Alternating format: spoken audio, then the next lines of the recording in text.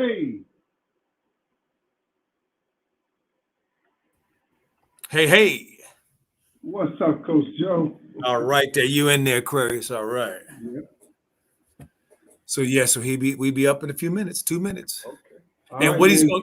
what he's gonna do is mute us. He's when he hits the button, it's gonna mute us, and then when it comes back in and say live, then we're up and rolling.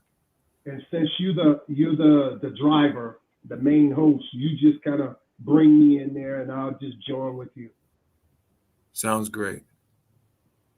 Oh, I wait a minute. I guess they can hear us. Look at this.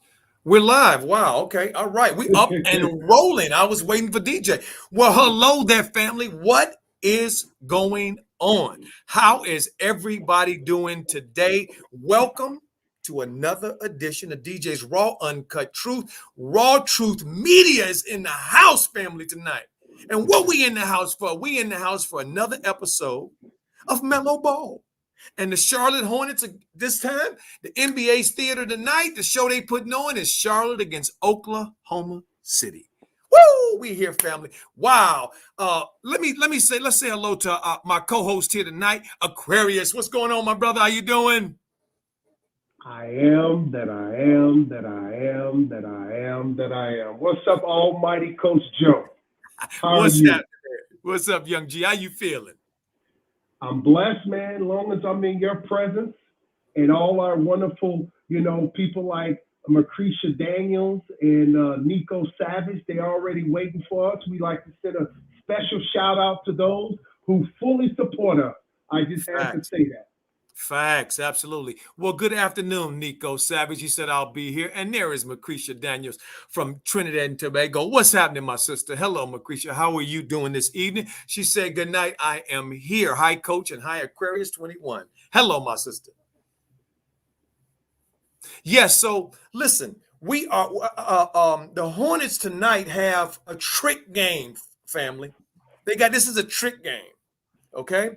And the reason I call it a trick game is because this team doesn't have a very good record, but that doesn't mean they don't play hard. That doesn't mean they can't win. Okay. So we're going to see how this Hornets team is going to come out tonight against this young Oklahoma City team with the Alexander kid who is putting in work and having a great season. The kid Josh Giddey, who came out of the Australian League with after Melo. This kid is putting in work this year as well. So this should be a good one tonight. And Aquarius, what do you think about this Oklahoma City game? I think it's a trap game, like you said, Coach. And I also feel like they do not have a point guard situation to distribute to those two young, talented players you said. I think they are a all-star guard away from being a very good team. It just shows you the importance of how Meloverse how he helps the Hornet play in that position. I feel like Oklahoma City, the Thunders, don't have that. And they ask for their 3 and their 4. Those two guys you just mentioned have to keep their hands on the ball, and they request a lot from those players. And I don't think that they have a good matchup against the Hornets. I think the Hornets going to win. That's how I feel. Just my opinion. But I just think they are point guard away from being a better team. Well, you know that Gildress Alexander is having a hell of a season. I mean, he's averaging 22-5 this season, 5-4. I mean, he's having a heck of a year. And Josh Giddey, the kid that came out of Melo, out of that league in Australia, this kid, broke Melo's record for the youngest to make a triple double. So we looking at a team that's young, hungry, looking to get it in. So again, this is a trap game. This is going to be a trap game for them because you cannot take this team lightly on any level. And sometimes we know Charlotte Hornets do that. We know that they come out and sometimes what was the last game? Oh, the Orlando Magic, when they lost to the Orlando Magic. According to the records and according to all of the metrics and all of the analytics and analytics or whatever it is, right? Looks like right. Charlotte's Hornets are a better team, and they're playing at home. See, Yeah, so this is a trap game in so many ways. What you say, my brother?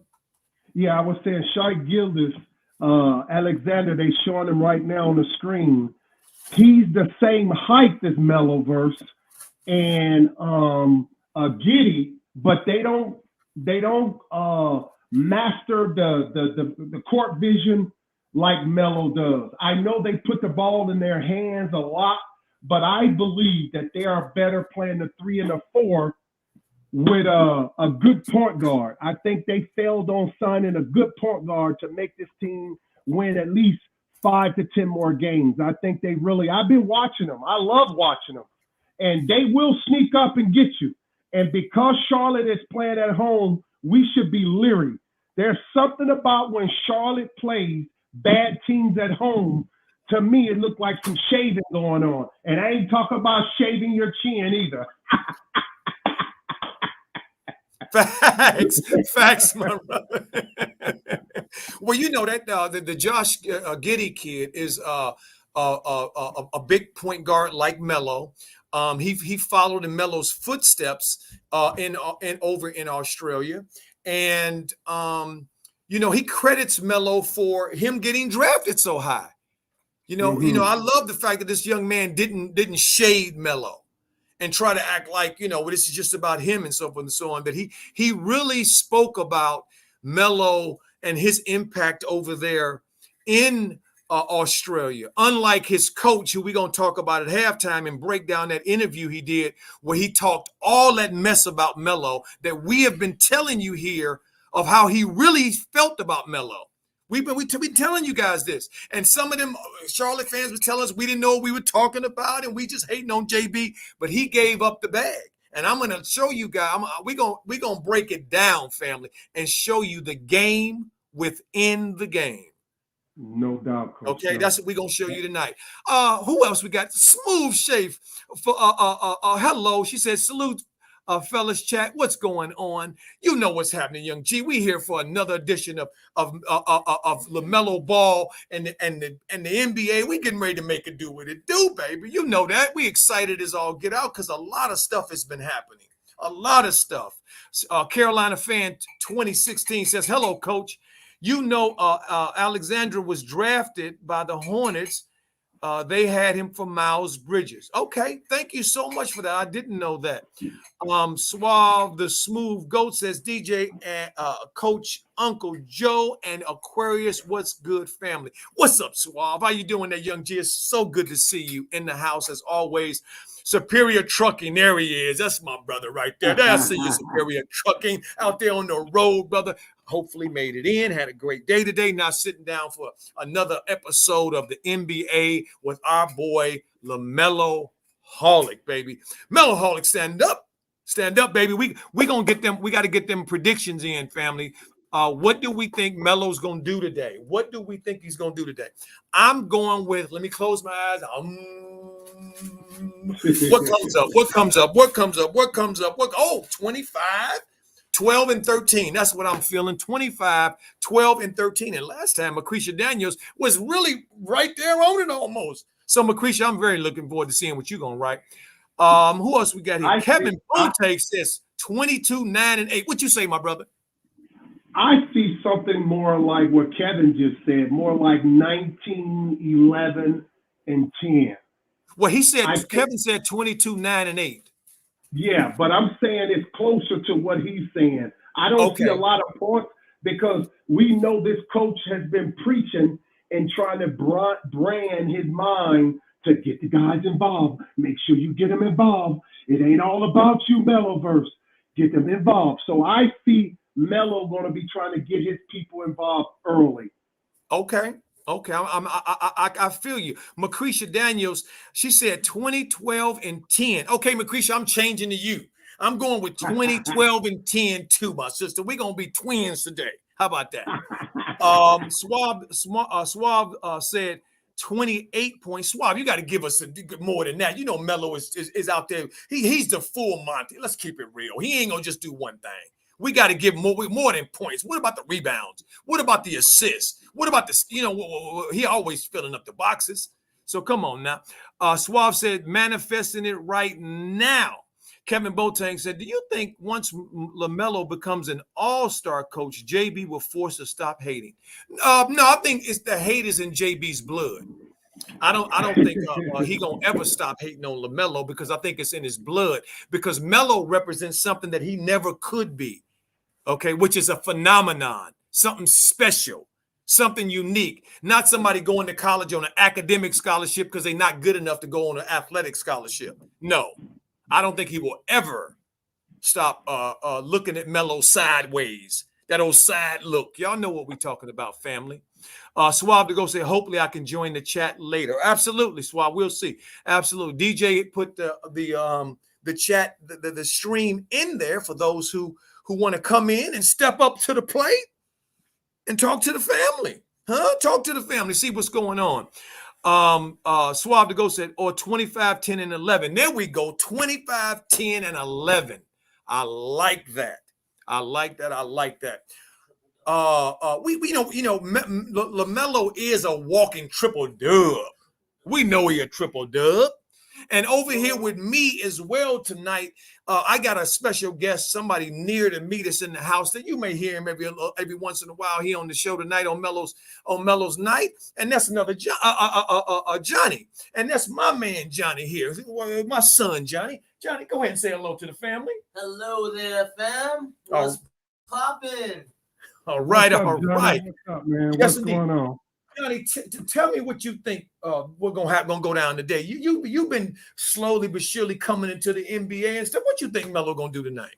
I think he's gonna go out there and he is going to destroy OKC tonight. Him and company are going to take down OKC. That's my prediction.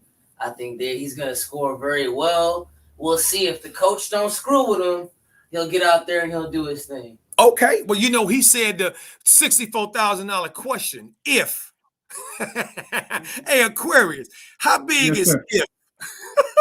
Man, if as big as you can see it. I personally feel he will mess with Melo time on the court, but what we have to see and hope that Melo comes out and do pretty much what he would like for Melo to get those guys involved.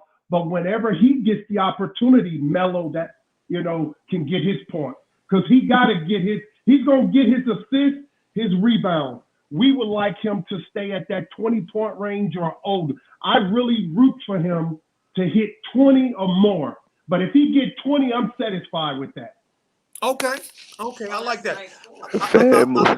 So let's go with the Smooth. I'll get with you in a second. Because remember, family, when Melo's in the game, we are doing play-by-play. It's Josh Giddey with the first basket for Oklahoma City. Went right down the lane there like he was in the park. Nobody even bumped him, looked at him, say, hey, dude, who are you? They just let him lay it up. They up 2-0. Oklahoma City with the ball in the front court. They probing. Oh, and look at it. There's a block. Oh, my, it's a block party. Who's been invited to the block party? Oklahoma City. All righty there. There we go. The first basket goes to Clumsley. Wow. Can we believe Clumsley? Look at his family. Every time the first basket of the game is either Clumsley or Gordon. What is going on? I don't know. Maybe it's tribalism. Let's just be quiet on that and take a look at it. Oklahoma City in the front court. Melo hasn't taken a shot yet. He's guarding the ball, Gilgeous-Alexander right now. Gilgeous-Alexander back out to Dart. Dart with the, they must have called something. I don't know. They must have did something there. Turnover there. We're going back the other way. 2-2 with 10:24 to go in the first quarter. Dale Curry's keys to the games are be yourself and out-execute. Okay. All righty. There's Gordon. Gordon should have a good game today, family, because Gordon hasn't had a good game in a couple of games, I think. And this here is a team full of young people as Miles just does the finger roll for an easy 2. Hornets go up 4-2. Terry with the steal. Josh Giddey gets it back. And there he goes around Melo and hits Melo in the eye. And the official standing right there, if Melo hadn't grabbed his face and grabbed his eye, he would have just said nothing. We know how that goes. We know how that goes. They give Melo no breaks, zero discretion, zero latitude. We know that. 4-2 with 9:48. Melo with the ball, with the behind the back pass to Terry Rozier. Terry around the pick, back into clumsily out to Miles. Miles fakes, goes to the basket for an easy 2. Look at Miles. He said, I ain't gonna shoot that 3. I got them little dudes up there, man. I'm gonna go into. Hey, look, family, ain't no shot blockers out there. Ain't nobody out there in Oklahoma City that can stop anybody from going to the basket, and particularly not Miles. Okay, Miles should eat a lot tonight. There's Gordon trying to do it. There's Melo back over to Rozier. Rozier going around him like they cones, up and in. All 4 of Charlotte's 8 points have all been in the paint. And family, that is a recipe for something good happening. Because look, let's be honest, ain't no shot blockers out there. What you say, Smooth? How you doing there, my brother? Uncle Coach Joe, how you doing, man? I'm doing wonderful. How you doing? Man, What's up, Smooth? What's up, Smooth? Hey, you already know the Smooth Goat is here, man. Hey, let's give a shout out to the Purple Goat, also known as the Prince of the 704 Lamelo. And my boy gonna do his thing tonight. Yes, sir. You told me to get more detail with the with the stat sheet, Coach Joe. So I got you. So I done looked at my crystal ball, and we looking about like 28 points, 10 assists, about 11 rebounds. My boys be on the boards, and hopefully about 3 steals if Borrego don't be no hater and try to sit him down. Okay, they gotta attack the basket. Hey, Smooth, they gotta attack that basket, man. It looks like OKC are really giving it up on the inside. Instead of shooting threes, the only chance for them to blow this game away, they got to go in and penetrate. I'm telling you, they cannot guard. Facts. See, look, all of the Hornets basket right now is attacking the basket because Facts. I don't believe the 2 guard, the one Alexander and what's his name, Coach Joe, the other kid from Australia. His name is Josh Giddey. Okay, so Giddey and Alexander, I don't think they're real point guards. I think that's why they don't have a better record than they do. Mm-hmm. I really think they are really good players, but they better off ball. That's just my prediction of watching them over the course of the season so far. But go ahead, guys. No, that's facts. No, you definitely hit that right on the money. Like they should be like shooting guards or something. Yeah, they listed them as point guards. They not like Well, that's because they are the modern day point guards. Okay. The scoring guard, the Dame Dollars, the Steph Currys, the Kyrie Irvings of the world. Okay, that's why Melo and Lonzo are such throwbacks because they are traditional point guards, and Melo even goes a step further than that. Family, he is a point guard and a scorer with savant passing ability. See, those dudes don't have savant passing ability. Those guys I named earlier. Kyrie got mad handles. They can pass, but I don't think they have that savant kind of stuff that Melo has. Melo got it. Yes, and we're back in the game here. Excuse me. They showing Miles. Look, let me just say this right now. Whenever Miles in the first couple minutes of the first quarter is working up a little sweat, that's what I like to see. Melo with his first rebound, and he takes it down. He's flying in the front court. Look at him. And he just gives the ball over to Gordon. Why did he do that? Come on, Melo, be aggressive.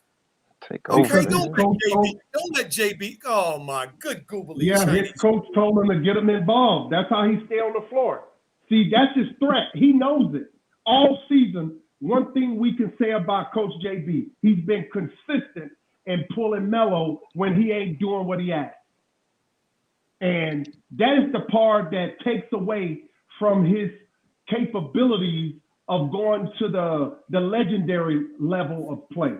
He won't get this with this coach. This coach going to reward him accordingly to how he had talked to him before the scene. So before they get to the game, before they get on the floor, this coach has said, now listen, I expect you to get everybody involved. You're great at that. He's blowing smoke, so much smoke of Melo verse behind, saying, listen, You so great. He's telling him how great he is, but I need you to get my offense going, get everybody involved. And that's what's happening, Coach, from my perspective. Facts. As Melo got another assist to Clumsley for a Butler service, a clear layup. Oklahoma City scored.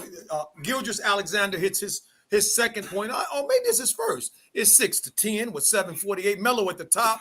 Melo coming down the middle over to Terry on the corner. Terry dribbling, probing. Back over to Melo. Melo's first shot is a 3, and it is a splash. Water. Splash in the offense. Hey, Coach, you taste that? That's that Dazzani, man. We know the deal, right? Look at Josh Giddey shooting the ball in Oklahoma City over miles in the pace.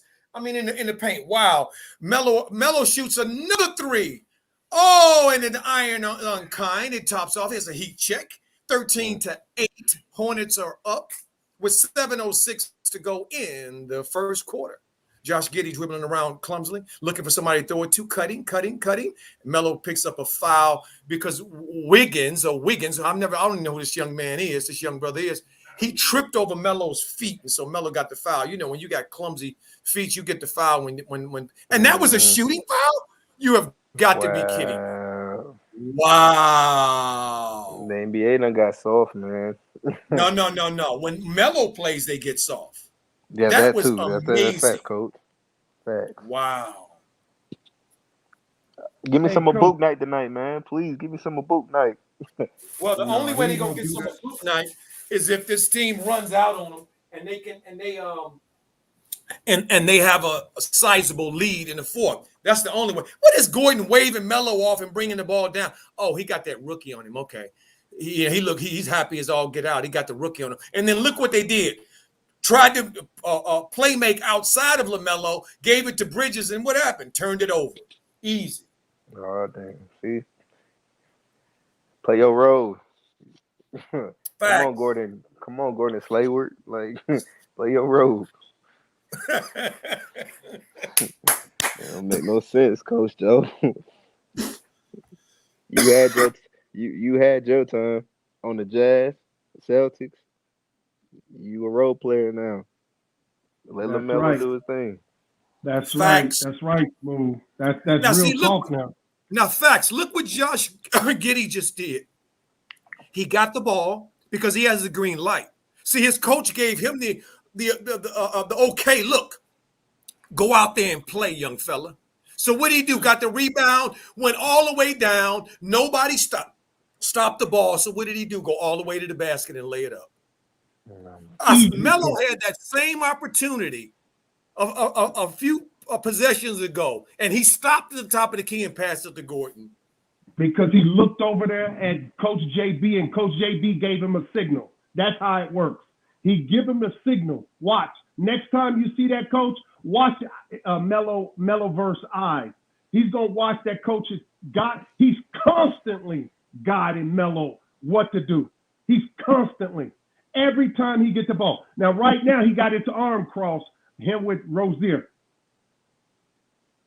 So, go ahead, Coach. I'm passing the mic. Oh, no. You cooking smooth. What you got to say about that? Anything you want to share to that? Man, that arm cross is Borrego's favorite body position. Like, it should be his logo. Because he ain't really doing that. And he nonchalant. We need a new coach, too. Somebody that's going, let Lamelo do his thing, because, man, I don't know. Well, let me tell you. I feel like I already first, got a concussion or something. Yes, first let me say shout out to HL Kid. What's up, Compton in the house? He says shout out to Coach Joe, DJ, and Aquarius 21. Shout out. Shout back. Sweatbox says good defense from Lamelo on SGA. Marquise Daniel says yes, HL. Family, we going just so a little program update. We are going to be at halftime breaking down game within the game, the Borrego interview where he came out and said all the things that we've been talking about here on this show. all the truth that we've been telling on this show about how this coach really feels about LaMelo Ball. We're going to show you how the corporate media, how they set it all up in motion, and how the coaches go along with it. And we're going to show you how evil it is because it's so untrue. And also, we're going to have a post game.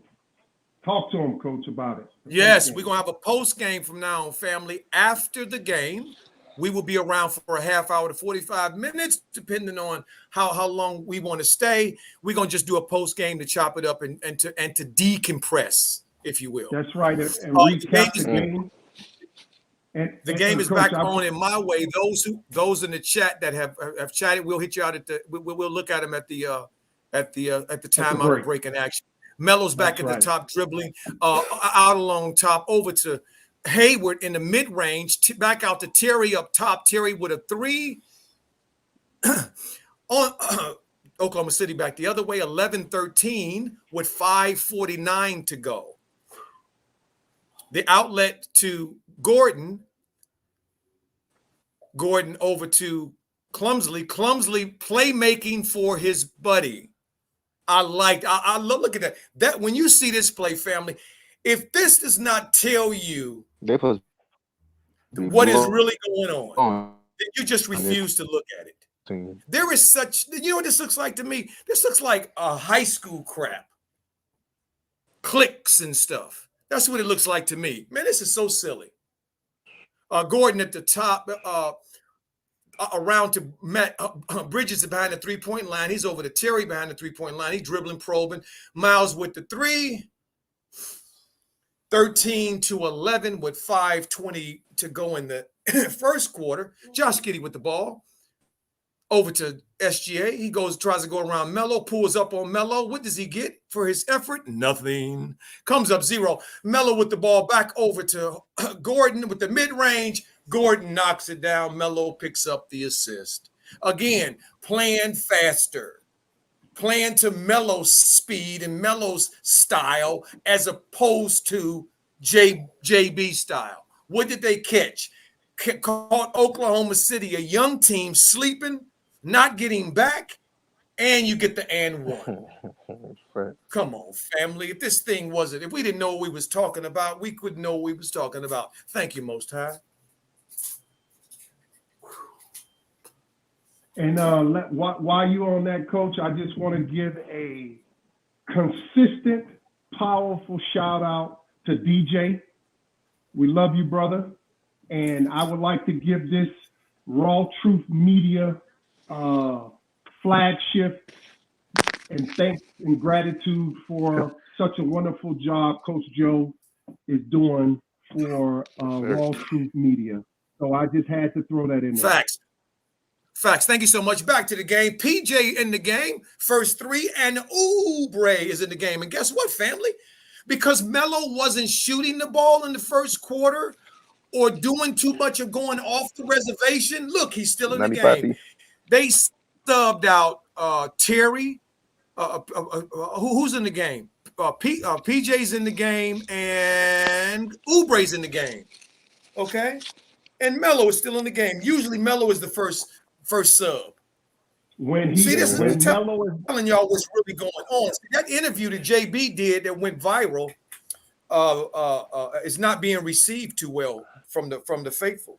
See, the fans are starting to wake up to what's going on.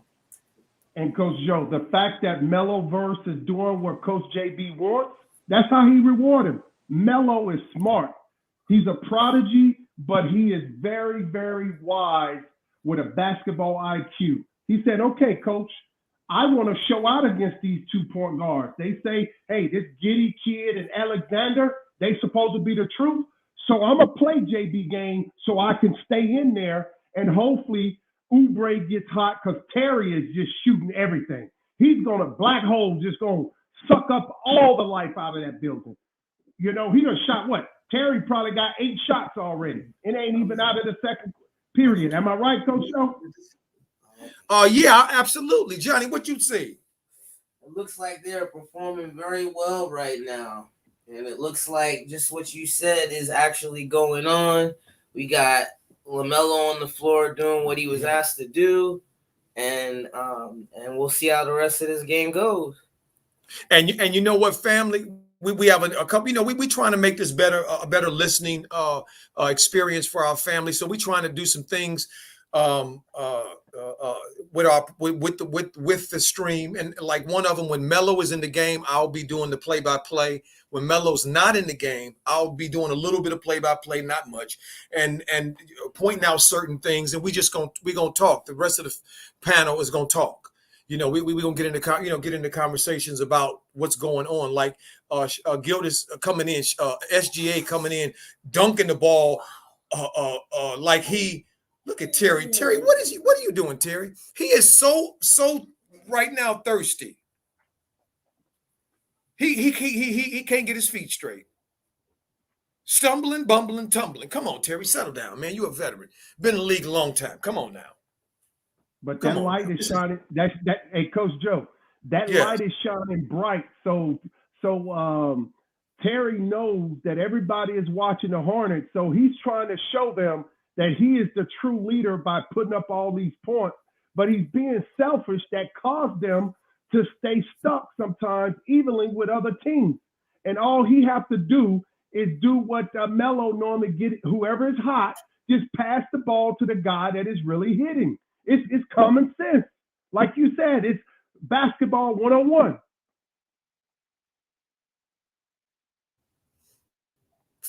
Facts. And then Melo has the ability to do what? To see people open who don't think they open.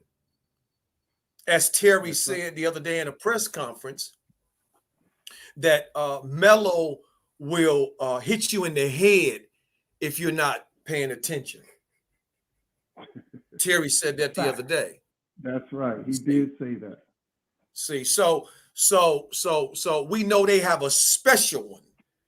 So some of the regular rules that everybody should follow, because there are exceptions to every rule.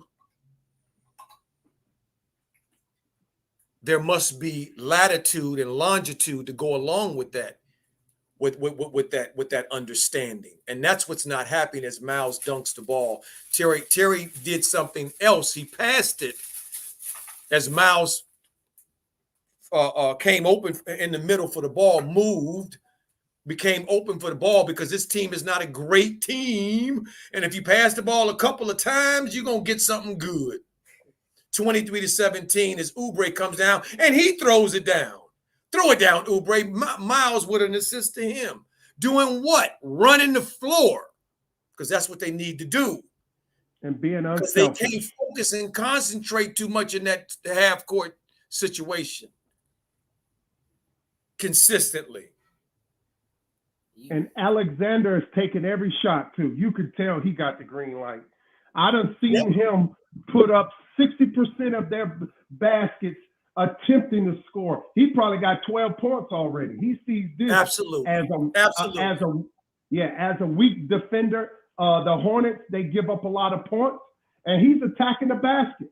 He really saying, I'm attacking the basket. I would like to see Melo get more aggressive when they put him back in there. But but he can't though, my brother. We've been saying that's it. Right. Didn't JB just tell you we're gonna go over it? He said what he want Melo to do.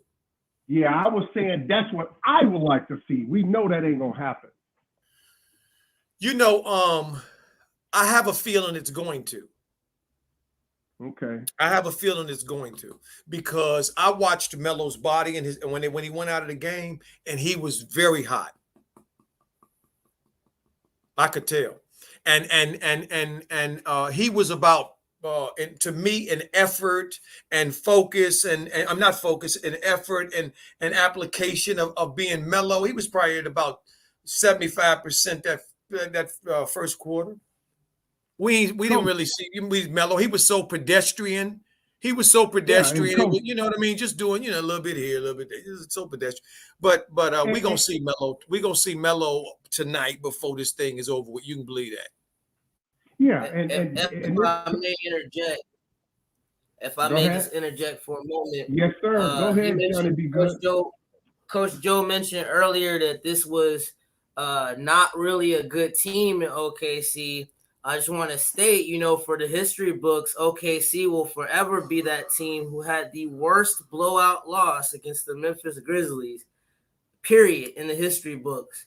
So they are not a good team. And with Melo, we should be seeing high scores tonight, period, against this team. It should be a blowout. That's right, Johnny. Be good. Attacking that basket is how they're going to win. If they just tossing up threes and basically not hitting, they'll keep this team hanging around, and then you leave it in the hand of the ref. We do not want the judges on the floor to affect this game in any way. So I believe they just, like Coach said, pass that ball around, mix up that defense for OKC Thunder, and try to get easy baskets. That is how they're going to win because they're more talented. But when I look at this game, I see how the heck Gordon just stays on the floor like this all the time. So we know why. Talk to him. We know why. Here at DJ's Raw Uncut Truth, RawTruth Media, we know why. At 35-20, Hornets up 15. This is about where they should be. You know what I mean? My brother, you're so correct in your assessment and going to the basket as Terry goes to the basket right now and gets an and one.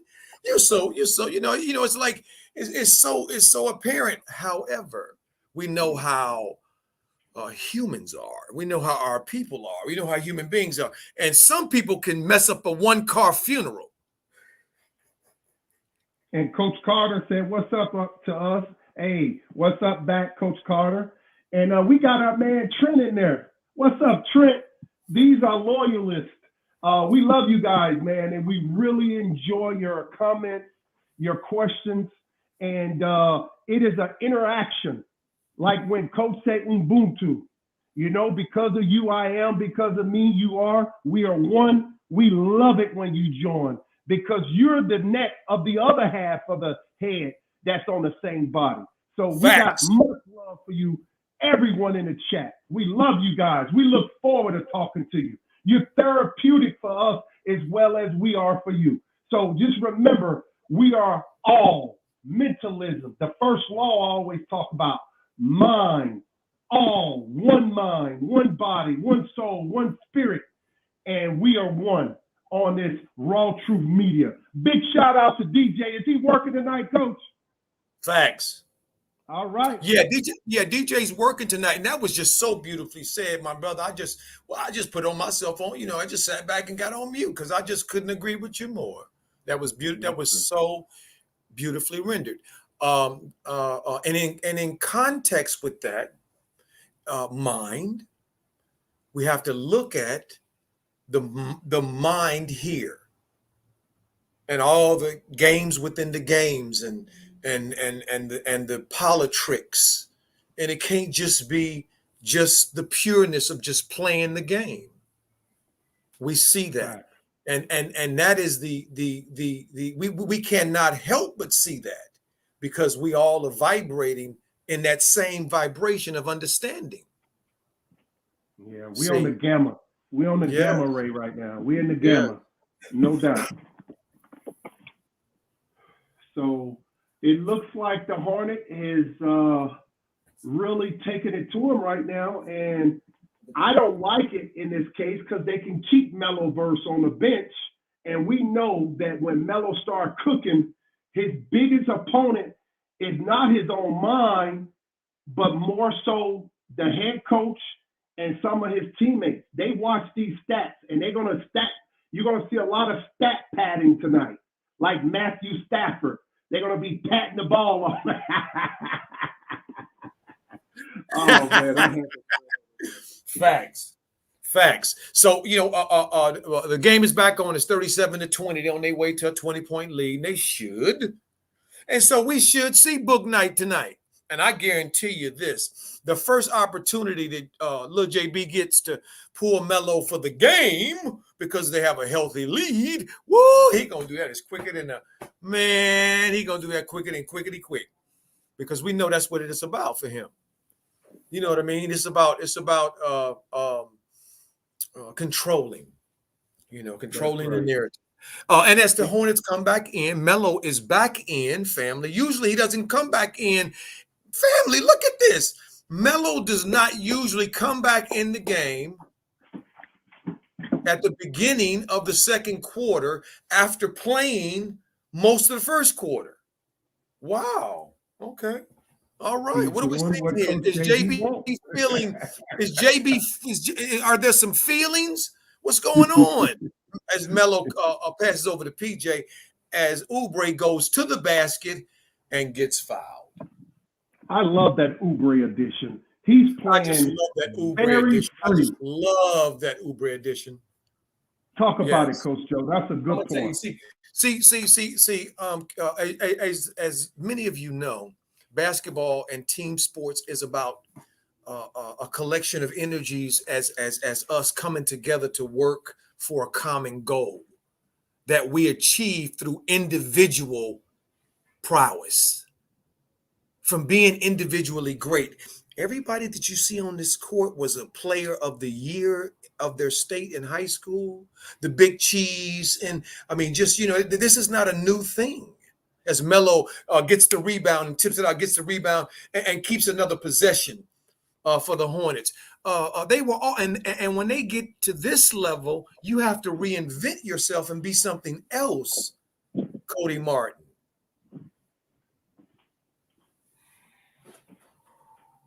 Gordon Hayward, Terry Rozier, Book Knight. Book Knight has been a star. He's sitting on the bench riding the pine, can't get no light.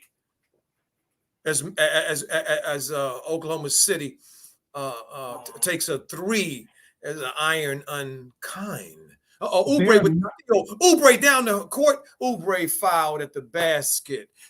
Look at I can see in the body language. And this is what I wanted to say something to what you said earlier, my brother, about what they need to do.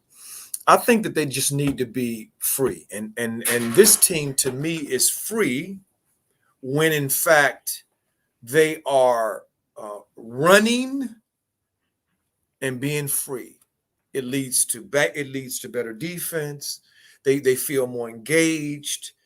Okay, this is what is most how do we say? It's one of the highlights of this team, other than Gordon.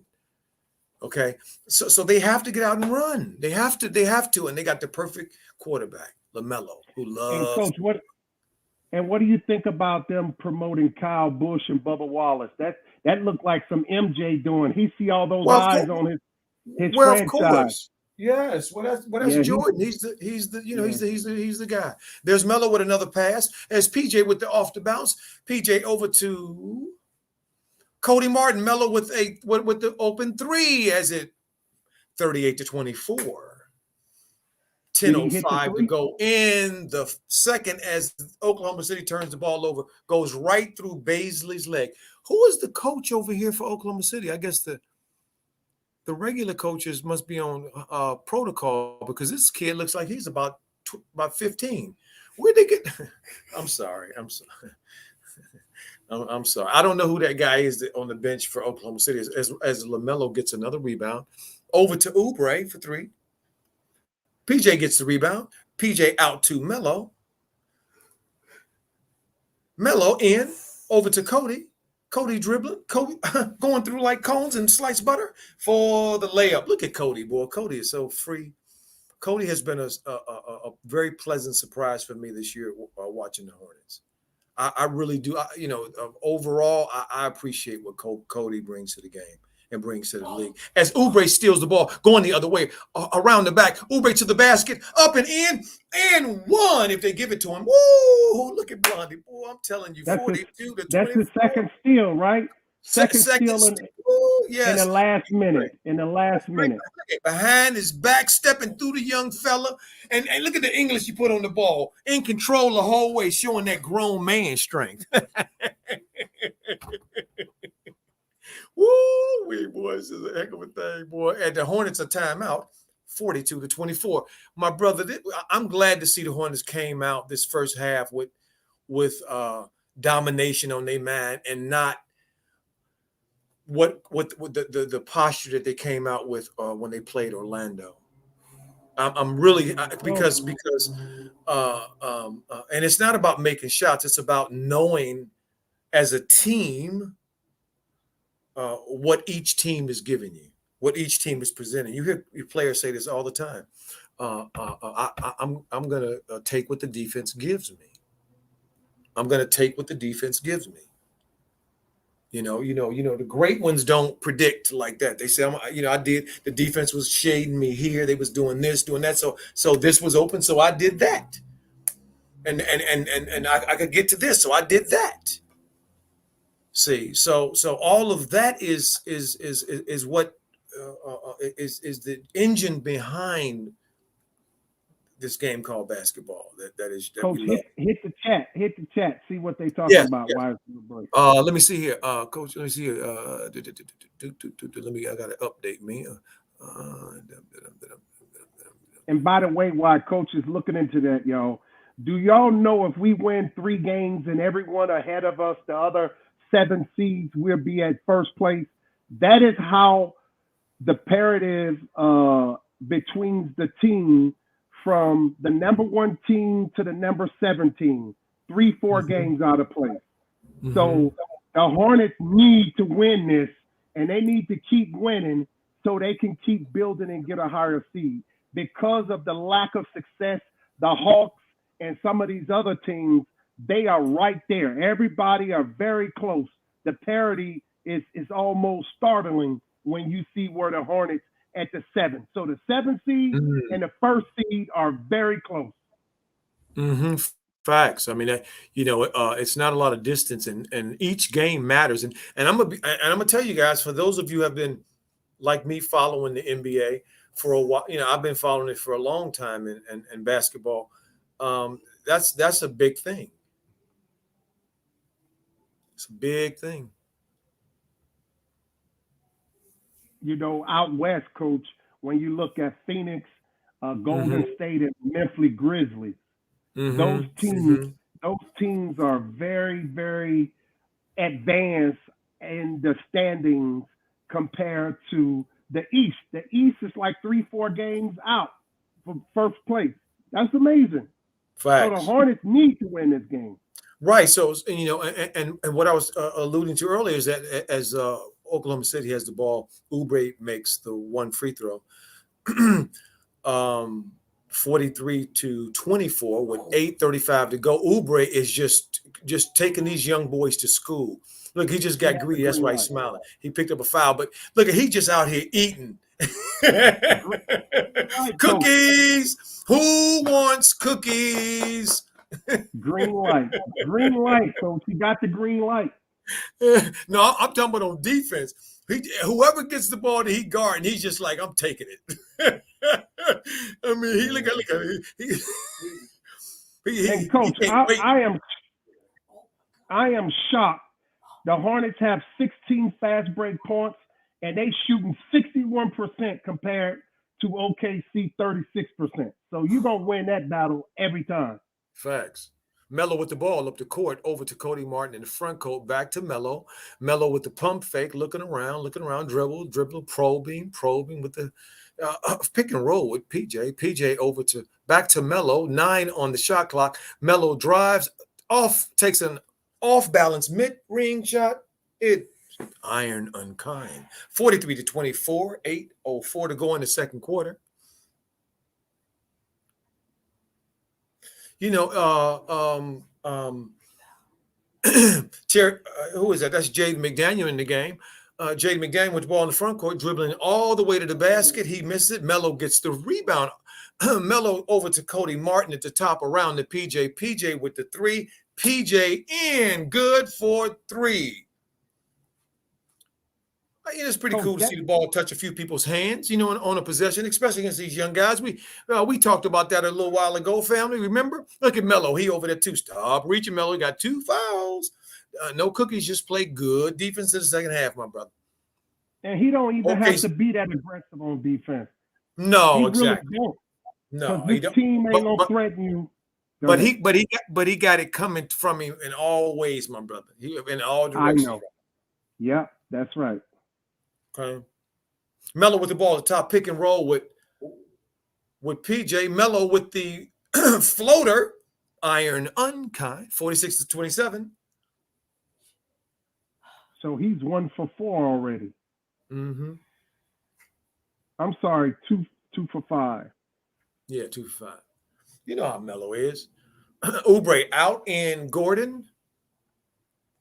Oubre got him a good sweat in, it looks like, my brother. Josh Giddey back in the game. Right now has 8 points, 4 of 6 with 3 rebounds. Wow. Josh is certainly being contributing to the good side of Oklahoma City right now. And Coach PJ.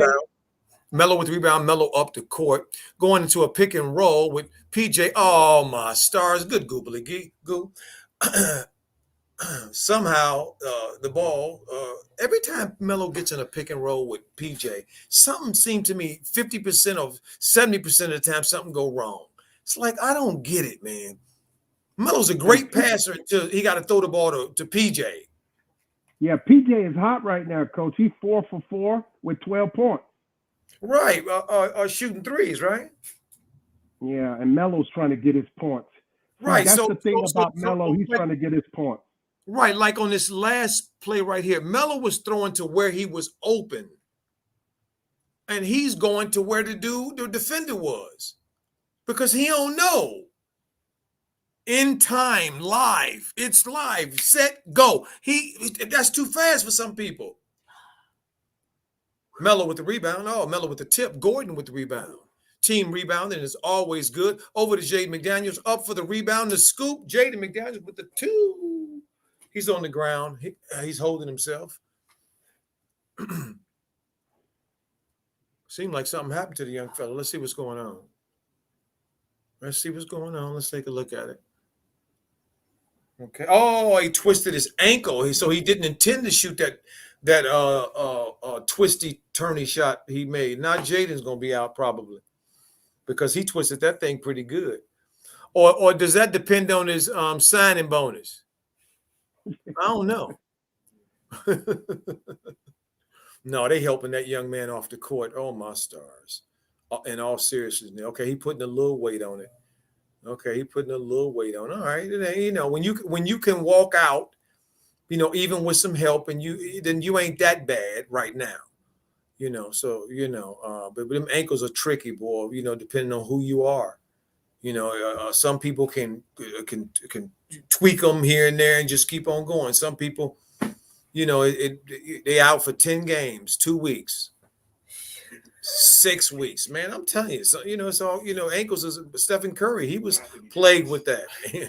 Johnny, would you say, Johnny? Anthony Davis. AD. Yeah. RawTruth. Beatty said Melo on shot 4 so far. Yes. 48-27. As you can see, both teams are, having some. No, actually, the Hornets are having probably a 3-to-1 ratio right now of trips. Every 3 trips down, 1 basket. They're about a 3-to-1, and the OKC's probably at about a 10-to-1.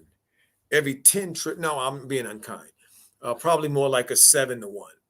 7 so look like your Lakers is down 2 points against the Magic, so they can't be that bad. Well, they in Orlando down 2 points, 36-34, man. Your Lakers. Look, Mickey Mouse. They got some, like every night in the NBA, somebody can beat you. Melo out of the game now, so we can just go back to the other format. I'm gonna watch Melo's closely here to see what I can see, my brother, because it's a lot of stuff swirling. You know what I mean? And he in the center of it. Yeah, but Coach, I think. Yeah, I know that. We're gonna talk about that at halftime too. you know, because Terry got his first scratch from 3. Good shot, Terry. Melo got 3 fouls now. I didn't see. I thought he just took I'm him out. behind you. I'm behind you, Coach. I think he got 3 fouls. He just fouled someone, or they gave it to PJ. Which one? Oh, okay. I'm not sure. Let me because see. I don't have the volume up, and they when the camera they move the camera. I don't know. They came out of the commercial and he was going to the bench. Yeah, I think he got 3 fouls. If you said he had 2 earlier, they foul number. Yeah, so he got 3 fouls. Them referees are they are extremely like a bee on honey, man, against Meloverse. Yeah. So they done took him out. He got 3 fouls. Look, they showing him. Okay. Yeah, he got 3 fouls. SGA for 3. He's got 11, 4 for 9 right now. Look at Miles dribbling that thing in there. Miles dribbling that thing in there, had nowhere to go and couldn't get it off his chest because he was surrounded by him, so he couldn't move his arms up quick enough. Hey coach, I think Melo is gone till the 3rd period. I think he's gone. They ain't gonna bring him back in. They're not bringing him back in. If he got 3 fouls, probably not in this half. No, it's 4:22 left in the second quarter. They up 57-20. They up a lot. so you can start talking about. Yeah, King C says, shout out to RawTruth Media, Coach Joe, and Aquarius 21. What's happening, King C? How you doing? What's up, King C? Oubre and Melo 3 fouls, Trent said. Thank you, Trent, for that. Wow. Okay, so both of them had 3 fouls. Okay. Well, we know how Oubre got his. Oubre was out there like a shark hunting. So he's out there taking the kids' lunch money, so giving them cookies, taking their food. So he was out there taking chances. So he know what we saw him pick up his, but Melo's are just, it's ridiculous the way that it's like there's a new NBA that's supposed to be telling us about how they are refereeing differing and not calling all this ticky-tack stuff. But we seeing a difference in that. They are calling all this ticky-tack stuff when it comes to Melo. And Alexander is being aggressive. He's cutting down on that lead, man. He's cutting down on that lead. Ain't nobody playing no defense on him. He just going to the basket. He'll miss, go out, they throw it back out. He's shooting everything. If Melo had that same opportunity, that young coach over there, he told him and Giddey, just shoot every time. And he's shooting it too. He could probably have 40 points tonight, the way he's just attacking the basket. Because he can shoot anytime and he stays on the floor. Listen, man, it's hard to watch when Melo has to be so careful. He can't be free on the court. That is where he finds his escape. This is why we own Coach JB. Facts. His name is being spoken too much because he knows good behavior, bad behavior. Everybody want to see Meloverse. We tuned in this virtual world to be in Meloverse world with all that creativity. And he got 3 fouls. What's going on, judges on the court? Woo! Referees, what are y'all doing? He's the star. Is there some kind of message that y'all receive in your inbox that you got every time he reach out, you got to call a foul? And when I see Giannis be elbowing people in the lips all the time, I don't care. He's reigning MVP. I don't care. I'd rather see Meloverse than Giannis, the Greek freak. Facts. So protect your assets. Get it right, Silver. Send that message. Say, let that man, let him play. Because, man, we tuning in. This show is possible because if Melo was on the Heat, we'll be talking about the Heat. If he was on the Knicks, we'll be talking about the Knicks. And now Michael Jordan going to throw all his investment out there. Bubba Wallace and Kyle Busch. Like somebody want to drive a car. Like somebody want to go full speed. Man, I don't care about no damn race car. Heck, man. Sorry about that, Coach. I like that. Hey, Hey, we ain't sorry about Raw. This is RawTruth Media. We tell the truth because I saw him out there and they highlighted Denny Hamlin sitting on the press row, and I have nothing against NASCAR or Denny Hamlin. Okay, none of that ain't got nothing to do with nothing. What the brother talking about? Nothing. Okay, nothing at all. It's about mix. It's about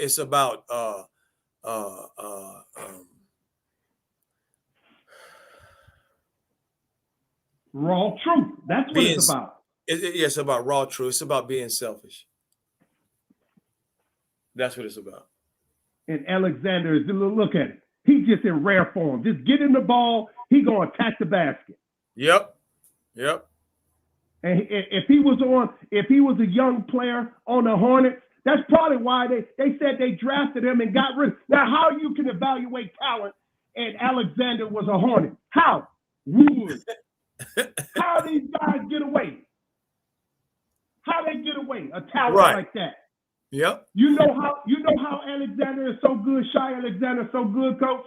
Because they let him play so many minutes and he tried what works, what don't work. And that comes from in-game experience. I told you, either you're going to be a philosopher or I'm going to trust practicality over philosophy any day. Theorizing. Facts. So this coach is a coach in theory with conviction, like Tom Cruise or Denzel Washington when they read the script. And I told Melo, you got to get other people involved. And he said with convictions too. He said with conviction, but our boys on the bench. And the only people. Saddle with touch fouls. Yeah, and only people who support him is people in the chat and people that, his family, people that really, really enjoy his prodigy-like abilities. Melo can do so much more, but like this old boneheaded coach Flintstone, in the past, talking about, Melo, he just got to he got to be a leader. And we're going to talk about that. I told him if he going to be, when you led anything, I know when you led, when you was getting A's all over your papers in college. You was the smartest kid. So you probably led your school class, and that's good, but not a basketball savant like Melo Verse is. Facts. So we get tired of seeing this, man. When you see Shai Alexander, he's cooking. Don't let him start hitting. He's going to shoot every time. And then Melo Verse, he ain't hitting. So he'll make his first.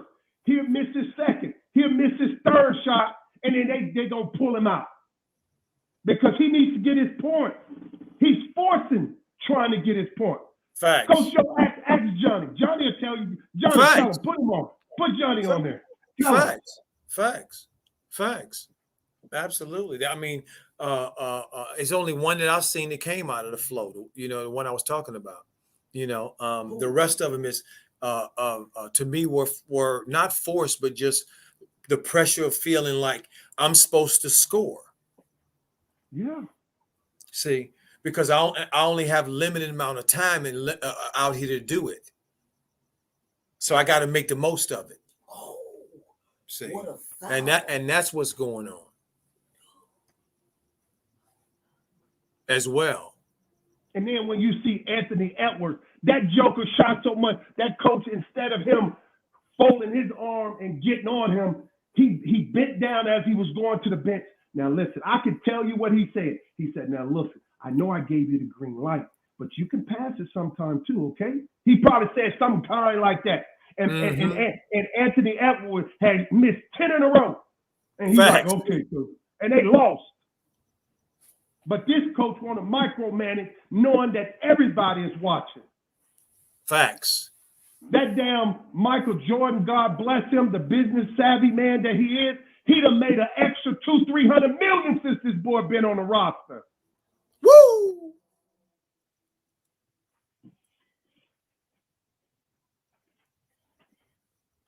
Trent said they show an entire Hornet season highlight real, and not a single highlight of Melo between the legs oop to Miles. Wow. Whoa, I didn't know that.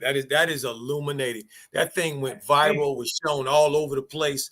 I mean, just amazing. And they didn't show it. Wow. Hey, Trent, you know why? Trent, you know why? Because they saying he's a globe trotter. That's what the media in Charlotte, instead of embracing a creative genius like he is, he's a globe trotter. But then when Luka does it, all game, oh, he's so great. Oh, he's trying. Okay. About that. You're gonna have them boys coming over here listening to you. Oh, you are? No, that's that vibration, my brother. You know, we know all things are vibration.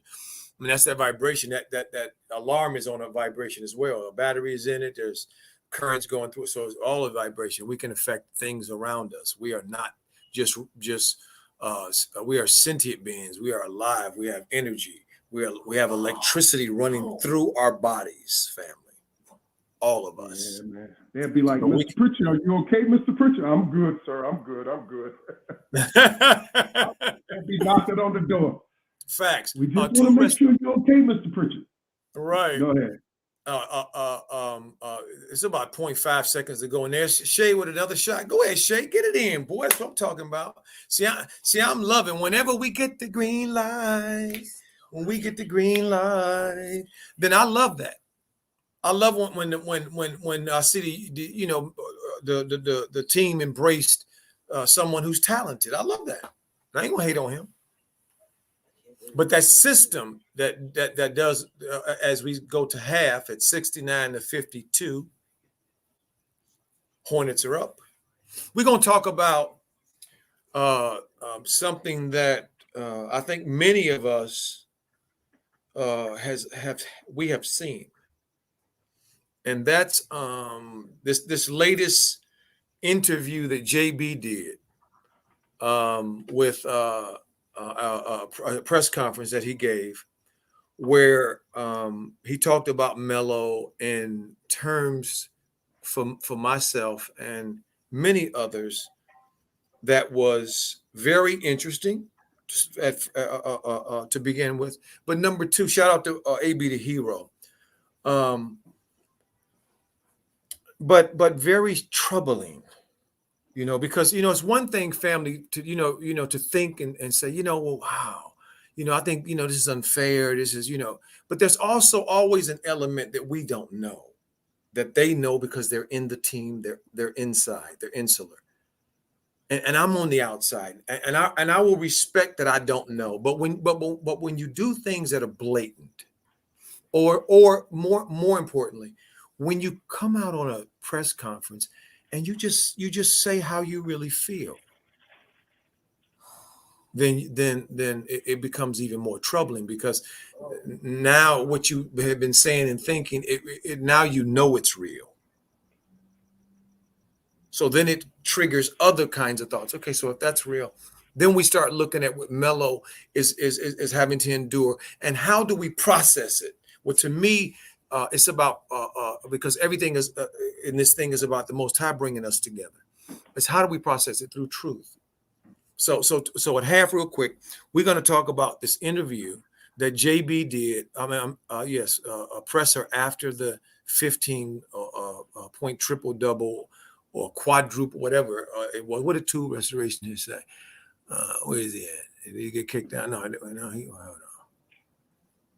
He said Melo, two restoration said JB said Melo should have had a quad dub because he had 10 turnovers. Yes, he did say that, absolutely.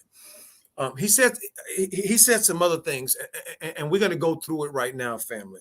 I'm going to play the interview. Is not very long, about 3 minutes, and we're going to show you what I spoke about earlier, the game within the game, how the corporate media sets the agenda, how the coaches go along with it, and how they set the narrative by breaking the will of our boys to conform to their program. Now, we know that all jobs, when you take a job and you're on a job and you're an employee, no matter how much money you get paid, there are rules and regulations. We understand that. But we're not talking about those things. We're talking about like this game tonight we're watching. Melo Walker, playing on eggshells, if you will, because he knows it's coming from him at all ways, and he's just 20, irrespective of his experience. He can't always transcend time and space. As Aquarius 21 said so eloquently when he said this is a sanctuary for Melo when he's on the floor. And that dude is clearly impacting that. I see that. We see that here at DJ's Uncut Truth, RawTruth Media, and many others have been saying that now, are on board now.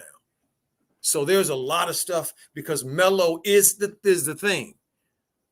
He is the straw that stirs that drink in Charlotte, not JB, irrespective to what he says. Okay, so we're gonna do this. I'm gonna play one of the questions in the orders, and I'm gonna show you through the questions and the answer what they're doing here. Me and Aquarius 21. Hold on 1 second.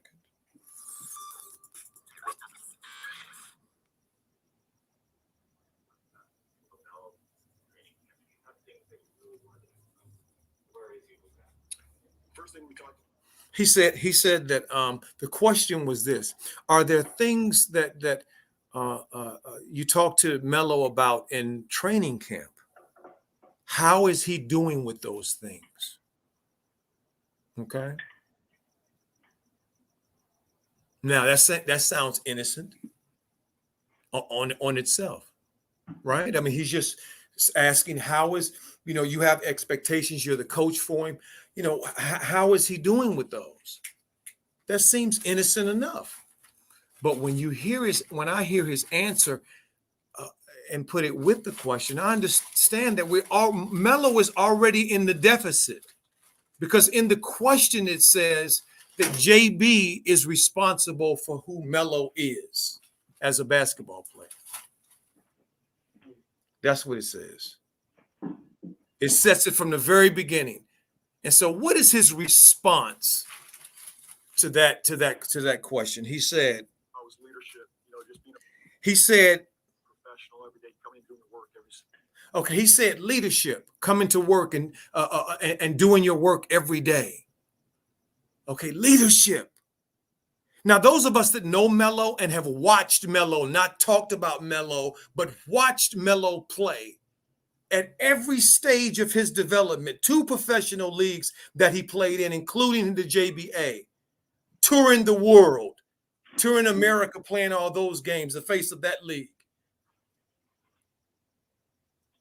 Okay, averaging triple doubles, breaking records. This guy is saying to him that he knows that Melo is lacking in leadership.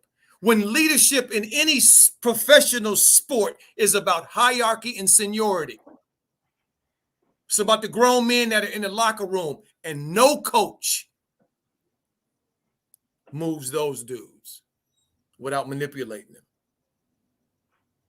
And it runs through the older players first. That's why Terry said earlier when Melo hit that game winner against Milwaukee that he is the one that came up with that play and decided to give it to Melo, because it was for him to take that play, to have another turn, because that's what JB set up for them, that Terry will close.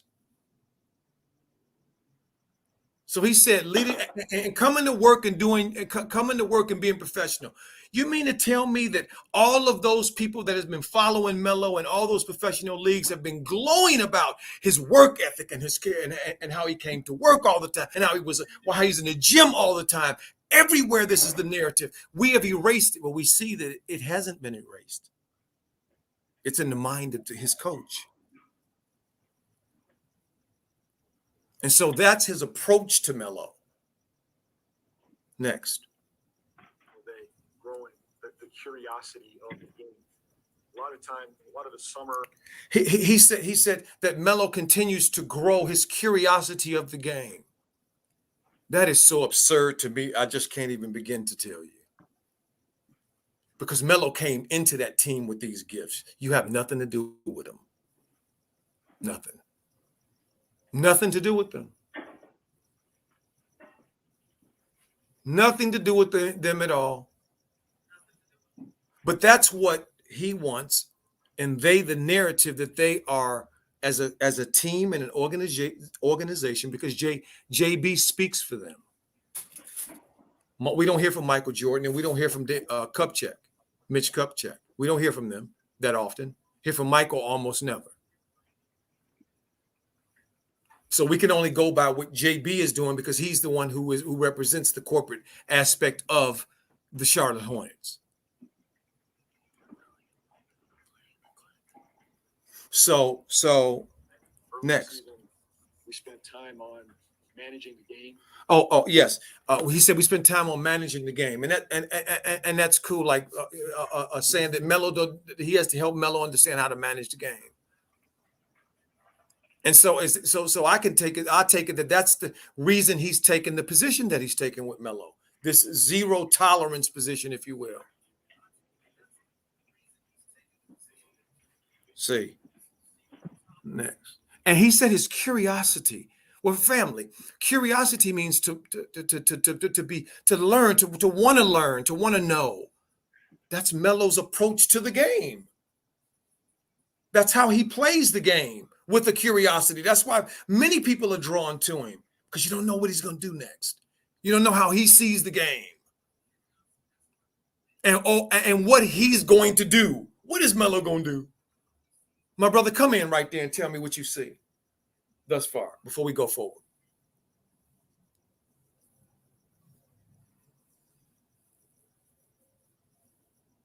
I personally feel that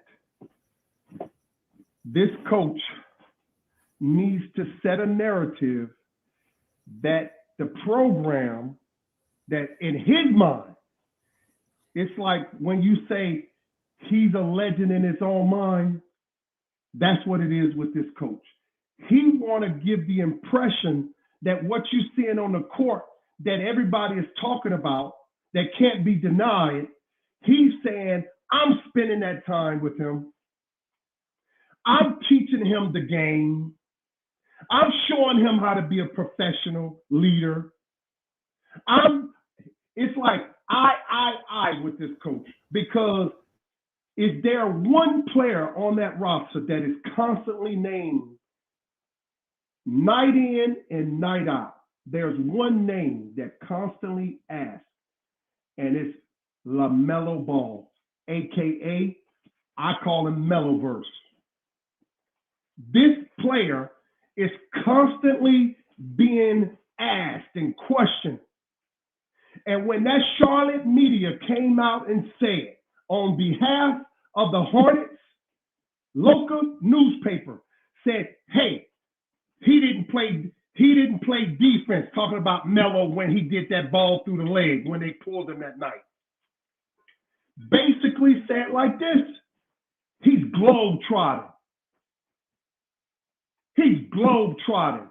Well, guess what? Globe-trotting is what put butts in the seat. You've been a loser franchise since the beginning of the inception of that franchise.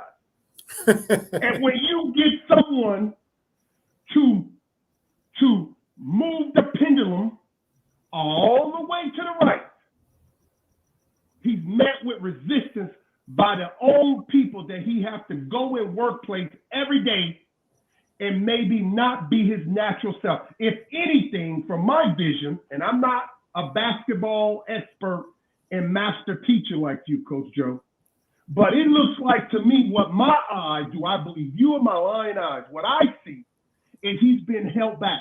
And what's sad, and I'm talking to our family in the chat. Family in the chat, listen to me. As good as he playing, and you like, wow, he wowed you on and off. But on the other hand, and I'm going to pass it back to you after this, Coach Joe. On the other hand, he's being resisted by his own coach. In his own word, we need to make sure we kind of keep him, keep him in check. Basically what he's saying. We got to slow him down. We got to slow him down. That's what his coach said. So when we watch these games and the boy can't get in his groove, you're looking at a coach that has to manage him, micromanage to slow him down because they don't know any other way. The only way you can slow this kid down is reduce his minutes. When he's flowing, take him out. When he's playing bad, put him in. So I have no respect from the top to see that this coach is reflected, that decision been handed down to him. That's how he's going to keep his 4-year, get the 4-year extension to the savant, prodigy, rookie of the year. And when I see these other young players around the league get all the opportunity to shine, Coach Joe, that's what I see. Facts. And so let's go. What did JB say next? Let me see. I think you're seeing growth in that area in the fourth quarters. At times he drives me crazy, maybe for the first 3. He said, I see growth in that. His management. He said for in the fourth quarter. Remember I told y'all that he's trying to turn Melo into Lonzo in the fourth quarter? He just said it right there. See, he don't want Melo shooting the ball in the fourth quarter. He want Melo passing the ball in the fourth quarter. The Charlotte feed just showed at halftime because they're coming out of half at 69-52. They showing commercials, all these commercials of Melo, just Melo. But then they come into the game and he's on the bench. Or whatever. 69-52 at 11:45 to go. Here we go. We start the last quarter. Terry turns it over. Oklahoma City back the other way. Dort. Oh, look at this. This is amazing. This is amazing. If they get a basket here, Melo ends up with a free throw. Ends up with a rebound. But they gave up on the play. Melo didn't give up on the play. Nobody, his team came with him. The kid Dort missed the layup, but because Melo contested it, he couldn't get it. See, that ain't a winning basketball play. He won't talk about that. Melo to the basket and in. Nice little drive. That's how he's going to get his points tonight, Coach. He got to go to the basket. Yep, 71-52. I think he's on triple-double watch tonight. He's got 6 points. 6 rebounds and 6 assists and 8 rebounds right now. So he's certainly on triple-double watch.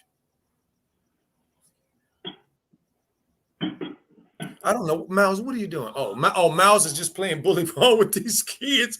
He's just playing bully ball. He got nobody his size out there. Look at him. He's smiling. He bumps the kid. He missed shot. Well, I'll just go back and bump you again and just take it from you. Just put it back up. Look at him smiling. All right. 73-52 with 10-19 to go. Melo up to Terry Rozier across half court. Back to Melo at the top. Melo dribbling around. Back over to Terry. Terry pump fakes to Miles. Miles dribbles across to Gordon. Gordon for the mid-range. 2. That's his game right there. 2 dribbles to the spot there to the left. That's his. He's right there in his pocket. Good shot. 75-54 with 9:55 to go. Dort with 3 for Oklahoma City. Lou Dort. He can be a problem if he starts heating up. 75-57. Terry with the 3. 75-57 at 9:37. Wow, look at that. So Melo can't see this. This is what I'm talking about right now. You family, y'all gonna see this. This kid from Oklahoma City takes the ball, dribbles all the way down, shoots a layup. JB calls a timeout. But Melo is the one who's there because the people at the top didn't pick him up. Melo's not trying to pick up his 4th foul. Okay, everybody knows that. They pros, they understand that. That's called taking one for the team. But you go back and get it on the other end. but he has to act like he has to do he has to control every aspect of it, and that's why he said it. He drives me crazy for 3 quarters. That's what he said. But in the 4th quarter, he's fine. Now, what would a person think about their coach if they say in the 1st quarter playing, 2nd quarter, seeing their minutes and seeing them being manipulated this way, and then hear them say that they drive them crazy in the first 3 quarters? And he's not looking back at himself and saying, I drive them crazy. See, he only see it one way. Mm-hmm. You see? So when you see Melo in the game, keep looking over to the bench to get the play for the next series. You know, it's just too much micromanagement. It's just horrible. That's right. The Crown said, transcendent savant. It takes a nation of millions to hold my people back. I love that. That is wonderful. I love it. Also said transcendent savant. Oh, no, we just read that. Music Knowledge says something very interesting. Lost count how many times the crowd cheers Melo when he catches fire playing well. But when JB hears LaMelo's crowd cheers, he sits him real fast. Wow. If I was in that stadium and I experienced that, man, throughout a game and Melo was cooking, they probably have to take me out on a stretcher. I'd be so PO'd, man. Coach Joe, they have a rule. Uh-huh. It's the Derrick Rose rule. You remember how fast he came on the scene, and he was an all-star, and when he signed that contract, it was the biggest, right? Right. So could you imagine, we here at RawTruth, we're going to give you RawTruth with RawTruth Media. Isn't it ironic that if Melo makes the All-Star, and when his contract comes up in a couple years, because they extended him, that he's going to get the max? It could be well around $300 million. Wouldn't you bring the one kryptonite, which is his own head coach, to coach him and leave him coaching him to slow his butt down? Facts. Because that's money. Facts. A lot of money. Guaranteed money. Speak on it, Coach Joe. That's right. Guaranteed money. My brother, you saying it, my brother. I'm amen-ing you. Absolutely. They're back 75-59 with 9:08 to go in the 3rd. Another foul. So this is what I was going to watch, is their body language coming out in the 2nd quarter. And so far, at 9 minutes and 4 seconds to go, they look like they still in halftime as a team. Wow. Come on, guys. Wake up. Wake up. Come on. Wake up. Wake up. Wake up. Wake up. Been playing about 3 minutes. Been playing about 3 minutes as Alexander misses the first free throw, makes the second. 61-75 with 9:04 to go. Melo in the front court. Crosses half point behind the back. Probing. Melo with the shot. Up and in. Melo with the mid-range. Looked very nice, too. 77-61. Melo has 7 points, 8 rebounds, and 6 assists. He's on that triple-dub watch. But I want that 30-point triple-dub watch or 25-point triple-dub watch. I don't want that 50. Well, whatever. Anyway. Oklahoma City just hit a 3. Somebody, I don't know who it was. 77-64 with 3:80 to go. Melo dribbling up top over to Terry. Terry down to Plumlee. Melo cutting through. Terry flashes, is over the top, dribbling, probing, dribbling, over to Melo in the corner. Melo dribbles it. Back out to Terry at the 3. Oklahoma knocks it out of bounds. Hornets ball. All right. 77-64.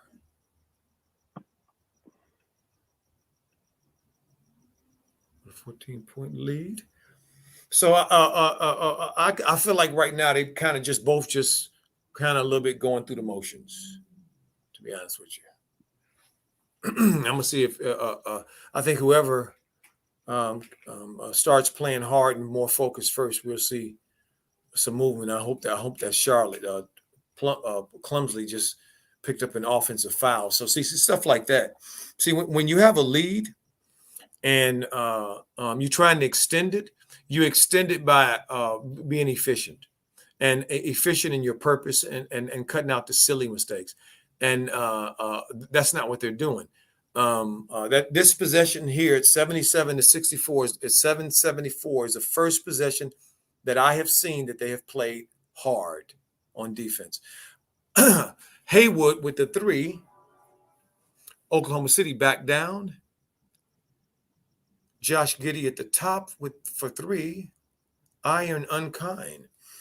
Clumsily with the rebound off to Melo. Melo brings it across half court at 77 to 64. Passes it over to Terry. Terry being guarded closely by Dork. Terry back over to Lamelo. Melo spins and lays it up with the left hand. It was so sweet. Oh, he extended that. I guess he might have been maybe just a little bit too far, but it did look like somebody hit his arm. I mean, that's what I don't get. But hey, you know, it's Melo. We're not going to belabor that point.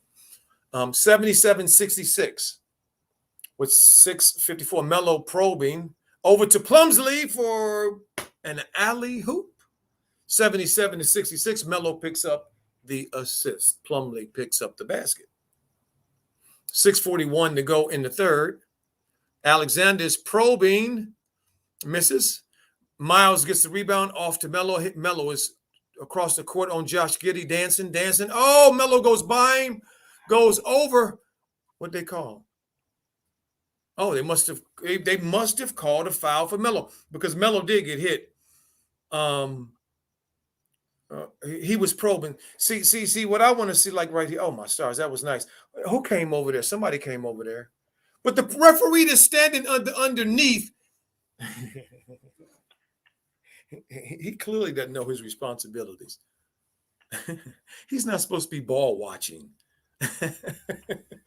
That's why he didn't finish watching what happened to Melo. The dude cleaned him out. Melo with the rebound. 79-64, giving him another possession. Miles driving it in. Miles with the layup and the iron unkind. 79-66. Dort for 3. Hayward with the rebound. At 5:58, Hayward brings the ball up. Over to Melo. Melo into, there we go again, family. Didn't I just say that earlier? I just said every time he throws the ball into PJ, he ends up looking like something weird, just like right here. You'll see a simple bounce pass turns into almost a turnover, trying to throw it to PJ. Man.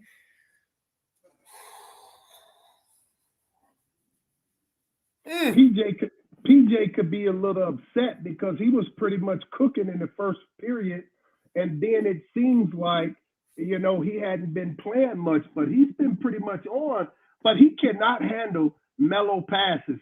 He can't handle those passes at all. Simple ones like that one. Simple. Yeah. And Coach, did you see that left-hand lob he threw to Clumsley? That was special. Yes. So what? And I know family in the chat, you guys watching this, but that's what we talk about, what makes him so special. He could go left, he can go right. Now you wait till next year when he get him a patent mid-range shot like Kawhi, and then keep shooting that tray ball like Curry with the sauce. Fact. Man, this boy gonna be something to deal with, and he's been micromanaging. That's right. We go ahead, my brother. Keep cooking. You cooking. Go for it. Yeah, I was just saying, these are the things that makes us, what our eyes are showing us on the court is the dream of endless possibility of this boy ball play on the court. But we got to be stuck with people coming in, subbing him out, and just a regular game. And no different than watching Orlando Magic or someone like that. It's boring to me. So that's why I would love for Melo to play every play on the court, playing the whole game. Don't take him out at all. Let him get tired out there. If I was the coach, go do your thing, boy. Go do it. Go learn them lessons. PJ hit his first 3 for the evening. I mean his third 3, I think, or fourth 3. Man, PJ got 15 points right maybe now. that's what PJ needs to hang out, because he certainly can't handle Melo's passes. So Melo needs to stop just throwing him the ball. Melo shoots 3. Iron unkind. 4th 20, 82-70. Coach, Oklahoma City for 3. 82-70. 73. Hornets. Oklahoma City's down 9, family. Coach, I want to bring up a point with Melo last year. Melo, hold on. Can you hold it a second, my brother? Yes, sir. Melo just went to the basket. Oh, my stars. He was so fouled. It's ridiculous how fouled he was. They're not supposed to be able to foul you when you go into the basket and you go through 3 people. Oubre for 3. Oubre, wow, he's been sitting a while too. SGA for 3. Wow, okay, here we go.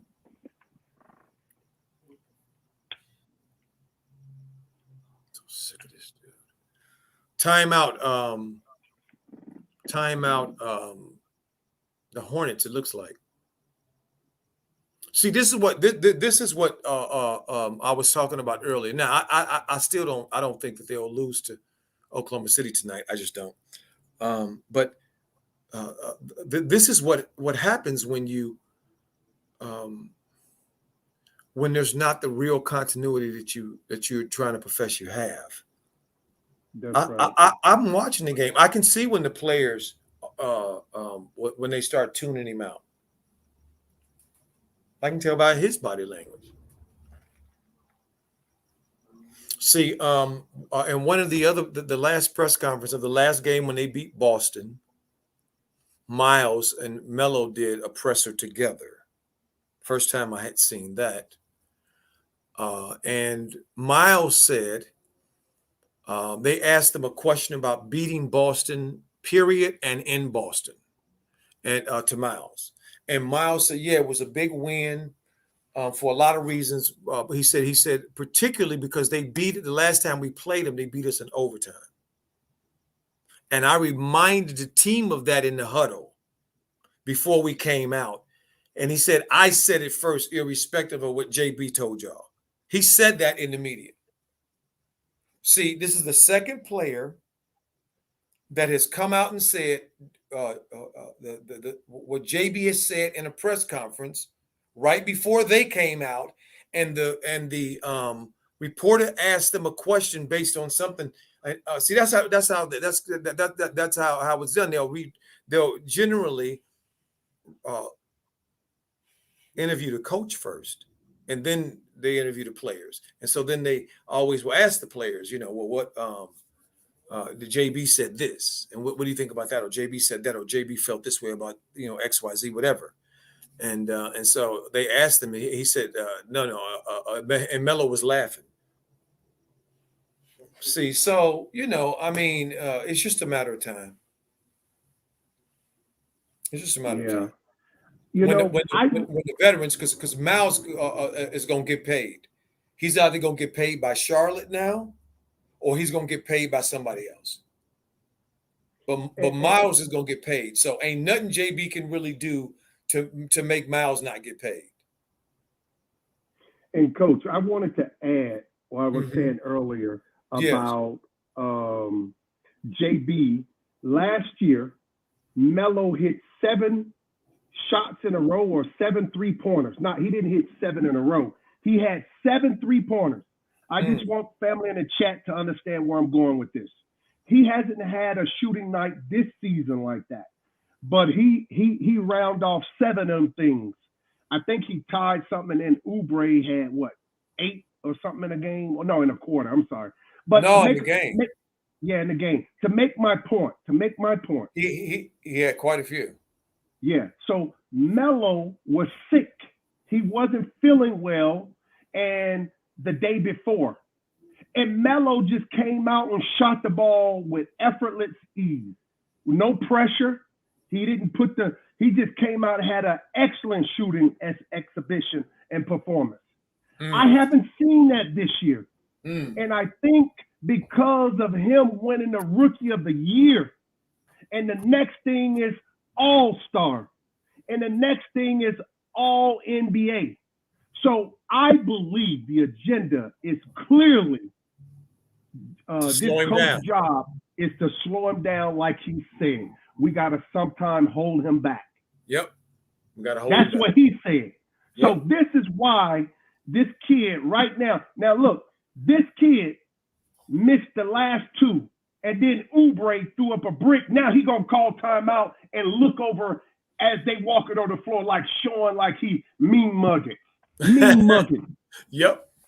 Did you see that? Look at that. I just spoke about it. You heard me.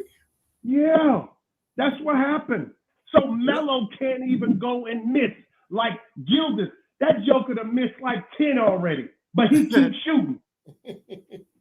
And at the end of the day, it's going to show that he has 30 points, but he done shot 36 times. You know what I'm saying?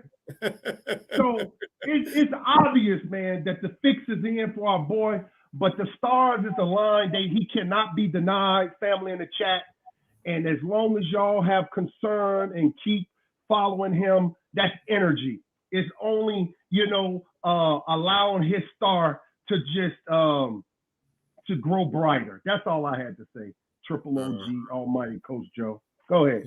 Yes, indeed, my brother. They took Melo out, obviously, after he was. What I tell you? Absolutely, they took him out after he was glaring at him, and man, like Melo care. Do he know? This dude don't even know that who LeVar Ball is. And I'm gonna say this: Melo is getting close to that triple dub too, so he has to take him out. He has to take him out. Family, watch that. This is why we got to give a shout out to DJ, and we speaking the truth on RawTruth Media because of this. And everything that we speak is going to manifest, and it's going to be revealed to you. And all I want you to do, family, is just believe your eyes. Don't believe what he said, because he's gotten too much publicity in a negative way against our boy. Facts. This Meloverse won't see his full potential till his coach is gone. That's right. Fact. And that's just ever be his full potential. That's right. And that's just a part of it. And that's just a part of it. As we spoke about many great stars, some of the trend, the past has told us. Many of the great stars, their first coaches are not the ones that take them to where they need to go. It's usually not the first one. He don't have that vision. And like I said, I don't take him as a legitimate basketball coach. If you have not played like Doc Rivers, people could say all they want to talk about he choked, but at least he was in the semifinals. At least he was in the championship game. And this coach don't have sense enough to know that he ain't going nowhere without this boy. The boy go down right now. Meloverse. I'm sorry, the young man. Meloverse go down right now. Hornets going to just slide out because everybody going to be out there trying to get there. He the only glue that keep them going because he know, okay, Terry hadn't had a shot in a while. All this is processed through this prodigy mind. Okay, Gordon, I know you don't like me, but I'm going to play with you unselfishly. And Plumlee. Oh, I love me some Gordon. We got to stick together. Our tribe got to stick together. Listen to me, folks.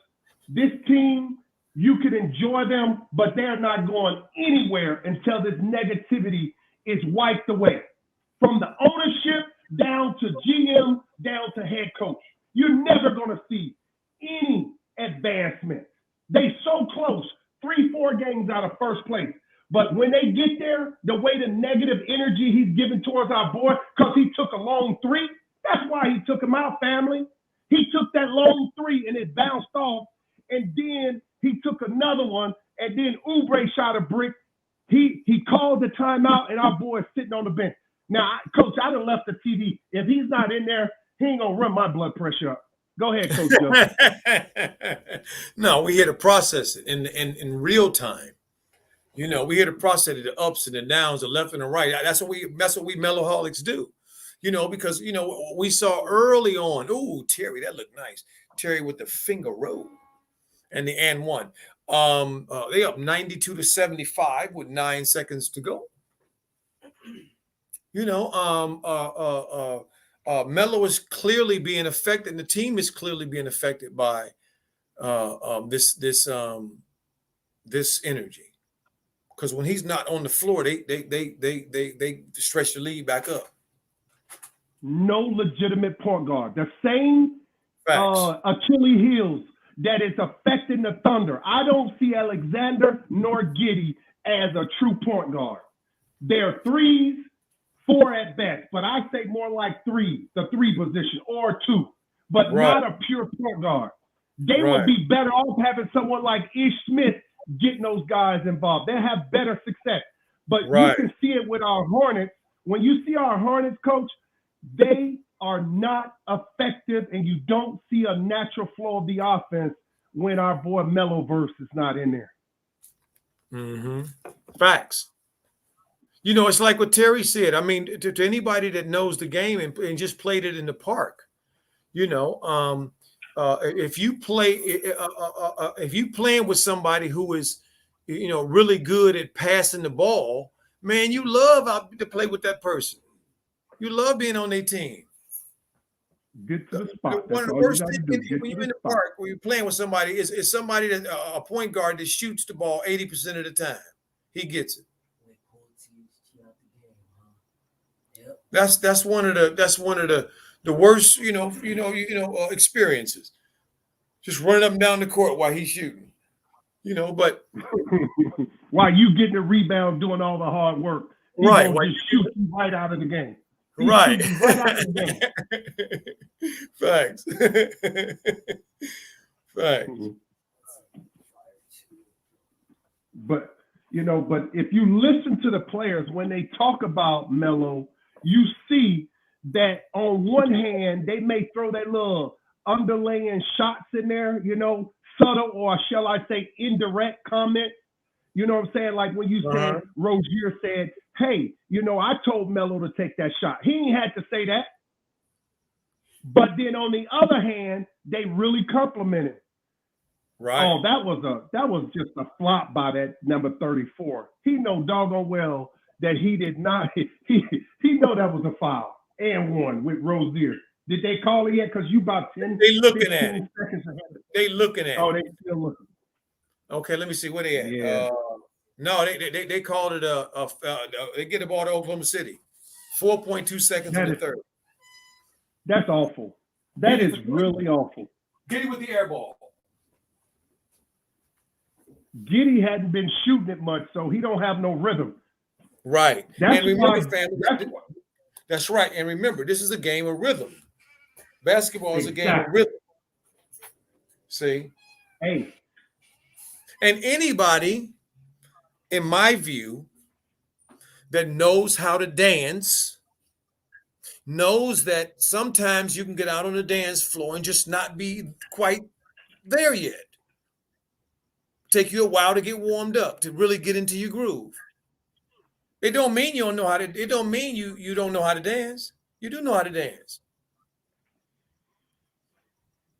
That's what this is. Choreographed dance with a ball and a hoop. I think our boy Meloverse ain't coming in till about the 6th mark in the 4th. Watch. Okay, Watch what this coach do. Crown says this shine got me going negative. I don't want to stop watching Melo's game. Man, don't stop watching Melo's game. You know, because then we give in to that negativity. No, the reason we're showing it, family, is so we stay clear about what's going on, and then through that clarity, we can have some peace.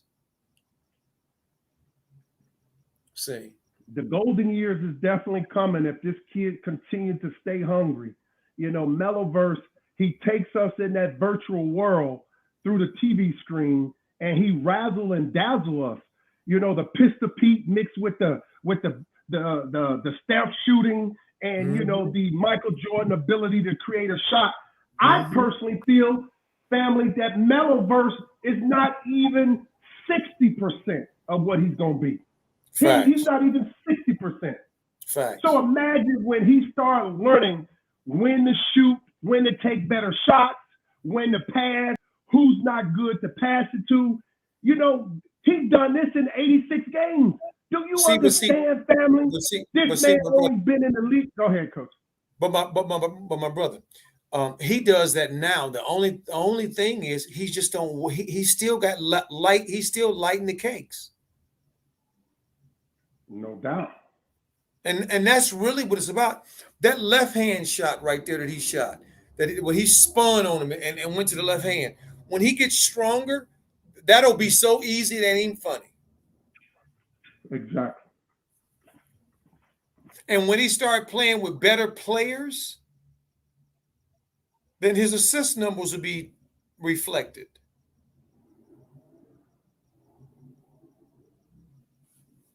They talking about how good PJ is playing. Listen, PJ has his spurts, but he got to be the constant professional night in and night out. He can't come in there, you know, thinking about what's going on in another world while his body is on the court. You know? Well, you know, absolutely. I want to see how JB gonna respond to this. Terry made the guy made the guy fall, ankle bully style, and went to the basket, and Baisley came over and blocked it. Oklahoma City went the other way and hit a three. And you know, I want to see how he gonna look. He didn't glare at nobody.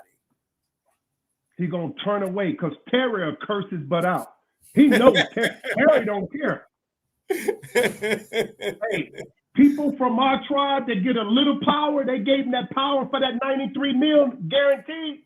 His money is made. He'll never get another bag like that. He'll curse you out, and you won't even hear it in the media. Damn, Oubre, that ball just kind of unkindly rolled off. You should have had that. The Crown said, well, Coach Joe, this clown making me want to give him a piece. He already ahead of 70% of the NBA. I hear you. But we gonna remember that this is all a part of the process for Melo. Whatever this is, whatever he's going through. I'm gonna tell you, I just saw something here a second, family. I just saw something, and a piece came on me about this idea.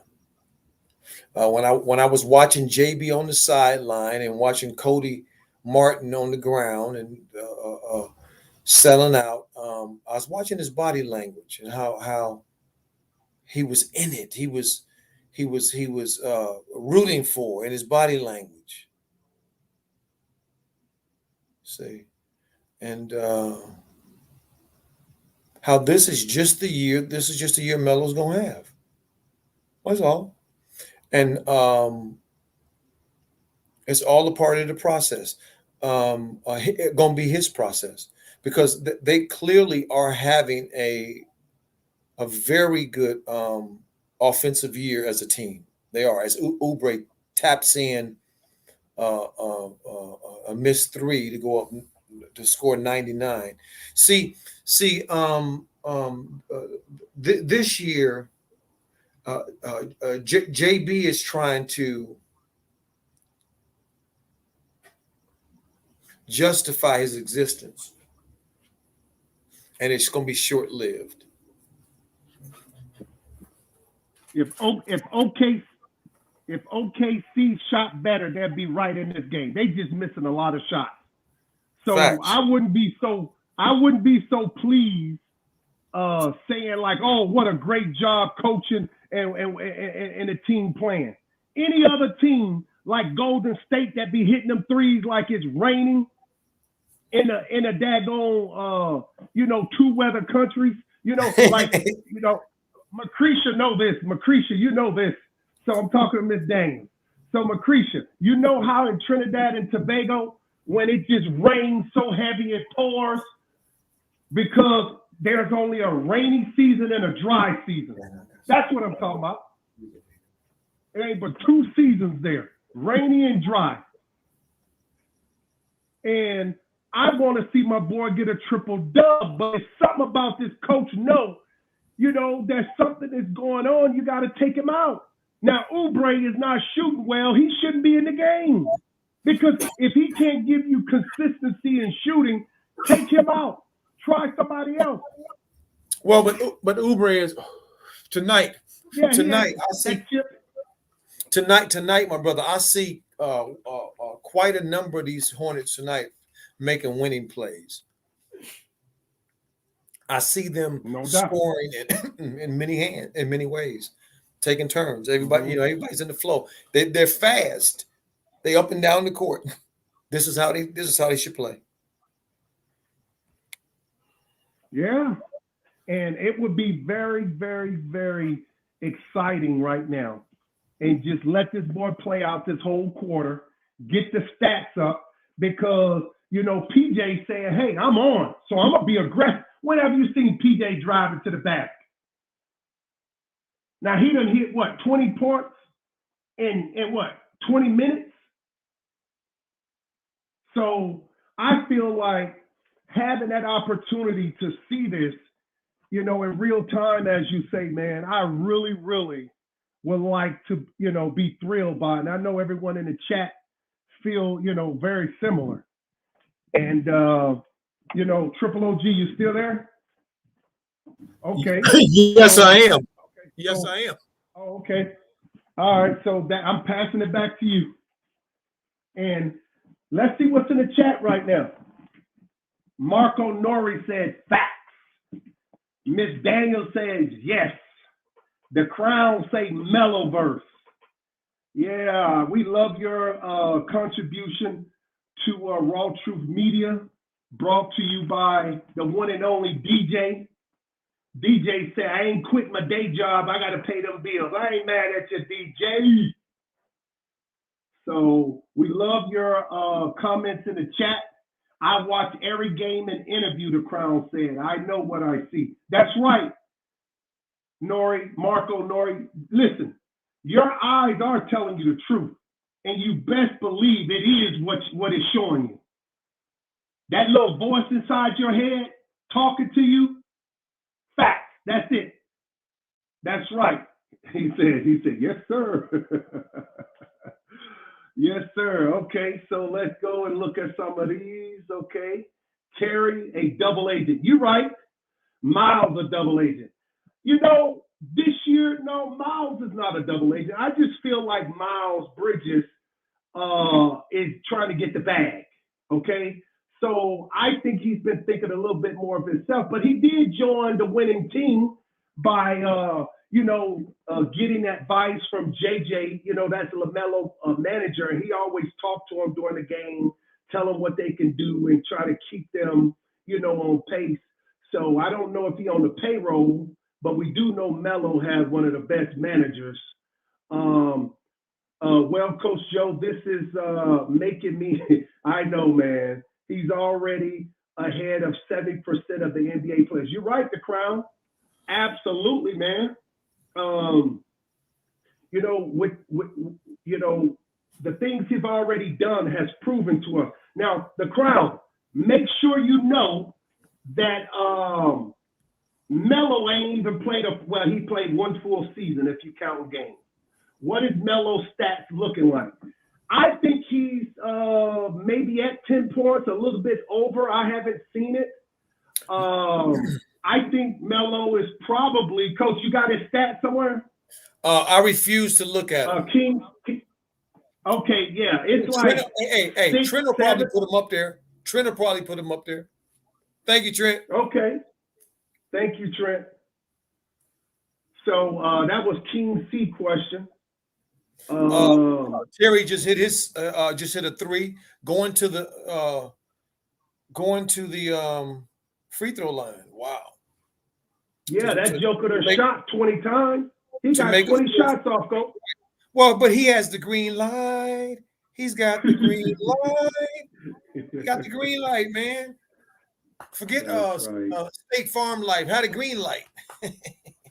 That's right. Look at Terry. Right, ain't no worries in his eyes. He out there having fun. And family, make sure you wait a minute. Look at this. He got 23 and 9 and 5. Look at this. Who has 23, 9, and 5? Terry? Rozier. Yeah, that's what he's trying to show you. And do you see sometimes when Melo go for the rebound, a lot of times on the defensive end, a lot of them, Terry or Miles, get that rebound. They know everything counts. Because Terry don't want to be known for just the score.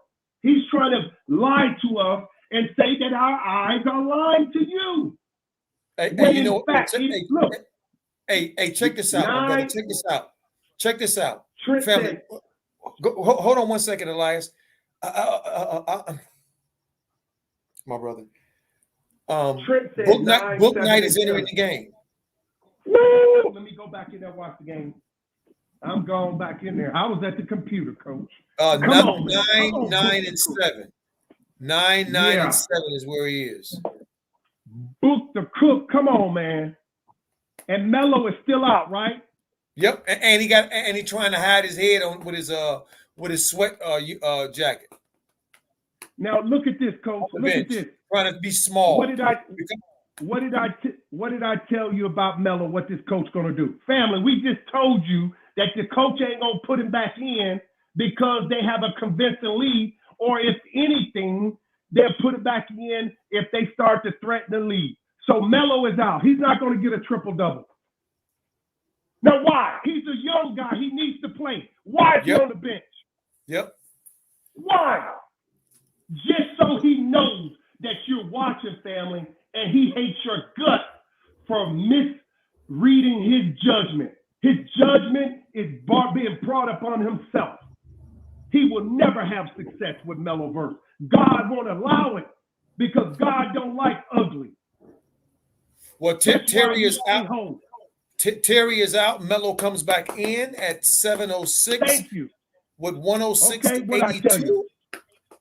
Yes. Thanks for that dragon energy. That's right. To remind you. Hey, and guess what? And Coach, let's clap it up for Book Night and Meloverse on the floor at the same time. Let's give it a clap. Yes, first time. That's right, first time. Take it over, OG. Triple OG. That's a fact. First time. 6:43 to go with 106 to 85. The Hornets are up. Melo over to Book Night. Book Night fakes the pass, goes behind the back. Oh, my stars. I just can't wait to see them two play together. Oh, PJ with another three. The iron was unkind. Giddey with the ball on the other side. Yeah. Oh, turnover. Miles leading it out. Here's Book Night. Book Night up to Miles and the throwdown. Look at our boy. See, every time I see that, I see Meloverse. Okay, right. That is from the Meloverse. Everybody want to do it. PJ made a move where he dribbled it between his legs and didn't even go anywhere. He just did it just to do it. I thought that was a tribute to Melo on the bench. About 2 plays ago. Look at Alexander. He in there getting his. He had 28 the last time I saw. Like you said, my brother, early on, you saw this. He gonna have 30 something. Who is that? Alexander? Alexander. Yeah, he gonna shoot. Coach, he already done took about 30 shots already. Not 30, but he done took at least 20 shots. Yep. King C say, wow, 977. Man, JB is micromanaging Melo's triple-double. Facts. At 108.85 with 5:58 to go in the fourth. And I bet you that place is electric, family. It's electric. Look at it. Hey, fam, look at Cookbook out there. That's awesome. Him and Meloverse, man. Woo! What ingredient you got going, man? This is going to be something to behold. God, I pray for life to see this development of the 1 and the 2. Meloverse and Cookbook. Look at that. Boom! So, facts, my brother. Wow, that was not a foul. Let's go back to that. Was not a foul in any shape or form. That was great defense. Alexander, when it lowered his shoulder into him, if anything, that's good defense, PJ. And Pedro came over and hit the ball. You can even in slow motion, you see it. Look at PJ only hits the ball. Only hits the ball. Only the ball. Coach Joe, look at Cookbook. When they go to the bench and sit, Melo was a couple chairs over. He scooted over next to Melo. They gonna talk it out. Watch Melo gonna say, now look, this is what I want you to do, Cookbook. This is how you got to do it. Watch this. Watch, they gonna do something special together when they come out. Watch. Watch this. Cookbook said, man, let me get close to Melo, because Melo was doing his signature move when Cookbook threw that lob up to Miles. Facts. Look at Melo if you go back in there. You know that thing he do with his arm in his Right. veins? What is he saying? Blood in my veins? What No, that he's mean, saying- Coach? He's saying it runs through my veins. I'm ice. Yeah, runs through my veins. Yeah, runs through my veins. So Lux imagine, right? Oh. Go ahead, Coach. No, You go ahead. call I'm it. sorry. Go ahead. I'm sorry, my brother. Forgive me. So right now, I would like to see another one of these young guys in there. That's a good strip by PJ on Alexander. Yes, That they was a still great looking strip. at that right now. They're looking at that forever and a day. They must be playing Heat Wave. That's through a the- great strip. Look at Melo doing. That's a great strip. Yeah, I don't know what he's doing. They showing a comparison between Josh Giddey. We know what Melo's numbers are. His numbers are 19. He's taken 15 shots. He's made 9. He has 7 rebounds and 3 assists. Both former winners of Australians NBL Rookie of the Year award. Giddey in 2001, Ball in 2000. And family, we will be doing a post game here on RawTruth Media after. So stay tuned in, and we're gonna try to inform you as much as we can take from this game, and just send you guys to a good night or wherever you are in this world, man, and that we can keep growing the channel. And if you're here for the first time, make sure you hit that like and subscribe to make sure RawTruth Media algorithm goes out to everybody.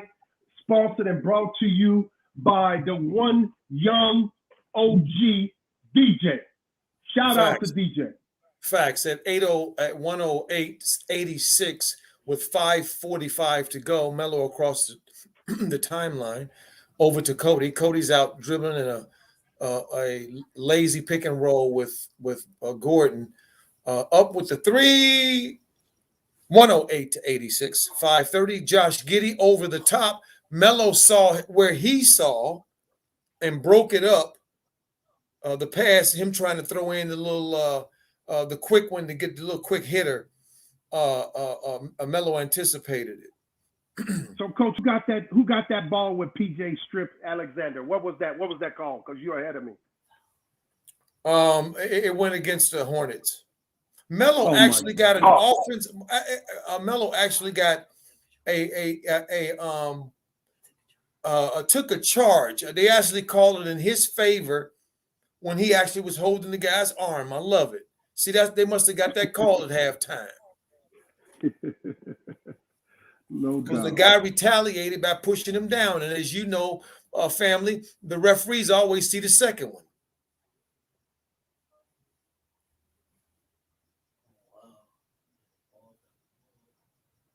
Melo dancing out top over to Cody Martin. Cody Martin he took just one been out off. already. Yeah, Cody Martin just been off since just coming back from that protocol, family. He's been completely off. Melo over to Bridges for the 3. Yes.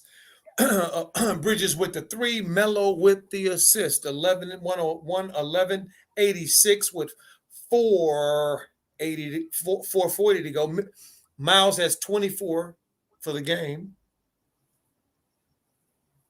2 more for Oklahoma City.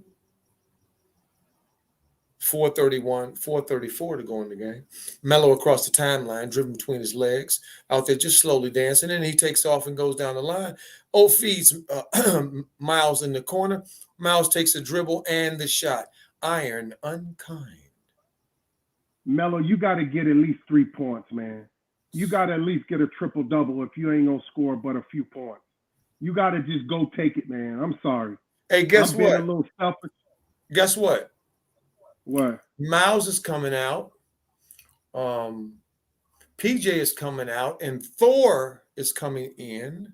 I told you, let them young boys play, man. And Nick Richards.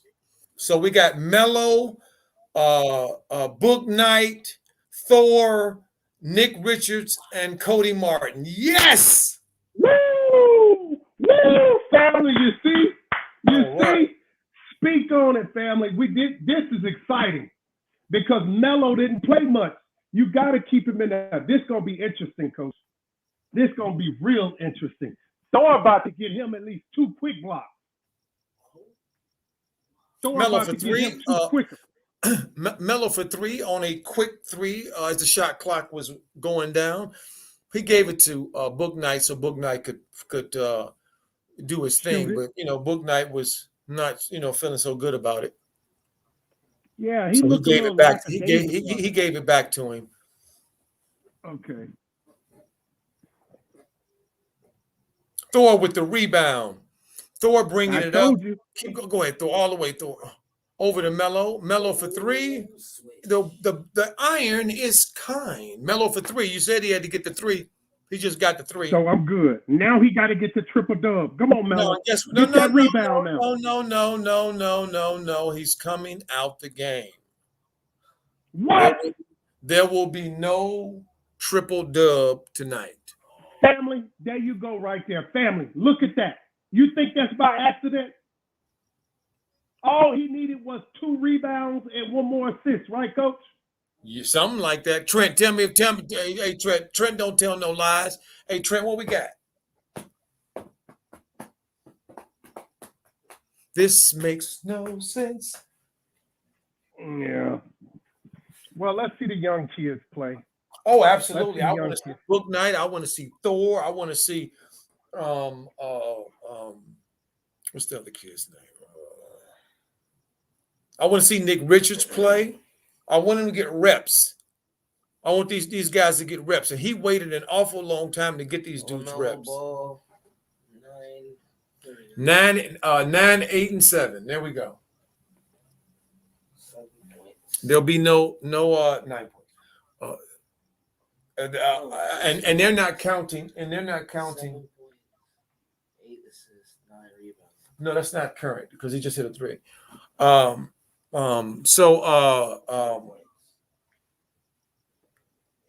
He ain't happy about it, but he'll get over it. They got another one coming up. They got the Lakers coming up in a few games on the 28th, I think. He needed 2 more assists and a rebound. Yeah, 2 assists and a rebound short, it looks like. Trent, that's right. Trent said 9, 8, and 7. No, I'm sorry. Trent said 9, 10, 9, and 8. So he needed 1 and 2. Yeah, 3. Yeah, that's it. 1 assist and 2 assists and 1 rebound. So, Johnny was right on. So let's see here.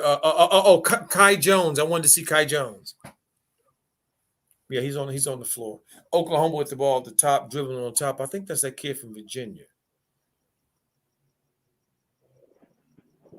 Oh, look at Kai Jones. He was just waiting to block that.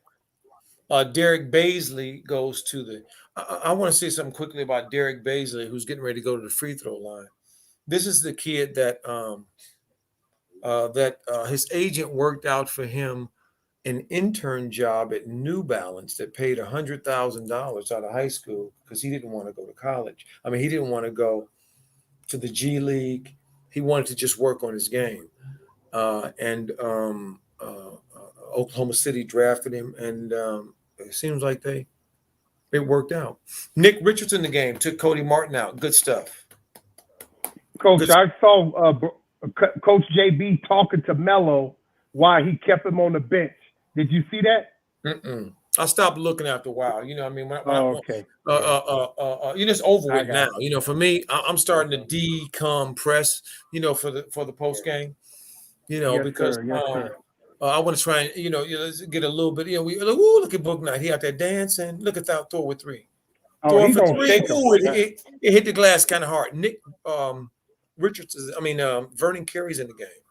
I've been wanting to see Vernon Carey. Look how quick his feet are. I'm tripping on Vernon Carey. Wow, look at him. Family, when I see players that I want to evaluate that I haven't seen a lot, in particular if they're bigs, I just isolate their feet. I just watch their feet for a couple of plays running up and down the court. Martin shouldn't even be on the floor. Yeah, 2 or 3 Cody trips. Martin should. He's not in the game. They took Cody out. They put Vernon Carey in. Yeah, I'm just saying that right now. He's came in. Oh, there we go. Thor with the drive. He missed. He got that. He did the Moses Malone, tipped it back up again, missed, but got the foul. So now he's going to go to the free throw line. Being aggressive. Look at all that length. Look at all that. Absolutely. Look at all that length on the floor right now for the Hornets, guys. Good googly Chinese goo. All of a sudden they got big. How'd they get that big? Where them guys come from? Vernon Carey looked like he lost weight too. He looks great, man. I'm watching his feet. Man, this kid, he changed directions twice with ease. Look at him recovering. Oh, nice. Vernon Carey, Nick Richards, Kai Jones, Thor, and Book Knight. Man, are you kidding me? The smallest player is 6'4". Everybody else is 6'10". Come on, Thor. 7 feet, man. Are you kidding me? As Book Knight takes it That down was a great pass. and drops him off. There you go, Book Knight. Takes it down. Said, I'm the leader of this band, this particular band, the young band. Come on, young band. Ooh, I like that unit on the floor. I like that unit on the floor. Thor with the rebound at 118.97. Thor dribbling it down. Thor throws it over to Vernon Carey on the side and to Nick Richards. I mean, Vernon Carey. Oh, Vernon Carey off it, but he picks up the foul, going to the free throw line. Or no, is that Book Knight? Who's going? Book Knight going to the free throw line? I thought Vernon Carey shut that. Or they just highlighting Book. Oh yeah, Vernon Carey did shoot. He fouled it. Okay. First of 2 free throws. The first one is off. Hey, you see the kid hyping up Thor with his jersey. That is so nice. They kept showing the kid. Mm-hmm.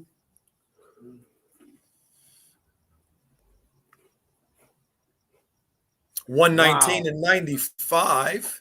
44 seconds to go. That's a lot. Wow. That team is big. Look how big that team is. Good. And look at him running, too. Look at Richards. Ooh. Get him, young boy. Get him. Get him, boy. Make them see what they want to see. Whoa, wait till you see Book Knight. Good googly Chinese goo. Woo. Take that money. Take cookies. They playing defense. They all everywhere, too. Long and quick and fast. Get the rebound. Give it to Book Knight. Go, Book Knight. Did you see it yet? Keep it going. No, I haven't seen it. It's coming.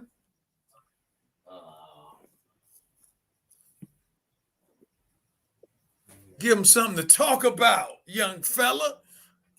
Come on, Carey. You got to make that free throw. Oh, you getting ready to see it. To those, let me see here. Let me call out. The Crown says Hornets guard LaMelo Ball joins LeBron James, Luka Doncic in an exclusive 25-10 club. All right.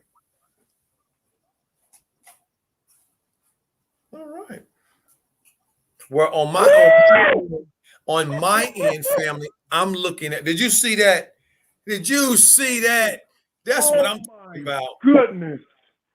That was twitchy. Like that thing down, went through there and threw that thing down so hard. Woo! That was twitchy and difficult. He dunked it with 2 going to his left. That is body control, family. Yes. That is body control. Yes. And fearlessness.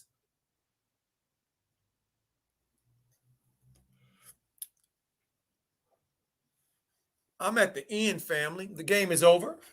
The Hornets come away with the victory.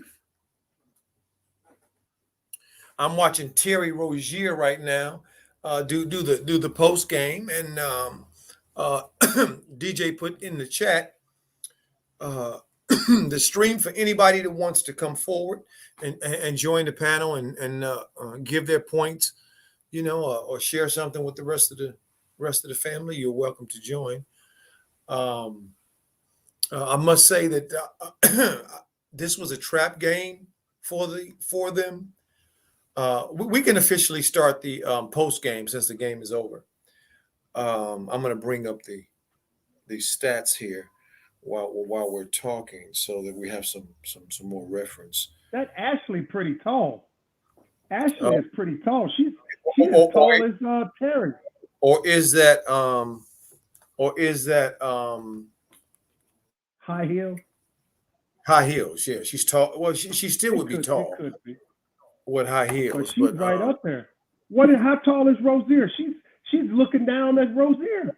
Rozier is about 6'2". You think she's taller than that? Oh, okay. See, like anybody can win, right?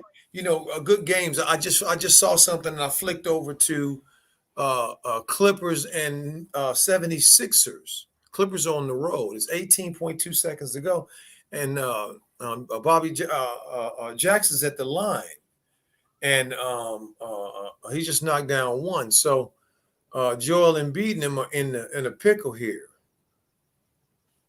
with 18 seconds to go. So yeah, so let me bring some stats up here, so I can so we'll have a reference point. So my Lakers look like they look like they're sailing right now. We're gonna check in on them in a second. I am when it comes to the Clippers family, I just want y'all to know I am very unrealistic.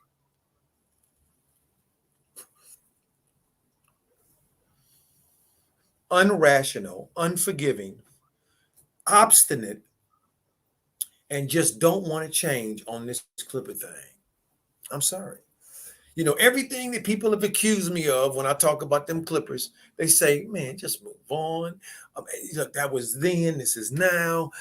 You're being unfair. And I just say yes to all of them. Ding, ding, ding. Y'all can just ding all the bells. I just can't handle it.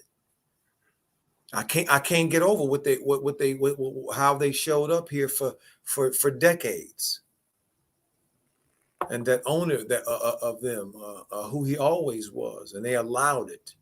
So I'm just never gonna give in until they change that name or move. And they clearly ain't gonna move because that Steve Ballmer is the owner over there, the Microsoft former CEO and billionaire. He's building right next to the SoFi Stadium. He's building a new Clipper facility over there in Inglewood. So clearly they're here to stay. So they will not be going anywhere. So that wish of mine won't come true. Let's just say. So I'm rooting for a name change. I'm rooting that somehow they'll realize that they're cursed, and that the only way to get away from the curse is to change their name and be new. And I would love that. Teams change their name all the time.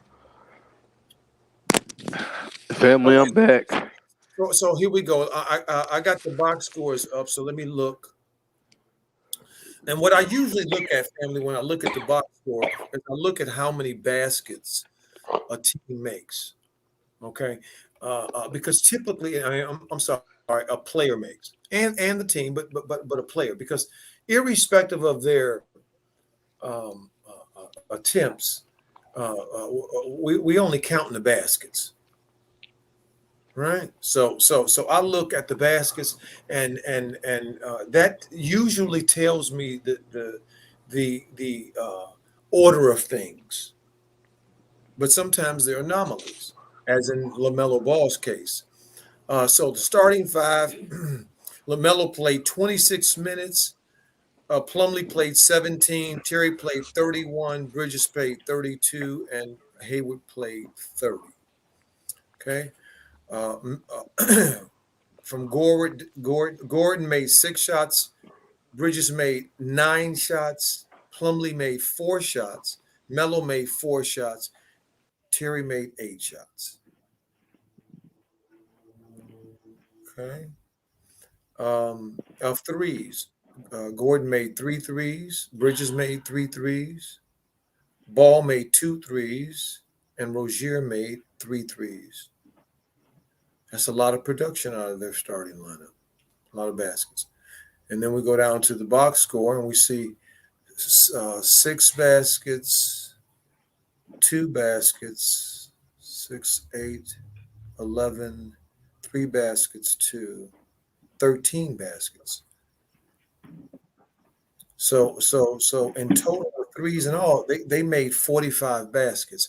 They got good production. When you get 6 baskets from your bench from one guy, that's a good night.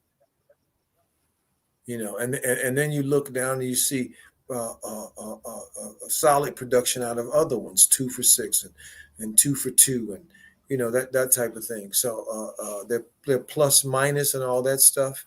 I pay attention to it, and I really don't. And the reason I don't is because what matters ultimately at any moment in athletics is wins and losses. Go ahead, Johnny. I got a little chime in, a little bit unrelated to the Hornets, but the Lakers were made mention of earlier in a game against the Magic. And for any Lakers fans, looks like the Lakers may be about to pull out a victory. Another note, in this game, Talen Horton-Tucker, I think he should be a candidate for foul of the year against Jalen Suggs. Whoa. You guys get a chance to take a look back at that part of the game. Tell me what you think, but I think foul of the year, in my opinion, already.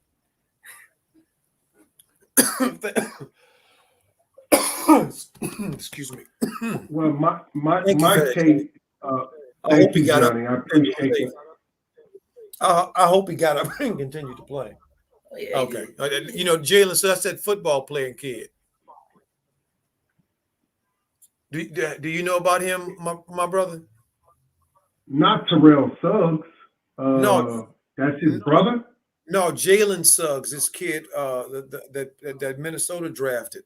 He was Mr. Football in his state as well, in Minnesota. Oh, okay. I didn't know that. He was Mr. Basketball and Mr. Football, and everybody wanted him in football. He's smart. Guaranteed contract in the NBA. Smart. No doubt. Let's see. Let's look over at the chat and see who's still here with us. We appreciate you and love you so much. Let's see here. We say.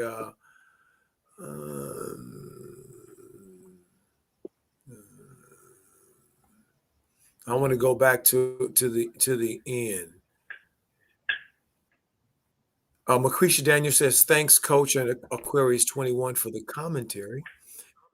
Antler says hello. What's up, Antler? How you doing, Coach? The Crown says 6'1" Tiny Terry with the soles of his sneakers.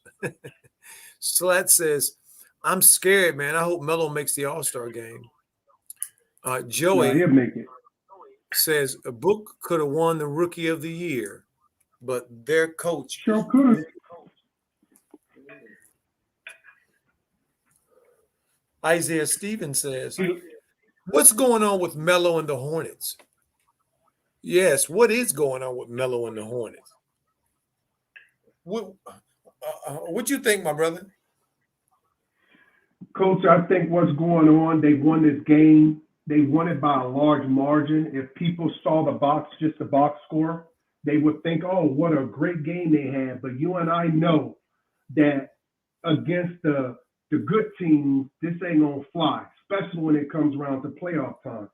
So I would have liked to see a better shooting outing, because when you get later towards the end, from what I learned last year, especially watching this channel and talking to you, listening what you had to say, these guys have to be more in sync with one another and more, the chemistry has to be very good. I just saw PJ had I think PJ, if anybody tonight, had an excellent game. Outstanding game. Excellent game. Outstanding game. Because for me, PJ within himself tonight, he didn't. A couple of times when he, like the one turnover, potentially turnover, he tried to do something that he shouldn't do. Just cut if you don't get hit, go on back up and back to the 3-point line. Melo will find you. And Coach, I wanted to say to. And you can shoot wide open threes. Okay, go ahead. I wanted to say with Slack, if I'm pronouncing his name, he said, yeah, Slack. Book night is good, man. Listen, Slack, listen.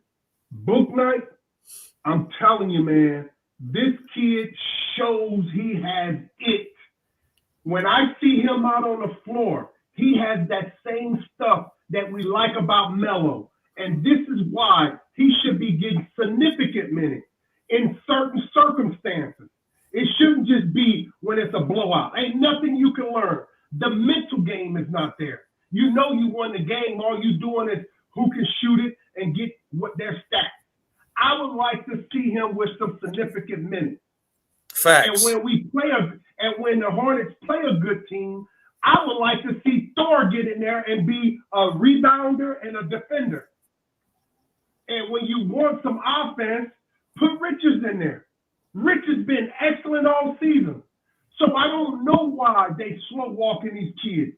But did y'all feel like I felt, family, in the chat and Coach Joe?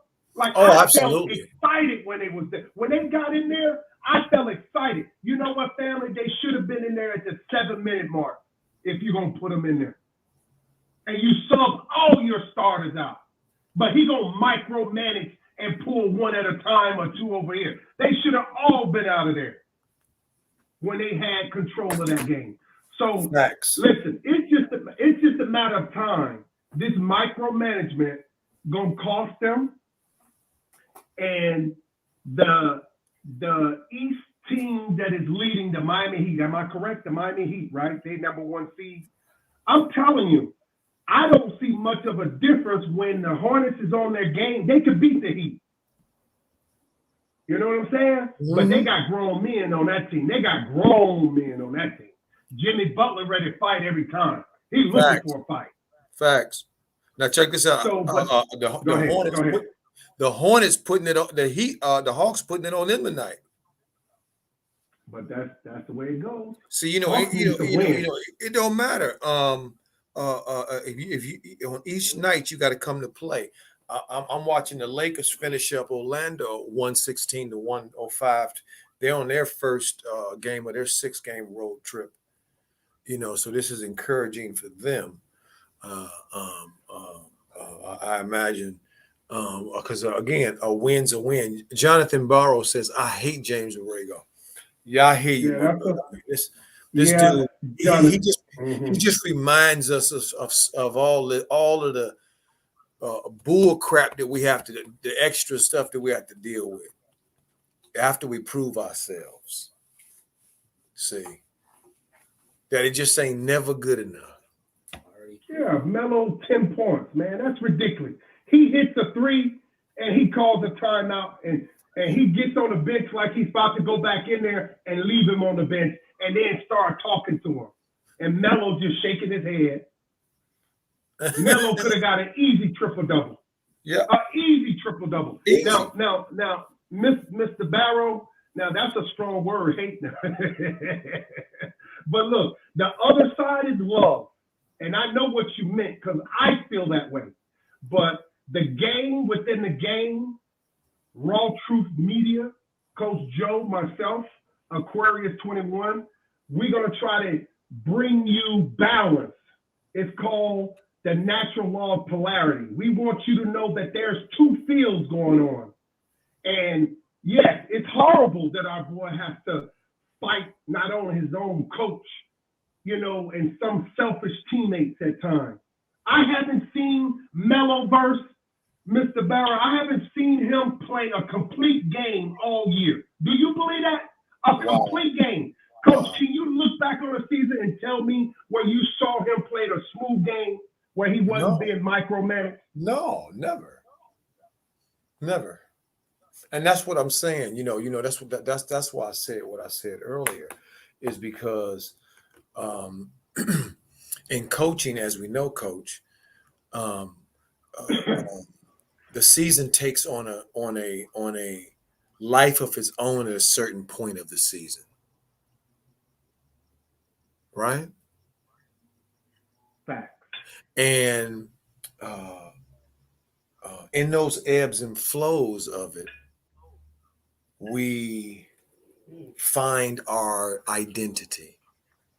Now, because we're talking about a team that doesn't have an identity, that right. really doesn't. So they're trying to build an identity as well, and this is just the natural order of things when you get a phenom, like what Memphis is doing down with Ja, and Atlanta's doing down with Ice Tray, and and so on and so on and so on. So it's just a matter of time. Who's that? Somebody join us, Coach. Huh? Somebody just joined in. Who is that? Well, I can't see. Who is this, my brother? Tell us who you are. Jonathan, No Agenda's podcast, man. Jonathan, what's happening, Yes, my brother? sir. How you What's doing? up, What's brother? up there, young G? How you doing, Jonathan? I just finished watching the game, so I got a lot to say. Blow it out. Blow it. Please give it to us. This is a therapy session. Has proven that he's holding low ball back. Active, it is denying it. He's tried to stop Lamelo. Lamelo was 2 rebounds and 1 assist away from a triple double. He wouldn't even let him. He said since the third quarter, all the way up to 7 minutes in the fourth, he came and played 3 minutes. He was about to get a triple double. He pulled it, and then he tried to have a conversation with him on the side. Hey man, I've never seen a superstar play less minutes than every starter outside of the center, outside of Plumlee. He plays less minutes than every starter, but he leads in almost every statistical category.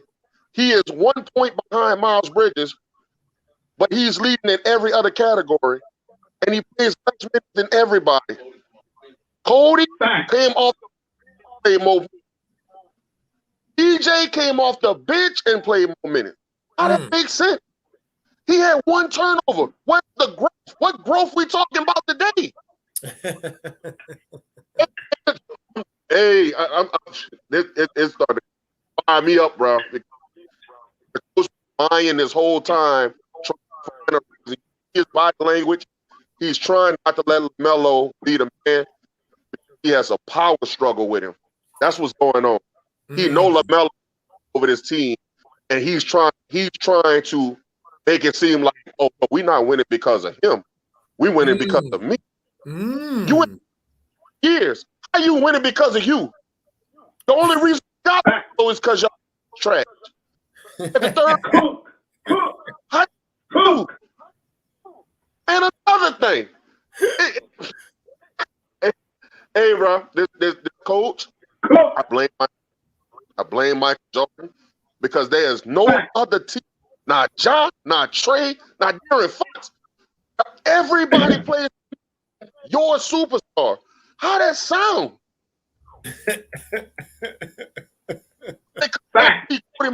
The one game Lamelo Cody played 46 minutes. But the 20-year-old needs to rest all his time? Come on, man. You said make it make sense, huh, Jonathan? He had more minutes than him. Come on, man. That's right, man. Get it out. This is a therapy session. Anybody want to chime in? Mr. Burrow, you got it, man. You on it. Keep going. Cook. We got to find a way to get a message to Jordan. We got to spam his comments or something, because this can't continue, man. This can't continue. I'm getting drove. I'm really getting drove with this dude.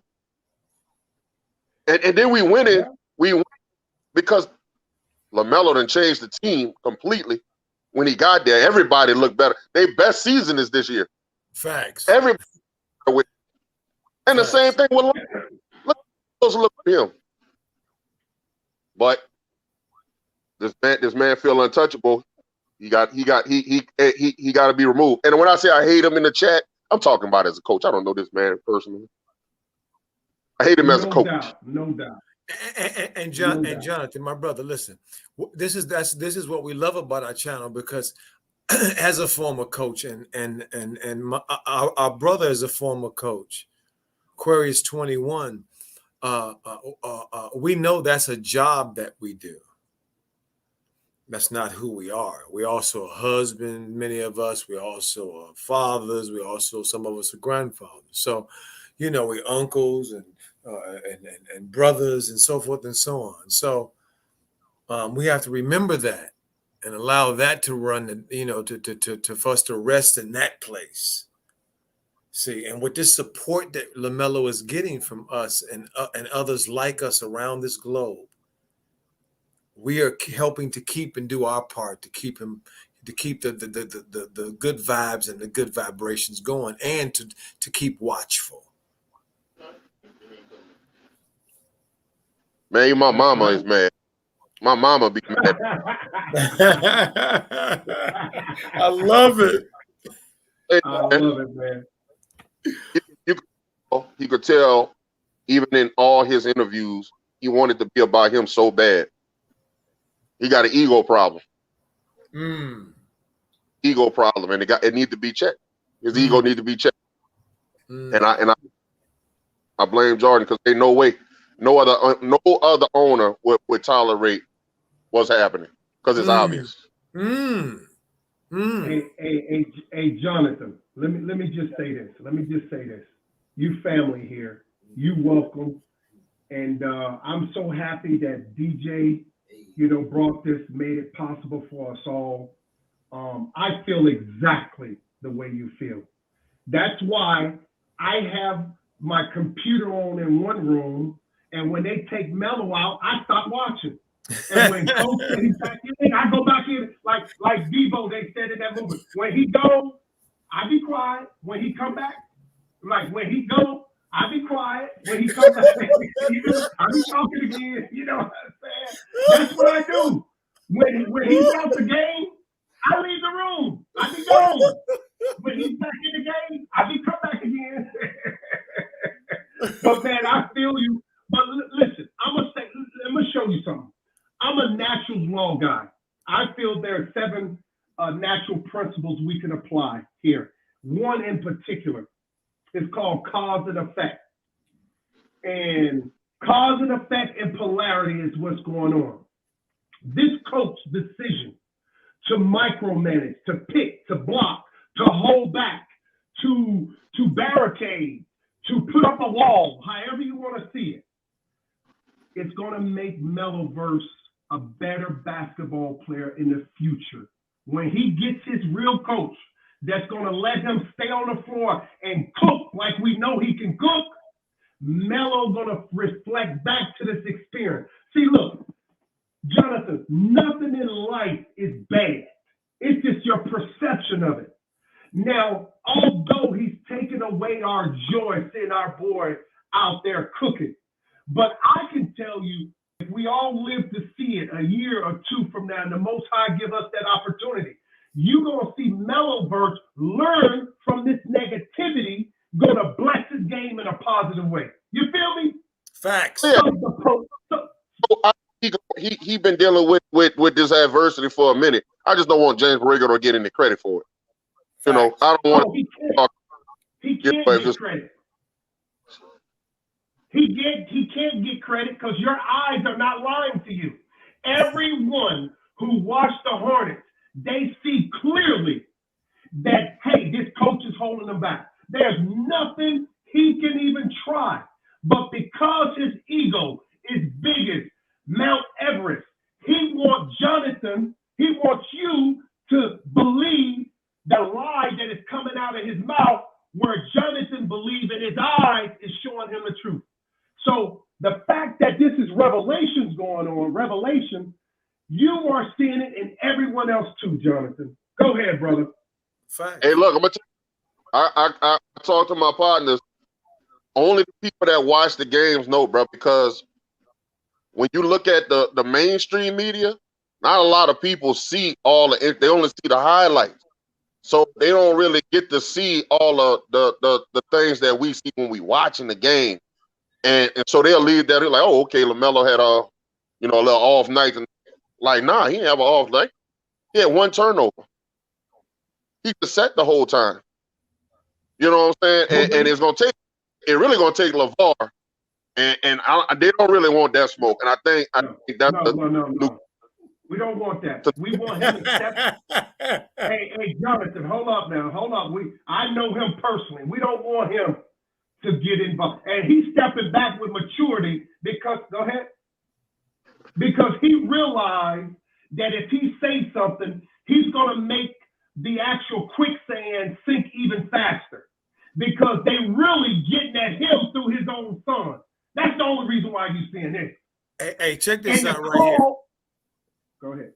Check this out right here. Joey said something that's very interesting. He said he's averaging 19 points on spot minutes. LOL. Yep. He's great. Look at spot minutes. Look at his blocks compared to the team. Look at all of that. He leading in everything. Of course. Or number two.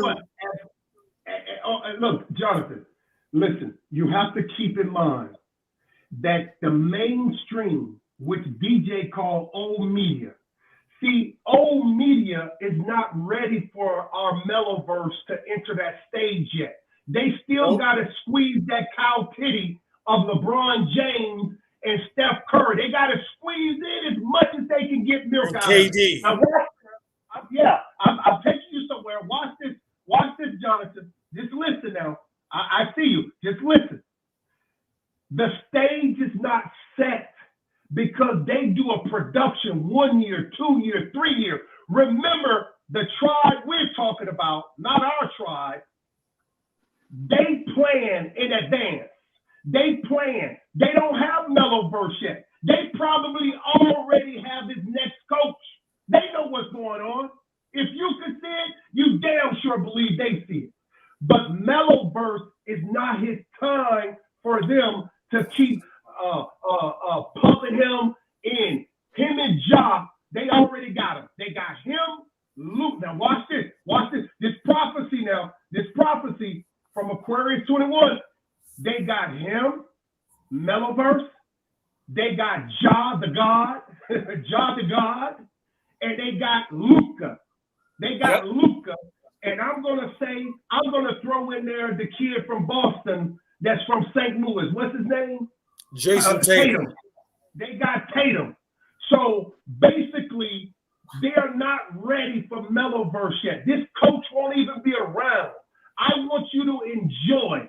Keep your blood pressure down, but just know that this coach is getting paid to hold your boy down. Like right now, Jonathan, I'm holding you down right now. I'm spitting facts for you. I'm telling you, I've been in this world. When they call your name, that means they already had planned to call your name a year before. Because they got commercials. We're going to give Melo the Pepsi. We're going to give Ja this. That's how they do. They distribute it out. Because remember, this is money. We're talking about money. And as much as we saw Mike, look at this, Jonathan. And I'm done. Look at this, and I'm done. I'm going to let you speak after this. Michael Jordan used the platform tonight to promote, not from his tribe, race car, from somebody else's tribe. So Melo is definitely elite. And Sandra Lane said amen back. Go ahead, Jonathan. But I also feel like people move the needle. And so when you got a lot of people saying the same thing, it put it on a lot of people's mind that conversation stuff. And so, like, you got somebody like Lamelo doing what he does. A lot of people don't know what he's doing because nobody talk about it. But when you start talking about that, and people start repeating it. And that's where the pressure start coming in. People start asking the right questions, like, "Hey, bro, what's going on with this?" Because I can tell you right now, they had no plans on LeVar, Lamelo, or Lonzo being successful. They pushed that narrative, and they tried their best. Too many people was behind them, and right now, that's what they're trying to do. They're trying to keep it silent, but when that pressure comes, they ignore it. Now I'm gonna be all over Instagram, Facebook, and YouTube tonight, just putting my thoughts out there because it needs to be said. I done held my tongue.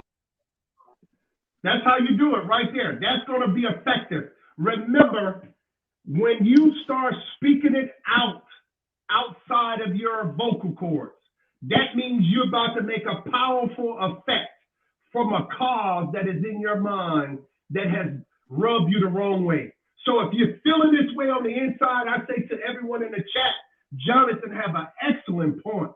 He is definitely right. He's going to make his action, or shall I say his cause, be affected in a positive way for Melo. Y'all know my sixth law is the one, not my law, but God's natural law. The sixth one is cause and effect. And when Jonathan go out and put his word and his typing in out in the what they call what Zuckerberg call it, the verse out there, listen, it's going to be effective. That's how you create change, by being effective with your social media presence. So you're definitely going to do it the right way, Jonathan. Yes, sir. I appreciate y'all having me, man. Let me go out here and start typing. Yes, sir. That's it, man. Keep it up. And everyone else that heard this, that's how you affect change. You voice your opinion. You tell people how you feel. Don't hold it in. It caused cancer. It caused sickness. It caused disease. Too many of us has been affected. We're not feeling good because somebody did us dirty, and we're holding all this on the inside. And this is why RawTruth Media is bringing it to you, so you can write. You might not like to speak, but type it in there. We're going to get to your question. You know what I'm saying? That's right, the Crown Metaverse. Well, that's why I call him Meloverse. Facts. That's why I call him Meloverse. That's right, Crown. Joey said, what did Joey say? It's moving fast now. They typing it in. That's why I watch football. They feature every rookie, no matter who. That's right. The NFL, they own a day of the week, and they definitely going to get every penny because they know that rookie might not be there next year. So they don't have it. But in basketball, Melo won the Rookie of the Year. That means even if he plays subpar the rest of his career, he can play 15 years in this league. Look at Ish. Look at Ish Smith. Look at him. He's been playing so long because he know how to keep his mouth. He don't stir the pot, and coach feel comfortable with that. He's been proven to get them millions coming in his bank account. I ain't mad at you, Ish Smith. Facts. He's getting you a million. Facts. Go ahead. What Trent said, Coach? Oh, he said, yeah, I got it. I'll read it, Coach. Trent said, tonight, the last day of All-Star voting, family. Let's get Melo over 1 million votes. Hey, Trent, let me share something with you, brother. Melo already have quadruple 1 million. He got over 4 million votes, and I'm going to vote for him again because Trent told me so. No doubt, Trent, you are one of the loyalists, faithful to RawTruth Media, and we love having you, man. You always tuned in, and I never met you personally, but I listened to your script, the things you put in the chat, and it is so intelligent. You're very intelligent, man, and you have your concerns, and you enjoy the Meloverse game, and we just want to send a big shout out to you, man. No doubt. And Coach, you wanted to add something? Yeah. Let's keep it. We just keep it going. Let's read a few more. Let's see. I voted tonight as well. What I want to do is go around the band too, since take advantage of what we have. Jimmy Butler's back for Miami, and they're in a barn burner with Atlanta tonight. Down in Atlanta, Atlanta was kicking their butt, and the Heat then came back. It's 109-108 with 15 seconds to go. And Atlanta's trying to hold on. I think they fouled Ice Tray, and he going to the free throw line. Jimmy Butler missed a wide open Oh my stars, Allie. Coach, are you seeing what's going on? Trent got a great question. I would love for you to answer. Go ahead. Go ahead. He said Charlotte was nice while it lasted. Some days are numbered in Charlotte. Somebody days are numbered in Charlotte. And he said, will it be Borrego first or Melo? What do you think? I think it'll be Borrego first because I think before Melo does any contract extension, because money's not going to be an issue. Because if Melo doesn't make the rookie of the year this year, he'll certainly make it next year if he plays. Yes. Have a good night, Miss Daniels. Have a good night, Miss Daniels. Coach Aquarius 21. Until next game, have a great night. Love all in the chat. Good night, sister. On that side, on that side of the world where you are, nothing but love and blessings. And who's in the chat? Somebody in the chat, Coach? Yeah, somebody who joining us tonight. What's up? What's up? What's up, man? What's happening? What's happening? What's happening? How you doing? Man, I'm doing good. I'm doing good because we won the game. I'm looking crazy at the way we won it. Hold on, my brother. Tell everybody who is this. Yeah, you gotta tell everybody. Man, my name's Tim. My name's Tim, bro. I'm from Louisiana. I'm from home in Louisiana. I'm down here in the south. Let everybody know that's Tim coming in, and that's Joe Alas coming in as well. I'm Joe. How you doing? You go first, Tim, and then we'll bring Joe in after you. Go ahead, Tim. Man, I've been listening to y'all, bro. Y'all hitting right on the head, bro. I've been looking at this dude, Borrego, bro. I don't know what to say about this character, man. And also the Charlotte Hornet organization. I didn't hear nobody touch up on that because I seen two during the game. I'm gonna say that first. I saw Rozier and Bridges. They were promoting them for the All-Star game, but they did not promote Lamelo. Also, and I don't know if that's why Borrego pulling him, because he trying to promote them to get there. But so that could be a reason.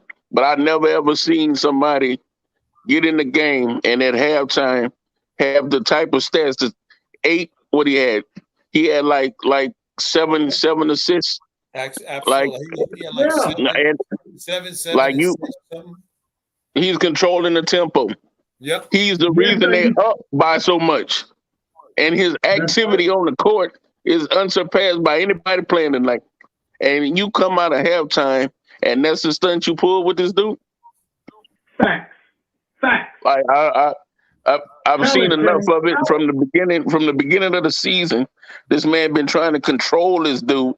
He feels like he needs to like he wants it to go down in history that James Borrego molded Lamelo into this superstar. But Lamelo is a superstar without you. He's trying to ride LaMelo's coattail, but he's doing it by trying to make the world think that he's the one that's grooming him to be what he is. Because the narrative before the NBA started, before he went to the NBA was, oh, his game is raw. He don't have a shot. He can't do this. They don't understand the game, and they never played no real competition. But we are better than that. Facts. He's been playing over his age, people over his age since he was in high school, probably before that. No. Way before that.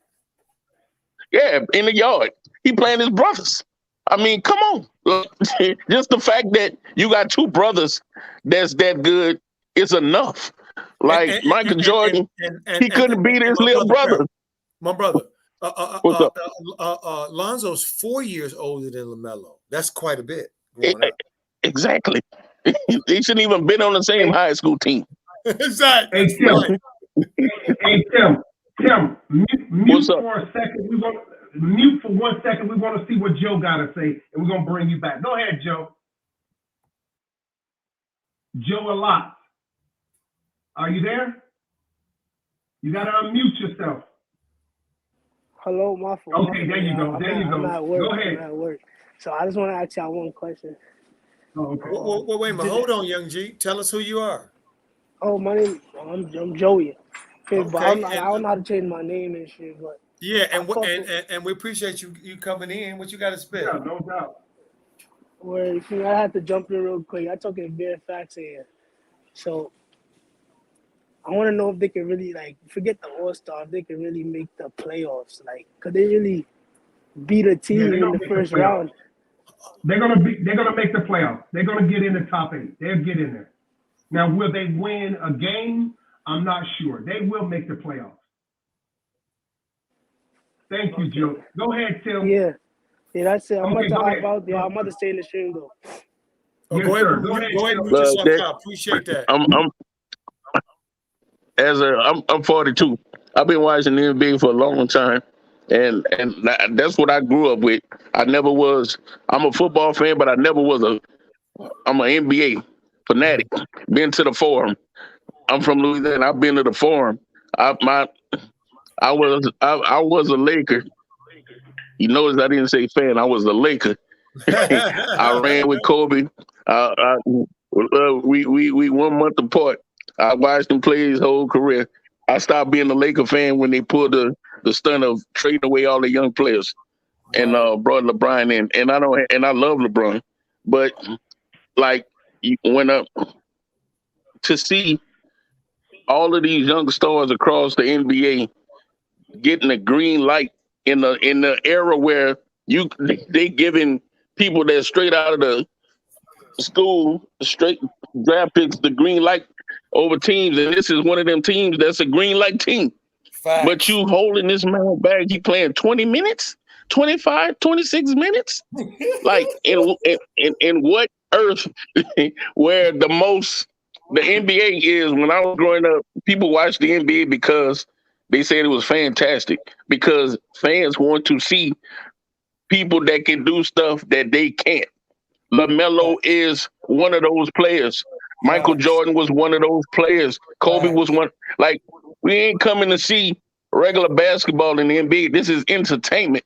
And you're taking the most entertaining player off the court. Not only that, you're taking a player that leads the team in every statistical category except for points, and that's just 1 point behind Miles. Like, it does not make sense. It makes It's sense. almost like It makes sense. it's almost look at Jello. It's almost like they ain't just blackballing Jello. They're making it stretch to LaMelo. Like, how can you be rookie of the year and don't play over 26 minutes a game? Make that make sense. But you know something, my brother, bro. This is the thing, my brother. We gotta consider as well. And those are some great points. You're absolutely right. You banging them all. It doesn't make any logical sense. And we got to go outside of the logic sphere to understand it. Michael Jordan's genius was not easily understood for those of us who lived through it and watched it. I'm from Chicago. I remember when he first got there. I remember when he was in college on that North Carolina team with James Worthy and Sam Perkins and Jimmy Black. You know, where he wasn't Michael Jordan yet.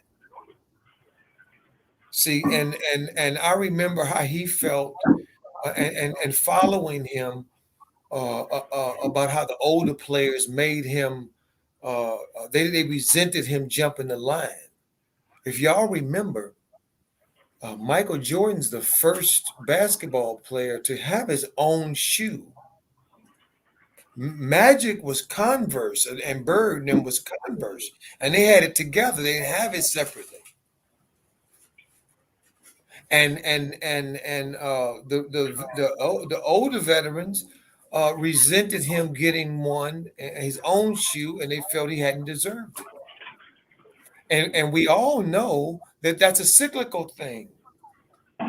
See, Michael felt his father didn't love him either, and he didn't feel like he was doing that he was enough over there either as a kid. If you follow him, you know that about Michael. He always been trying to prove everybody wrong. To the detriment. I got a question. Yeah. How many? I almost want to see people do a poll in the chat. How many of y'all watched Charlotte Hornets? Followed every game from Charlotte before this year? Never. Before last year? Nobody. About two Not never.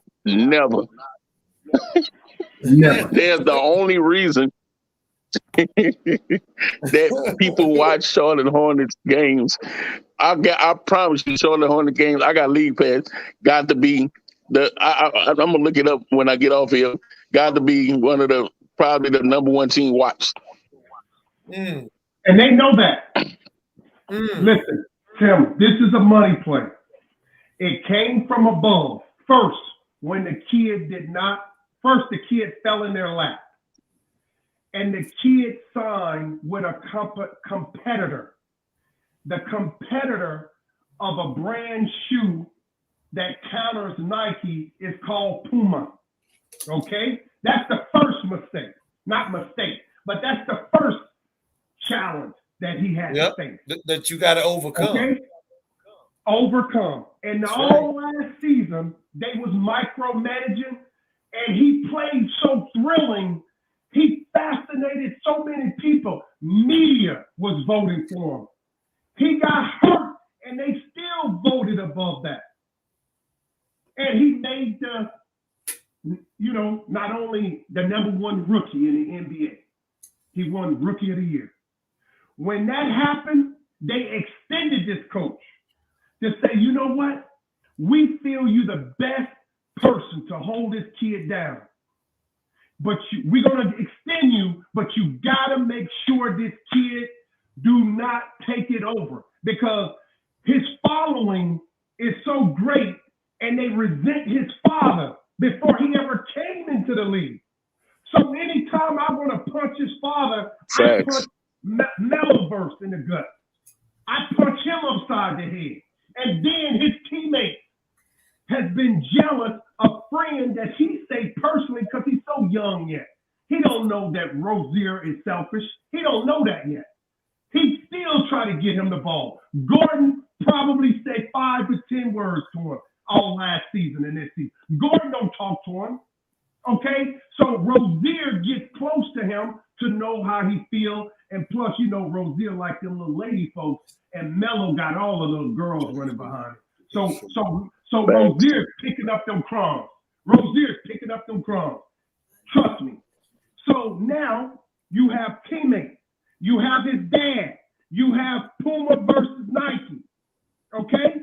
And now Melo is getting so much attention, they're not prepared to deal with all that heat. So they want him to not have the shine. You are seeing it correctly. But he's going against a coach. He's going against teammates, some of them being jealous. He's going against players in the league who want to show him off. I remember when they played Ja Morant the first game. Man, Ja took the first 8 shots, tried to go at Melo from the start, and Coach Borrego pulling him out. He didn't want it to be. Yep. And then Melo said, "What? I'm about to show you something." And Coach pulled him out. This kid will never be what we know he is until this coach is gone. And someone in the chat said, who's going to go first? I think Melo's going to go first, because Michael Jordan's going to build that team asset so strong like the New England Patriots before pre-9/11. And then you get this owner who comes in, one of the lowest value teams in the NFL. And this joker goes, and now, because he won 6 Super Bowls with the help of referees, yes, and cheating. Microphones in every hotel listening, watching their walkthroughs. That's why Philadelphia Eagles, they tricked them. They gave them a fake walkthrough and beat their butt.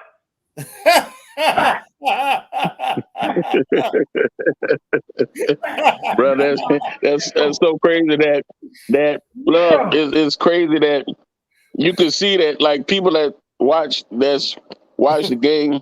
If you watch the game, you can see that, but the rest of the world, They still blind about stuff, bro. No. The coach, he probably. I mean, you got to understand that young players, get out of here, get out of here. Y'all don't watch the game, and I ain't talking to people that don't watch the game. Like you said with the jealousy, you know that. I don't know with Cody, but you definitely right on the head with Gordon. He does not. He did not talk to Melo the first year, and they barely talk now. You can see in the handshake almost like he just shake his hand like a regular dude. They play so much. The two But I don't see. the two Martin twins, they hazed him. He got in a fight with them in practice. Sure did. Come on, man. Yeah, I think that's why they had to let one go. Because they couldn't keep both of them and Lamelo in, because Lamelo gonna get the time. He should get the time, but now he's like they done traded the other one twin away, and they giving him his time too. They giving him the same. How the Martin boy got more minutes than Lamelo? That's ridiculous. Hey Tim, listen. Meloverse is fighting on all fronts. Facts. He's only 20 years old. Could you imagine just turning 20 and you've been in a war before you even built your world or your country? Before you even had a banner, he was already fighting for what they say his father stands. Yep. And he's so candid. I love him because he always refer back to his daddy. His daddy taught him this. My dad. Yep. I got that from my dad. Facts. What is pressure? There's no pressure. I don't think like Melo don't even see it. I don't even think he understands all the people that's against him. And you know something. My brothers. The component you left out, my brother, as you so beautifully stated earlier, this game within a game, is that he didn't come the traditional route either. Okay, Melo's coming into the NBA was almost like guerrilla warfare because his path was outside of their control. And the only ones that come through that door are ones who live outside of our borders. Everybody from in here goes along with the program here. That's high school and college and then or G League and then the pros. You don't get to come in here as an American with an audience from overseas, all over the world, millions of people. Okay, and you from Chino Hills, California. Your father's name is LeVar Ball, and you got to consider him for the number one player in your draft. Man, come on, this don't get no more comical. Coach,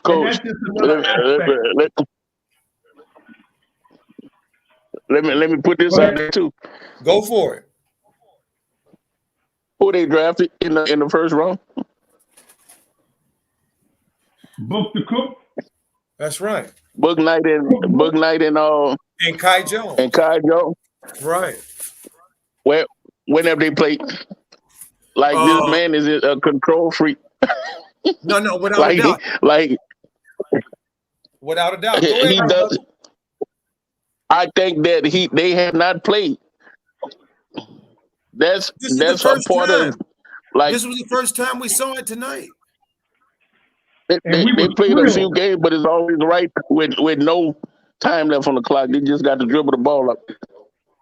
Yeah. No doubt. So they never played in a game where they were just playing. Like Book Knight on this team should have minutes. There ain't no way that Book Knight should not be playing some type of role on the team.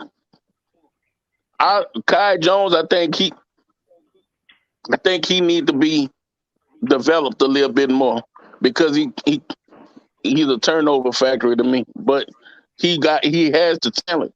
But how do you draft somebody and they're a lottery pick and they don't see the floor? Like, this dude is out of control. Like, James Borrego has his own agenda in itself. He wants to do things his way. Right, but see, my brother, listen. We all can argue about personalities and all that. Every coach wants their way of doing things, their impact to be felt. Some are beneficial to the players, and some are detrimental to us as a people. And what he represents as a coach and his treatment, in my view, of all of our boys on that team is so manipulative and disrespectful that is so difficult for me to deal with when I watch these games and try to make sure I don't let that seep in too much, because I've been around basketball a long time on high levels, okay, and I've seen just ridiculous type stuff in this nation as it relates to Black excellence and talent, and as it relates to basketball. And I done seen every time we get rolling, something come in to just unroll it, to undo it. Always. And then we got to start over. Walter Robertson. We got to start over. And now we starting over with Meloverse.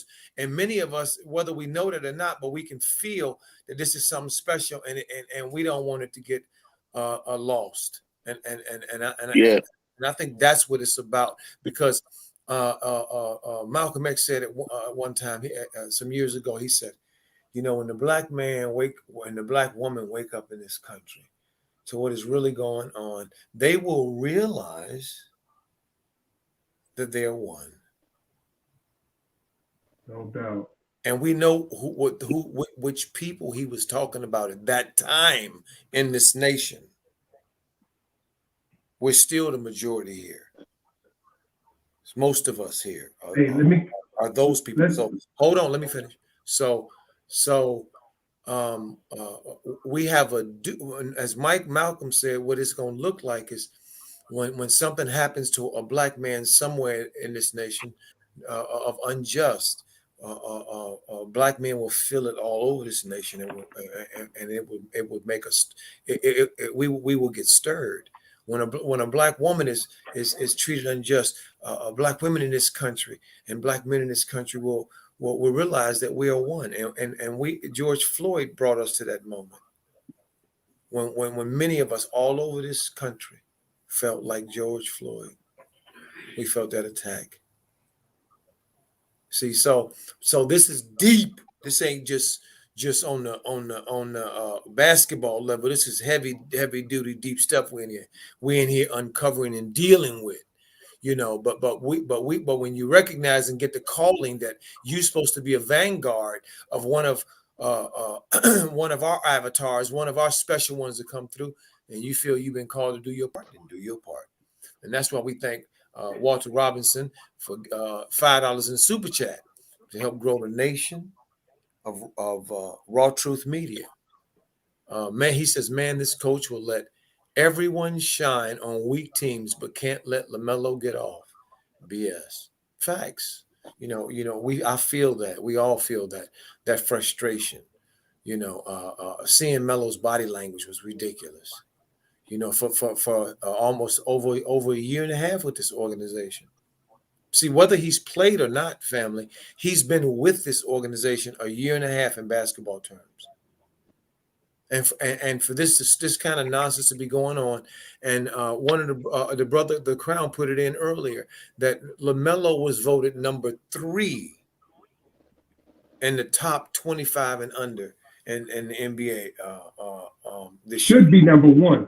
Well, should be number one. But irrespective of it, you know as well as I do, my brother, top 5 is just, you can move things when you top 5. Fact. You know that. So look at what the universe is doing, setting up for Melo. And LeVar said this. So look how it's coming true, cause and effect. Look how it's coming true. Man, you know what, Tim and Coach Joe? Go ahead. LeVar said. I was just going to say, LeVar is the reason that college players are about to start getting conversation. Nobody was talking about that like that before the JBA. Yeah. Well, no, that's not quite correct, my brother. It was talk. It was talk. No. That came from Ed O'Bannon.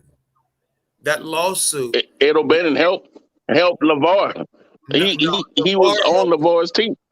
LeVar, his brother was a part of. Ed O'Bannon had that suit long before LeVar and the JBA. That was before that, and that was about just college kids being able to use their likeness and make money off of their likeness. Now, what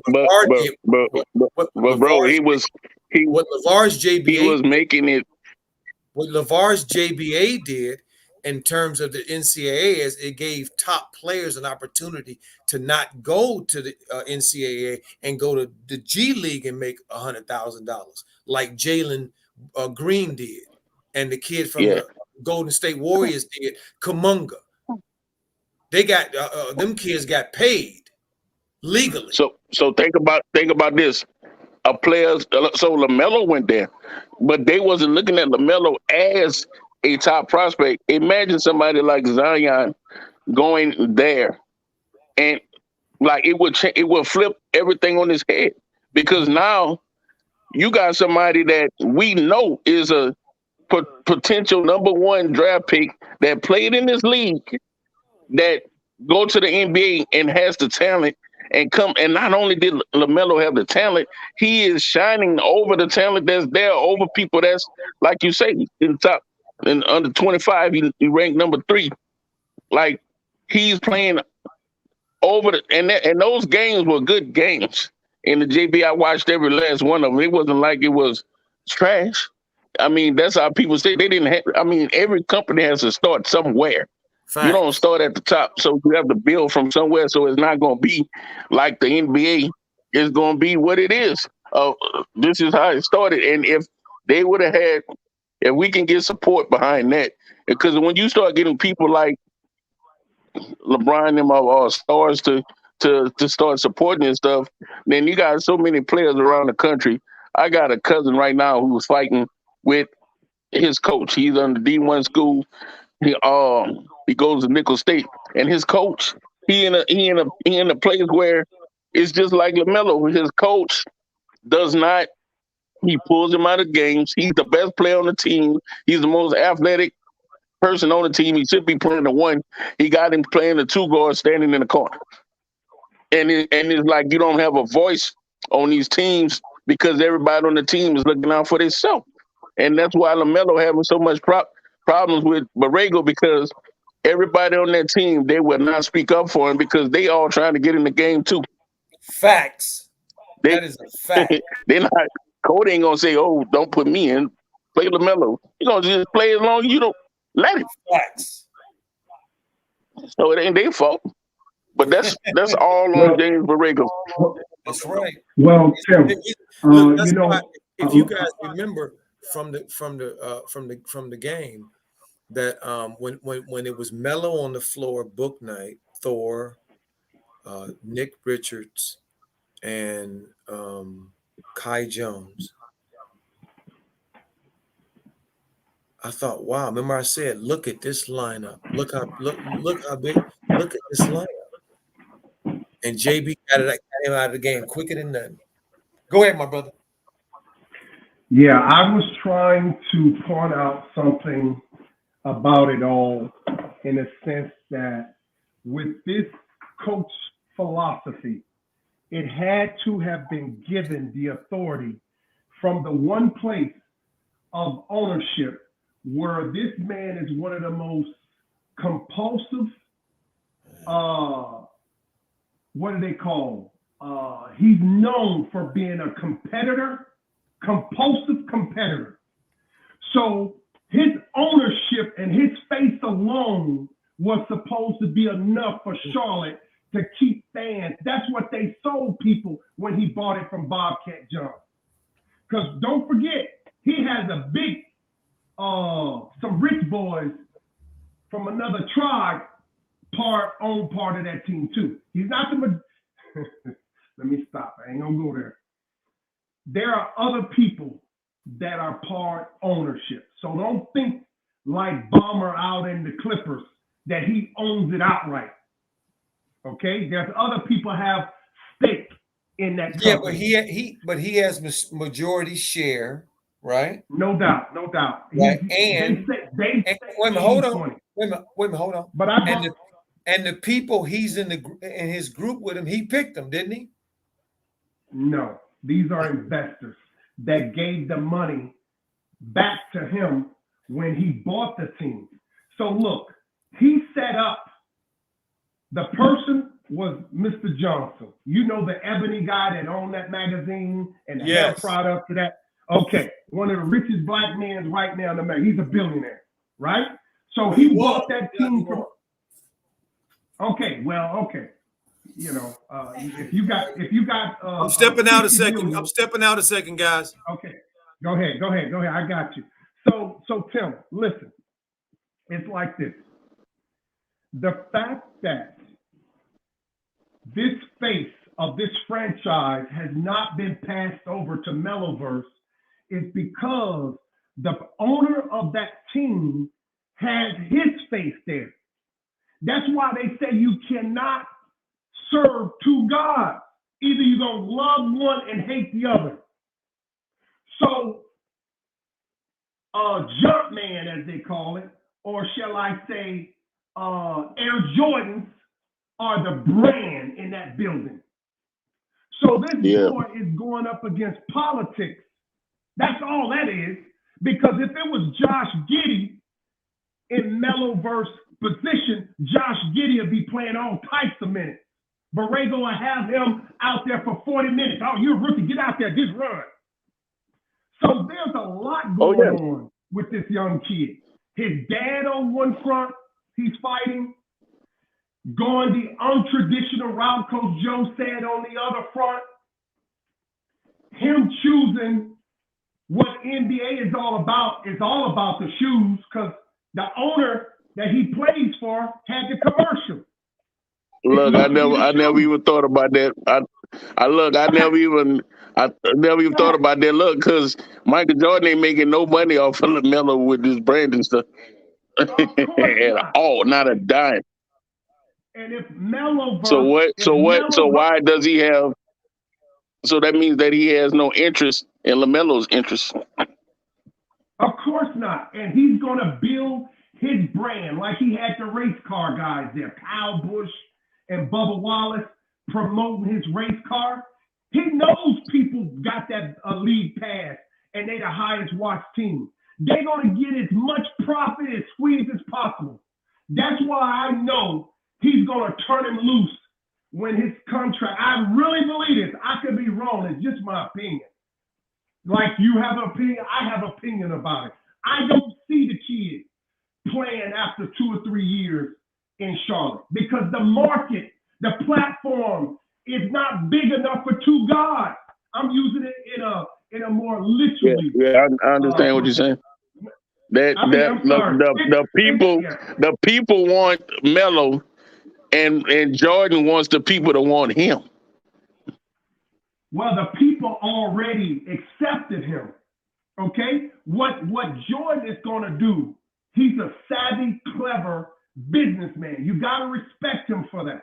So I'm putting respect on his name. It's nothing negative, but we're talking about why us Meloholics, because I am a Meloholic, and you, Tim, that loves to watch him play. It is the most beautiful thing to watch, his natural court vision. He probably has some of the most, he is amongst Pistol Pete and Magic Johnson with his court awareness, and it comes natural. He hasn't even scratched the surface yet of what this kid could potentially be. So what I'm trying to say, he's fighting that front. And he also fighting a front where a team don't have any identity, and the veterans who they put him with don't even fit.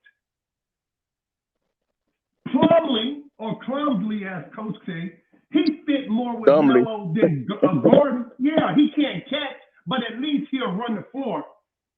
He's athletic, but Gordon ain't running. Gordon gonna slow everything down, and that's his game. Listen, Gordon is in you seen him wave him off tonight? You saw him wave Melo off tonight off the ball? Of course. And guess what? What coach that has any ounce of coaching ability would take the creativity out of his offense because a veteran saying, hey, I got this? No, you ain't got it. Because you're a turnover machine. Everybody know your little pivot, left pivot to the right, and they blocking it in the stands. You shouldn't even be a starter. You should be coming off the bench, Gordon. That's the problem. They went paying him all this money, this max money. Yeah, they stopped. And Michael Jordan, and he not working contract because he got a 15% on there. He got whoever team picked him up got a 15% tag on top of that money. So listen, to me, he's no different than Matthew Stafford in Los Angeles. He's a talent. When it compared to Cam Newton already had been to the Super Bowl. He didn't win it, but he's been there.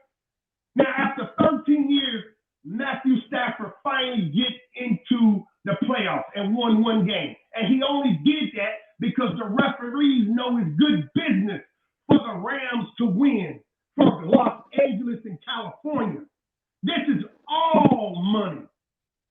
It is good business when a Chargers or a Ram is winning, or a California team. Golden State got to be winning. But they're going to give you a bad Sacramento. But the Lakers going to be good. And the baseball team, because the states get good money. So Meloverse is not set up, the platform. He has the coach, he has the ownership, he has management. They are slow playing, and it slipped out of Borrego's mouth. It slipped out of his mouth, Tim. He told you we got to hold him back. What do you think he means? He meant what he said, and you take him for his word. So basically, don't let it get your blood pressure up. It's a money play. I don't think Michael Jordan is going to keep him. They say Michael likes him in Jello. But words are deceiving because the fruit does not fall too far from the tree. Or shall I say, you know the tree by its roots. You could say all you want, but Meloverse is being played with. He's been had. He's been hoodwinked by his own coach. So what you think about Charlotte using this man face to promote their G League team, and he's not even getting the minutes to play? Listen, like nobody who watches G League games. Like I just asked y'all the question. Y'all don't even watch Charlotte games, much less the G League of Charlotte games. They got people lining up just to see G League games, and you don't put the man on the court. That's right, bro. That's right. That's right. And this is the most. This is obscene the way that they doing this stuff. No doubt, no doubt. And Walter Robertson said defensively, naturally as well. Of course, he's natural. And then TV said Plumlee is a white JaVale McGee. That's true. Talking about point guard Plumlee? That's what I call him. Point guard Plumlee. I know, man. Because every time he get the ball, he swear he the point guard. And the only person he pass it to, you know the only person he pass it to? Who? Gordon Hayward. Of course. I wanted you to say that. They pass it to each other. Yeah. And the Crown said this. Jordan joined the Charlotte Bobcats in 2006 as a member of the team ownership group. its management member of basketball operation. 4 years later, he became the majority owner. Fact, he played golf with Bobcat Johnson a lot. Took him out on the golf course and, let his face bring in the fans. Hey, Michael Jordan is a part of it. And then set him up with the Mike Tyson 1-2 uppercut, knocked him out. Meaning he bought the team for $180 million. He already had $300 million in the wings waiting to return to him with the other real money that came from New York City. And then got his 180 plus back. You think he's going to let Meloverse sign a $300 million contract when he knows he was that savant, that magician, that six-time NBA champion? You think he's going to let this kid just come in there and let him put up Bannister in his house? Y'all got it twisted. This man is the ultimate super competitor. Go ahead. And also, the fact that LeVar said that he could beat him, because of how Michael Jordan's pettiness, that he would do something like that in spite just because of it. No doubt. Yeah, exactly. No My doubt. brother said that Mitch Kupchak ain't there, LaMelo may not be there. No, man, Melo is out. They cannot hold. Look, the No, not that, not holding it. I agree with you. I'm saying he would be there in the first place. One for Mitch. Yep. The crowd said Bismack is better than Bumbly. That's fact. No cap. That's fact. So Tim, you see what's going on here? It's all about control. It's about financial gain. It's about and the kid. Listen, this kid Meloverse, the way he was raised, his dad has already, and Coach Joe can attest to this. This kid, dad, you remember the Jackson 5, Michael Jackson? You remember that? Michael Jackson. Yeah. The story about MJ. They said his dad, Joe Jackson, would have them dancing, singing, do it again. Retake, do it again. Day, night. That's what LeVar Ball did to his son. That's his vision. And they hate him for it. Yep. They hate him for it. They hate him because for that, and it's crazy because this man is a great husband and a great father. And it's like that, just to see the media and these black guys on sports and ESPN and all this, like tearing down these people. Like, these people are exceptional family compared to, first of all, they got their whole family. It ain't the NBA likes to push the mama as a goddess agenda all the time. It's always my mama, my grandmother. It's never my dad. I'm a mama's boy, Tim. No, that's fact. Because right now, most of our kids are coming out of these inner cities. They're being cut off from the wayside from the gang wars in their own neighborhoods. And if they made it to the NBA, that means they had to get past, like you said, your cousin hating coaches along the way that try to stop you. I had the same thing happen to me. Hating coaches, hated that they never played and didn't have the talent to play, and they're going to stop you by any means necessary. So when you get to this level, that means you got to have ice in your veins, running through your veins. And that's why I think he does that thing down his arm. That's his new logo. He don't do to the dome because they think it's Melo from the Lakers. What's his name? Melo, his first name. Carmelo. Yeah. Yeah, Carmelo. That's right, Carmelo. So they think that 3 to the dome, that's Carmelo deal. So when you look at Meloverse, now he's doing it through the arm. You saw when he did when Book Night threw that lob up to Miles. So man, he definitely thrill us.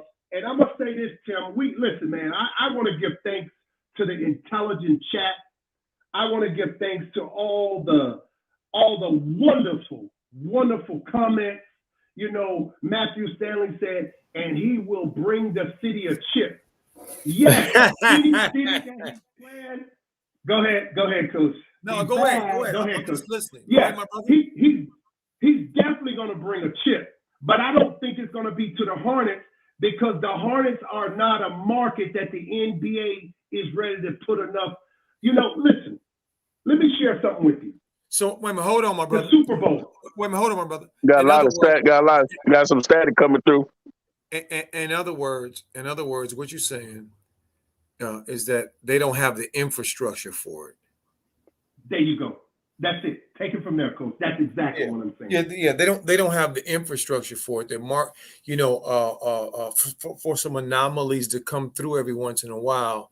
That were traditional places who can host for a year or two or something. You know, when you have those anomalies like Detroit, but it has the infrastructure. It's got a suburb, and it's got a certain economy. So. Charlotte is moving in that direction though, because a lot of tech companies move down there, and so it certainly grew the tax base. But currently, I don't think it can support the lure of, especially for Melo, of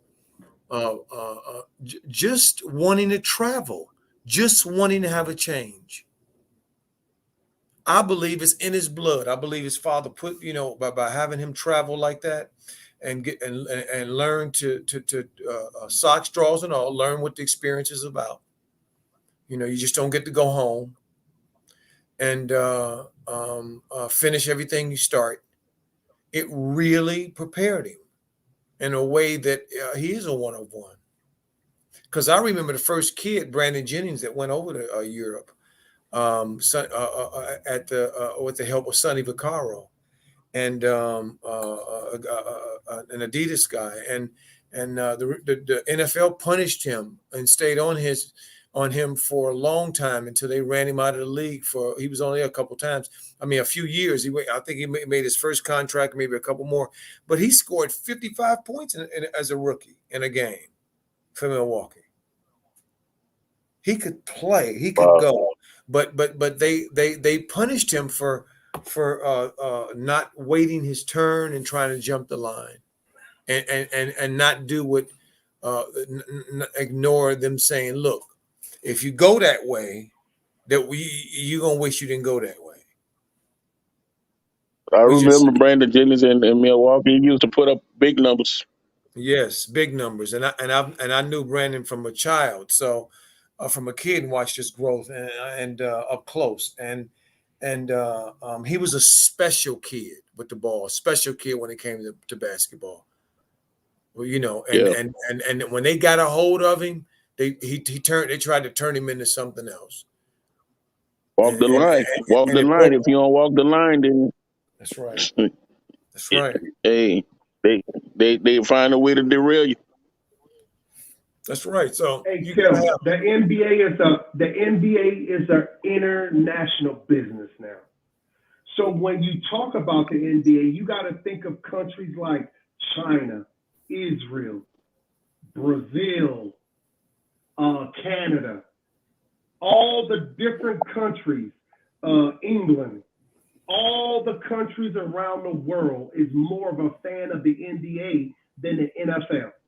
Wow. And what Coach meant about that infrastructure is that Charlotte just don't have the place to put that many, 1 million, 5 million people in one spot like that. But LA, she's definitely set up. The Knicks is set up for a Meloverse. I wouldn't be surprised somewhere in one of those type of environments that he could not be as an 18-year-old. The toast. I feel it's going to be LA because he's the prodigal son. Somebody mute your mic. Illegal. He's the prodigal son, and he's the prodigal son. So I think he's going to return home. That's what I think. I think that, like somebody TV said, I think it prepared Kobe and Shaq and Melo living overseas as kids. You could say that too. That's a good point. But I just wanted to add that this is an international business. And Michael Jordan knows he's the savvy of savages businessman. He will not have two guards in that Spectrum Center. You better believe it. It looks like he's not there. It looks like he's not knowing what's going on. It looks like you think he's on a golf course, but he's closer than you think. He's very close. So I personally think all of this micromanagement is coming from him directly. This is what I believe. You're going to learn about this 3, 4, 5 years after it's gone. All the stuff going to come out. But we're living it in real time. Because this kid can get a triple-double in the first half. I've seen it. He had a triple-double almost in one game. And then they just start messing with him the whole second half. Go ahead, Coach. No. Go ahead. You cooking facts.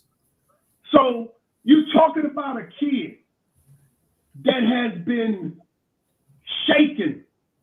He's been stirred. He's been pushed to the left, pushed to the right, all in an environment. And you want to know, can I tell you what he's thinking right now? I feel like he's thinking. He's probably giggling and laughing. We probably have more concern about his career than him. He's probably sitting there laughing, being a comedian, and not knowing that the guy he's talking to, which he call a teammate, can't stand him. Because we all seen him. We saw Miles fight him last year live in a game. We saw Gordon fight him.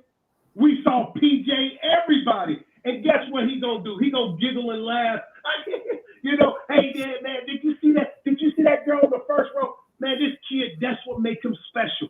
I guarantee you, he ain't affected at all. But sometimes that cold feeling get in his stomach, because I've been there. I've sat in there. When you know you've been hated on. When you know that the coach is doing you dirty, but you can't come out and say it. You know you've been getting, the R. Kelly treatment with the girl in the videotape. You know they doing that to you. The straight golden showers. So I believe that this kid will not be a future Hornet. That's just my take. It doesn't mean anything. It's just my opinion.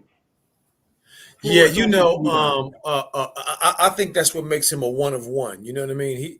I think having his father was unique. I grew up with a father who was very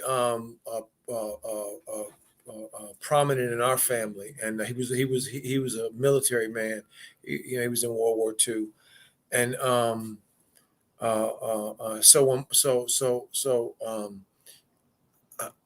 I understand the flip side, the full side, and all those sides, and we always say iron is sharpening iron. Well, that's what this is. It's just giving him.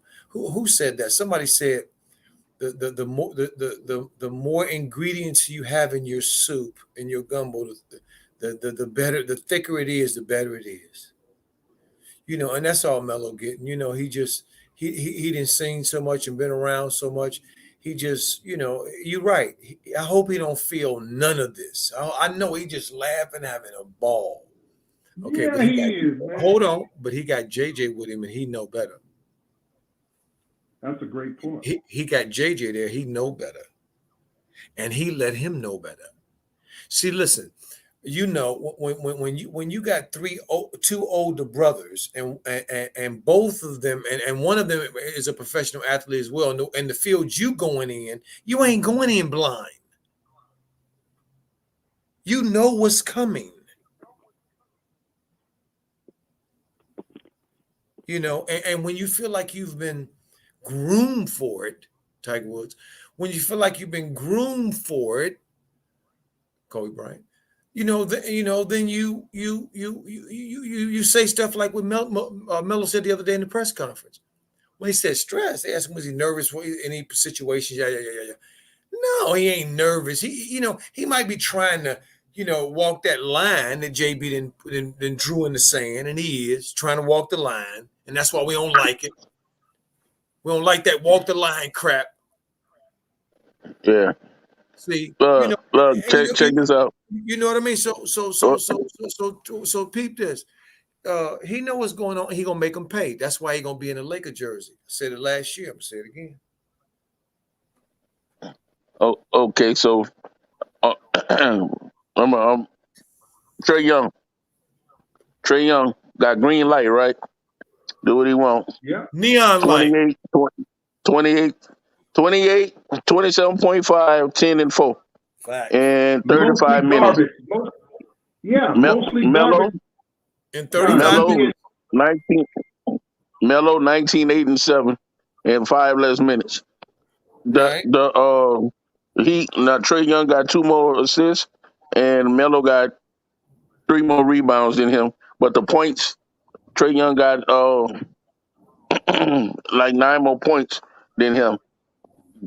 And you talking about a player that's being pulled out the game time after time, back and forth, and he's still putting up these type of numbers. Imagine if this man just let the dude play. Facts. He would be putting up these same numbers, if not better. Facts. But guess what? Check this out. We know he's not going to be voted in, right? We know he's going to have to be picked. Who's picking? The players and the coaches. Right? Yeah. Hey, bro, man. Right? Where is he at the voting? He was 5th in voting at one time. He's still 5th. He almost at 1 million. He's still 5th. But how did the reserves get in? They get in by the play. So now this is what I'm looking to see, and it's 2 things at work here. What Aquarius said, 21 said, which is the track that Lamelo is on, and if it is in the plans, the infrastructure of the NBA to promote him. Because remember, the voting system is not open to us. We don't know what the votes really are. We just have to take their word for it. And because it's an all-star game, nobody really makes a fuss about it. Okay, so they definitely was skewed last year. Right, but check this out. Was skewed last year. Right, but if he don't make it, it just tells me that the players and the coaches didn't go. The NBA didn't let them go with their heart, because all of them know who he is, and they all know what he means. Because if you listen to all the opponents after they play the Hornets, they tell you, they all sing his praise. They say he look at the other team. Look at the other team, coach. Like, right.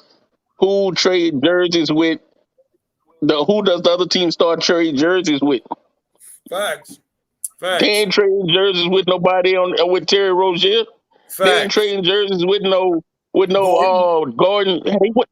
Facts. That's crazy. It's insane.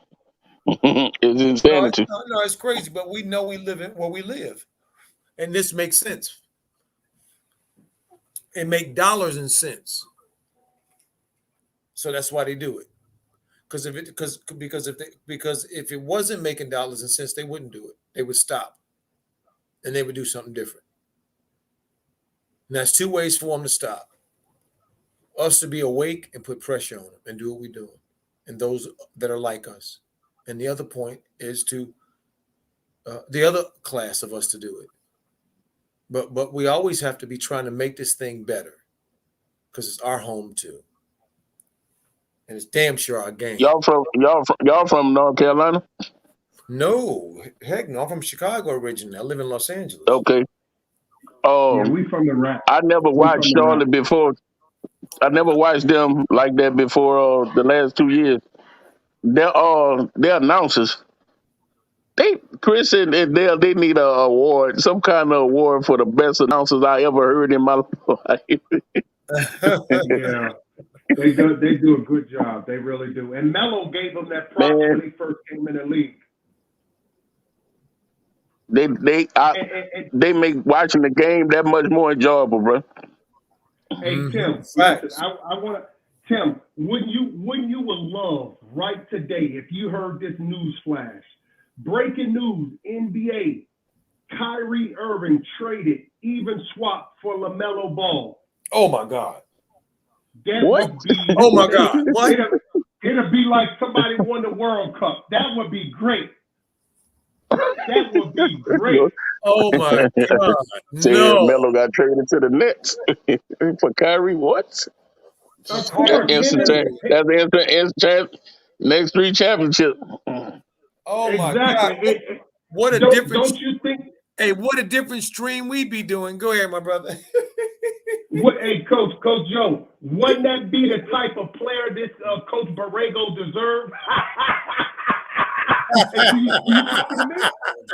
Me, Borrego? Man, shut up, man. You can tell him what to do. He deserves that. That would be great karma for him for what he's doing to our boys. You know what I'm saying? So let's read some of these comments. Coach, get to some of these comments, man. Hey, he's Go up for in the chat, man. Go for it, man. Well, okay. Joey said, facts, Jay-Z run part of that, and the new owners got deep pockets. Hey, no cap. Remember, this is who is the agent for Melo. Am I right, Coach? Facts. Is this what they call them, Rock Nation? Isn't Rock Nation could make it happen? Facts. You know what I'm saying? So that's how pendulums move in this thing. They plan these things ahead, you know, and I wouldn't be surprised once Michael Jordan milks and get all the money he can get, because I personally feel it's a money play, nothing else. His dad may have some a percentage of that, and they don't really much care how you get there. Once you become a money maker, listen. When that girl is dancing on that pole and you just got paid, you gonna throw that money on stage. I'm gonna say it again. When that girl is dancing on stage and you go up in that nightclub and you just got paid, you throwing that on stage. And that's what's going on now. He's listen, he will be the first. Listen to this, Tim, you there? He there. Okay. I'm still Okay, listen to this. I'm about to blow you away with something. I want you to track this. Put your seatbelt on, family. Put your seatbelt on. I want you to track this. Strapped in? Strapped in. I'm going to say his whole name. I call him Meloverse, but LaMelo, LaFrance, Ball, he's going to be the first billion-dollar player. Watch. Bingo. Oh yeah. Follow that. Oh, yeah. I believe that. Michael Jordan knows it.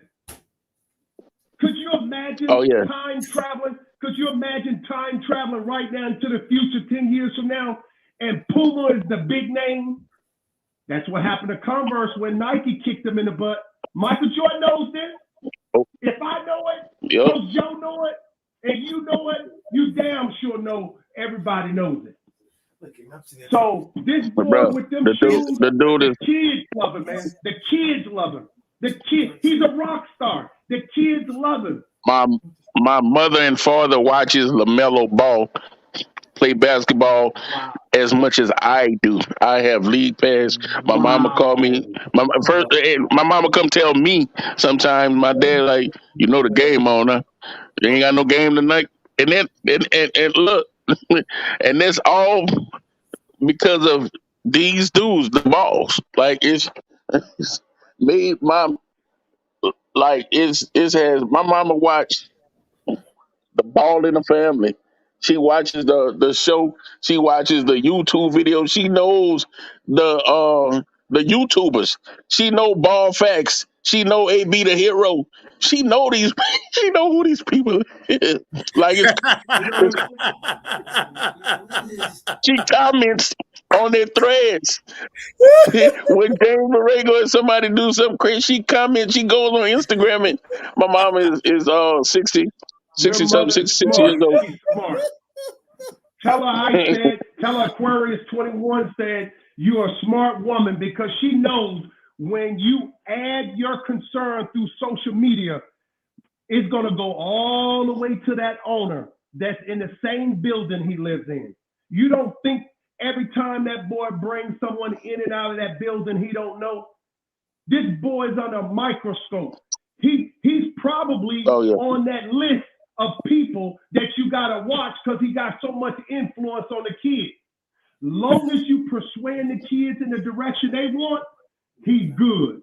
But in this case, man, they know the influence on this kid, man. You see how easy it is for me and Joe to just talk about this, and then Tim come in there. Tim love talking. Coach Joe love talking. Aquarius 21.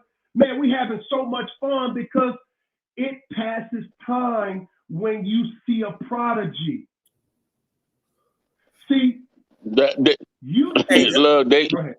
Hey, the light draws light into itself. We at the beginning of just the beginning, family. It's a beautiful thing. When he said my son is better than Steph Curry, I understood what he meant.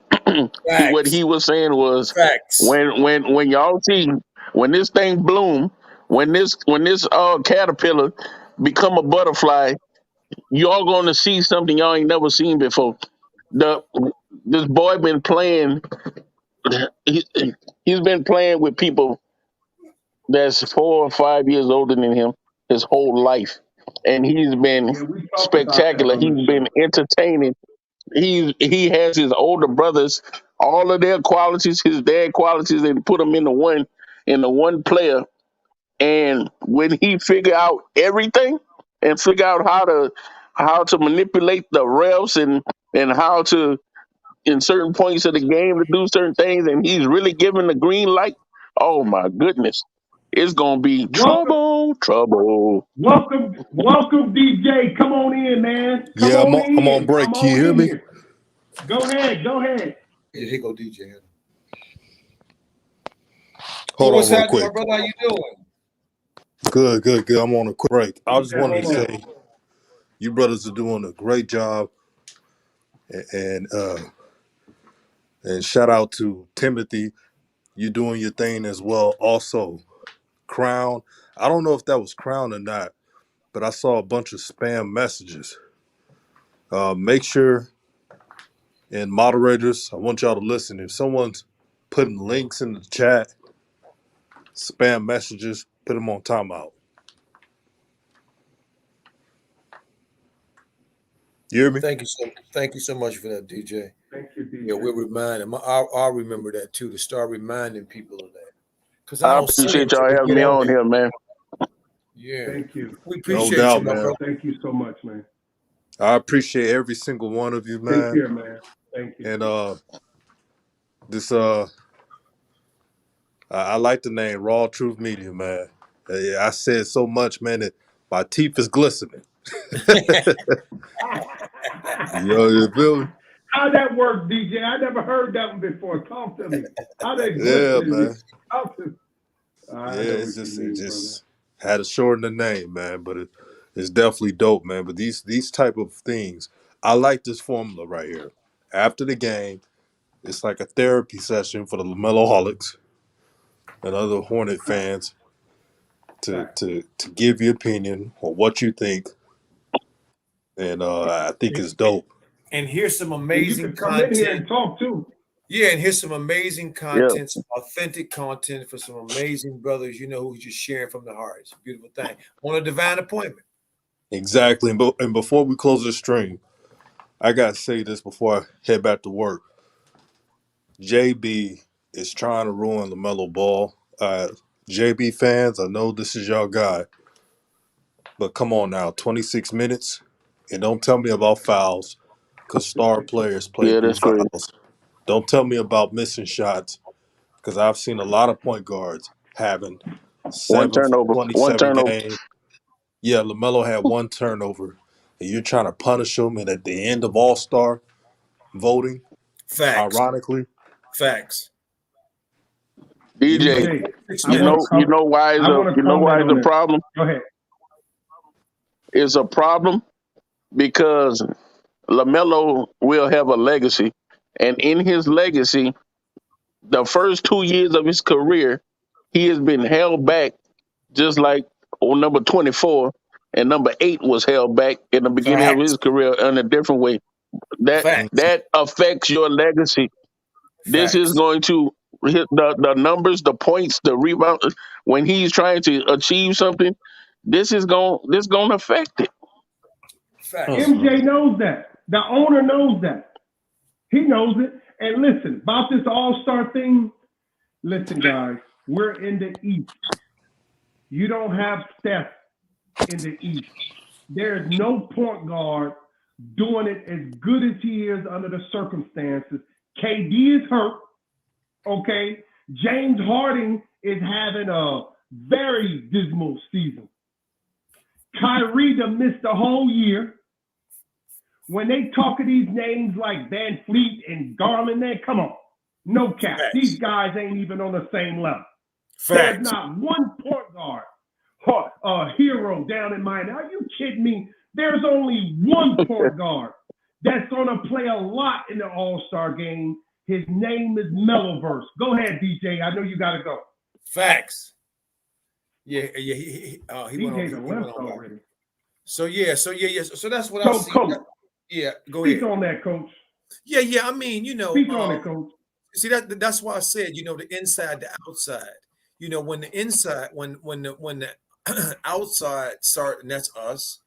When we start sounding more like the inside, then consensus is reached, and you've gone past the point where you can't return. Meaning, when we on the outside of the locker room and outside the organization are starting to say things that the people on the inside are starting to look at and then going, wait a minute, I think they may have a point.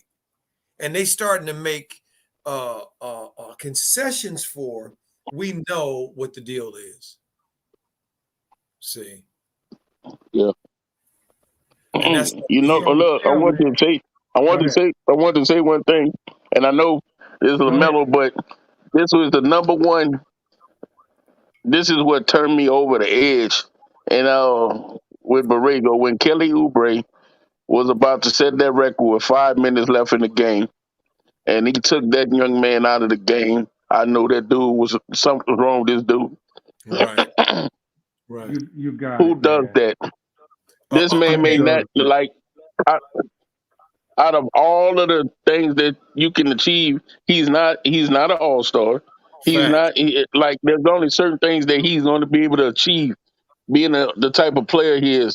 You got a chance to break Klay Thompson's record and be solidified in NBA history for the rest of your life. I'm pretty sure he would have broke 11. the record. Yes. He could have had 11 3-pointers for 11 the way he was shooting. Bruh, that was the most disrespectful, evil thing that I ever seen somebody do a player. I couldn't believe that. I could not believe that. You know what, Timothy? What it confirmed to me, my brother, was that he was who we thought he was. He's the overseer. Yep. And our concerns are not his concerns. And that's the problem. Yep. Because when they have to write that check to Oubre, because nobody is buying league pass, nobody is going to the games, nobody is buying jerseys and shoes for any of them dudes. They don't push this needle at all. The bottom line, and when the outside start looking more like that, like the inside, is when real change is going to happen. It's happening. Because don't believe people, don't think. See, before they do something and start putting what we're saying on, you start hearing more of it on First Take and all these places and FSC before is they start talking about it first, because the producers got their interns in here and they're listening. See, for new content, new ideas, stuff that's trending. That's trending because we set the trends in all things. We set the trends. So don't believe, so understand what you're saying is it's being heard. There's about 50 people in this chat, but when it finishes its rotation, it'll be over 1,000. Believe you me, a lot of people are listening to it and bringing it up in meetings. Well, hey, what about this here? And people are saying this here, there. It's important. And that's the work that we can do in the year 2022. Go for it, my brother. Yeah, that's just like what Farrakhan said.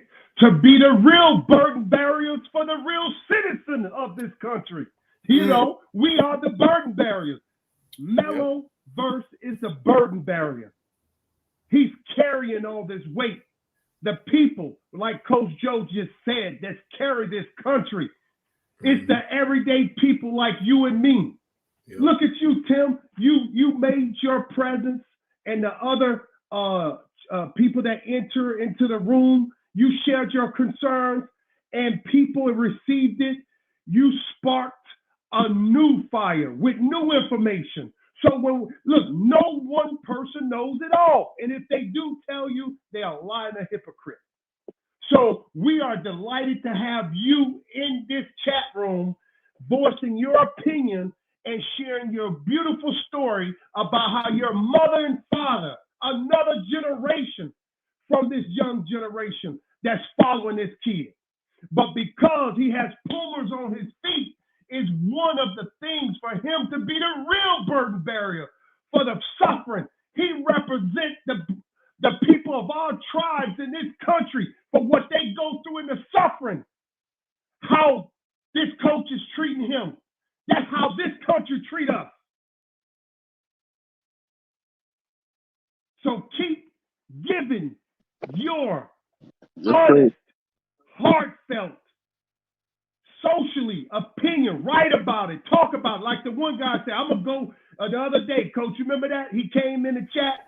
I can't remember his name, but he came in the chat. He said, I'm going to go on social media. I'm going to write about it. I'm going to talk about it. Yes. That's how you affect change. Right. We the people.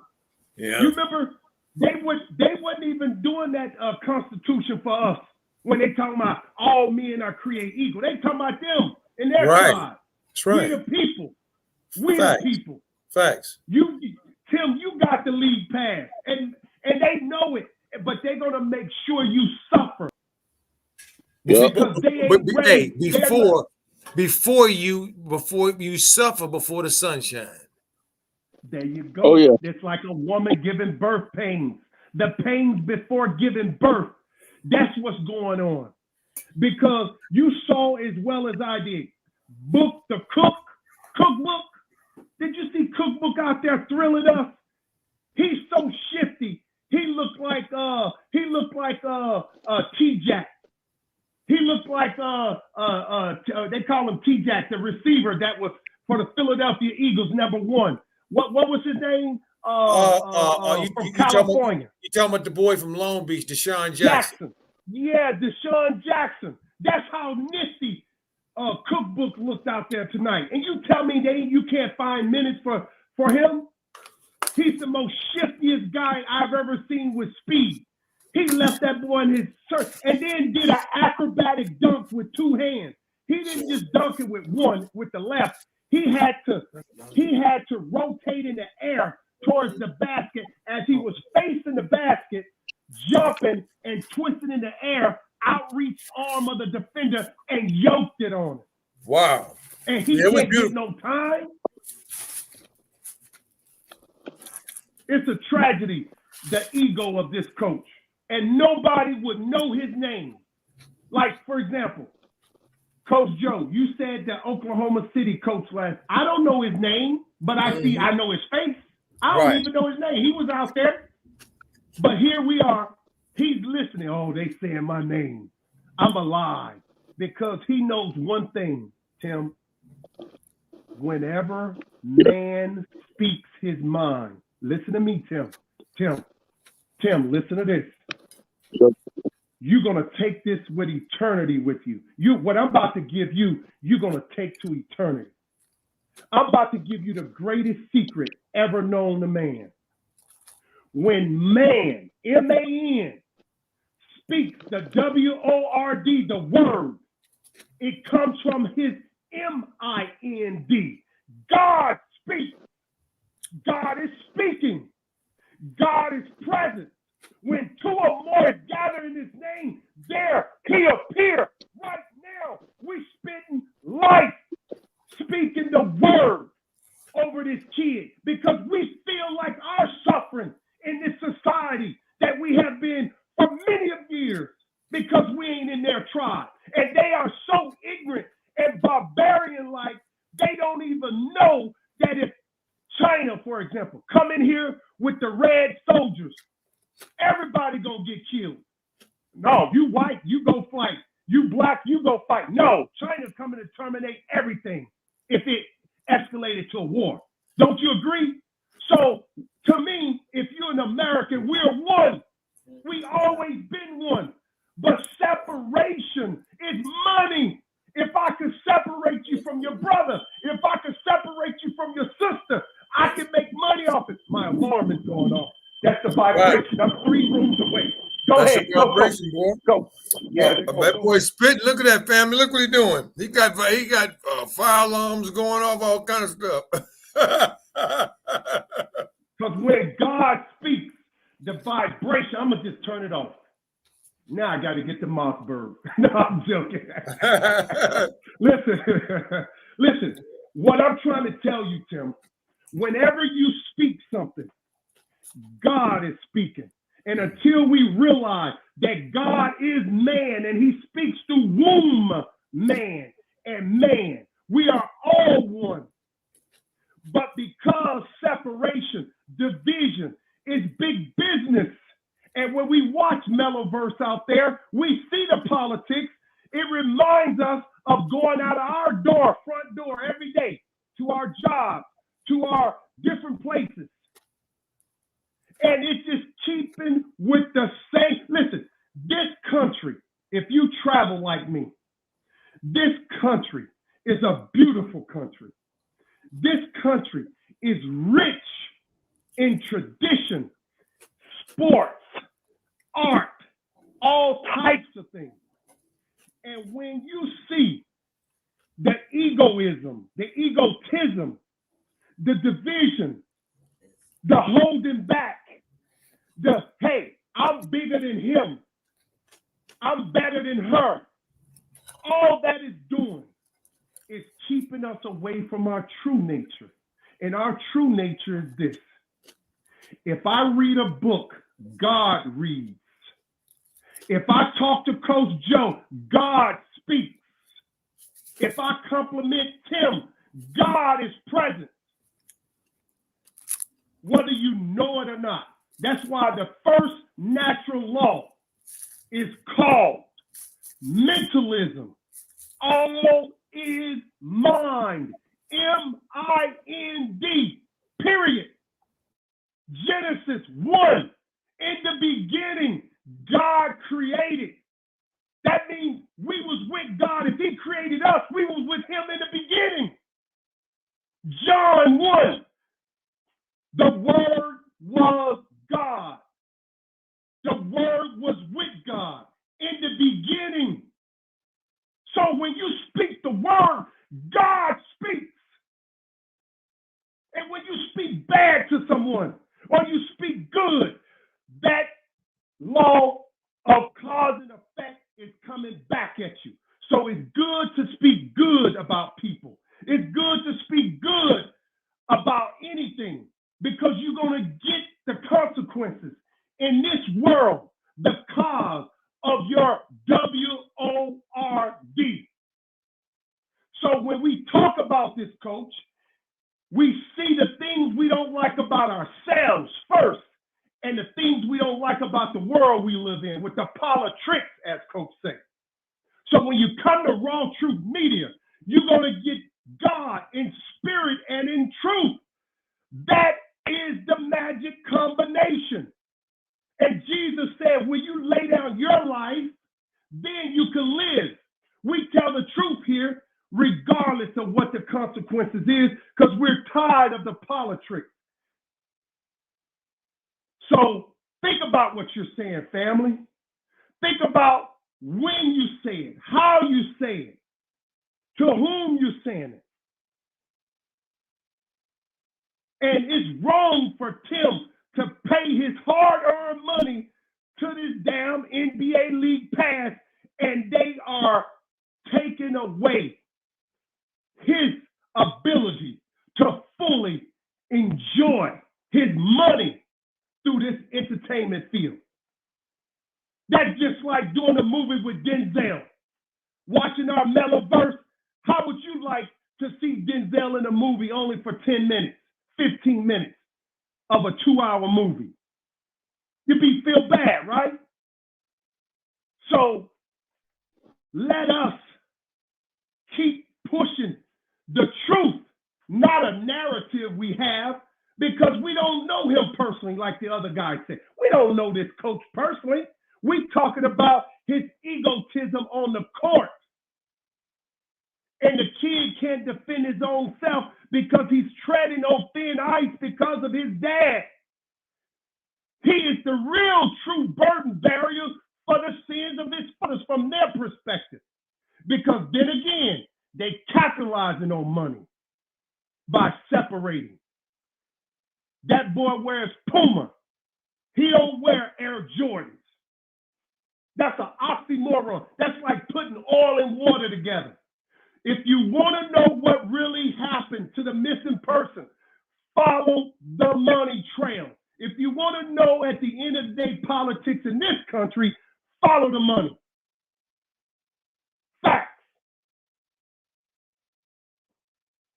So I just wanted to share that with you guys. And I pretty much have said too much, to be honest with you. But I hope that I spoke from a place that you guys can take something to bed with you or where you're going, no matter what place you guys are, country you guys live. I just want you to keep fighting for the truth, because here at RawTruth Media, you won't get this like no other place.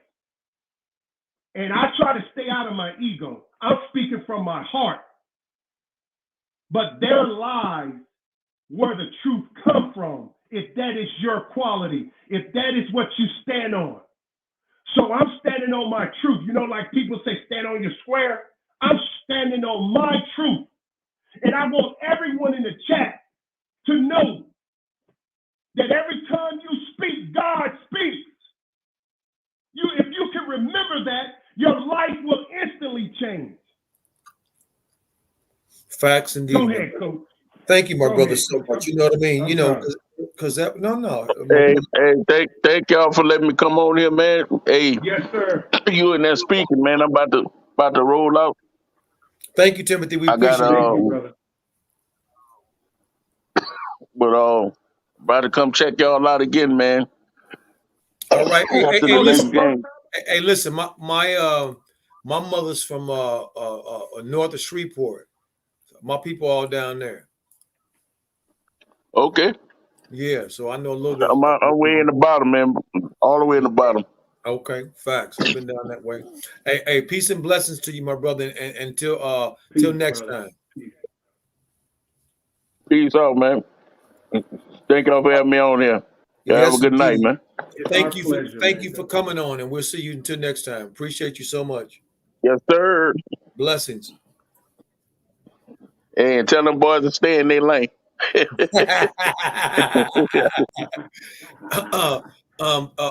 Thank you guys so much. Listen, first I want to say first and foremost, my brother, that was so beautiful. Anything you want to finish with as we tie up? Coach We're Joe, going on it's just an 4.5 honor and a hours. pleasure. It's been beautiful. Coach, I spaz out when I'm with you, man. So you're gonna have to stop me. We don't do that natural. on Raw Truth Media, my brother. Of course not. Of course not. But I'm just saying, I really forget about the time. So I just enjoy. Let me just share this.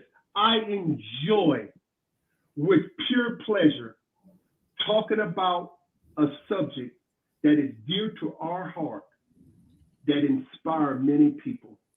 I am very thrilled and I'm at peace and I feel a serenity to do this show with you, brother. Coach Joe, God bless you. You as well, my You brother. are a master. You are a master teacher. I'm going to say it 3 times. You are a master teacher. You are a master teacher of professional basketball, and first and foremost, of life. Peace to you, brother. God bless you. Well, and thank you, everyone else that joined in the chat. So you can close us out. I appreciate you so much. Thank you so much for that. And I mean, you know, look,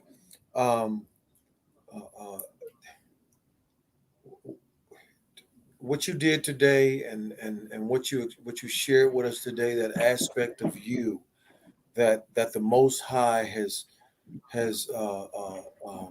anointed and given you the energy and the focus and the authenticity to come out and be authentic in this way, my brother, without pretense, and for us to tie it into all things, because from the one became the many. I appreciate it. I appreciate it more than you know.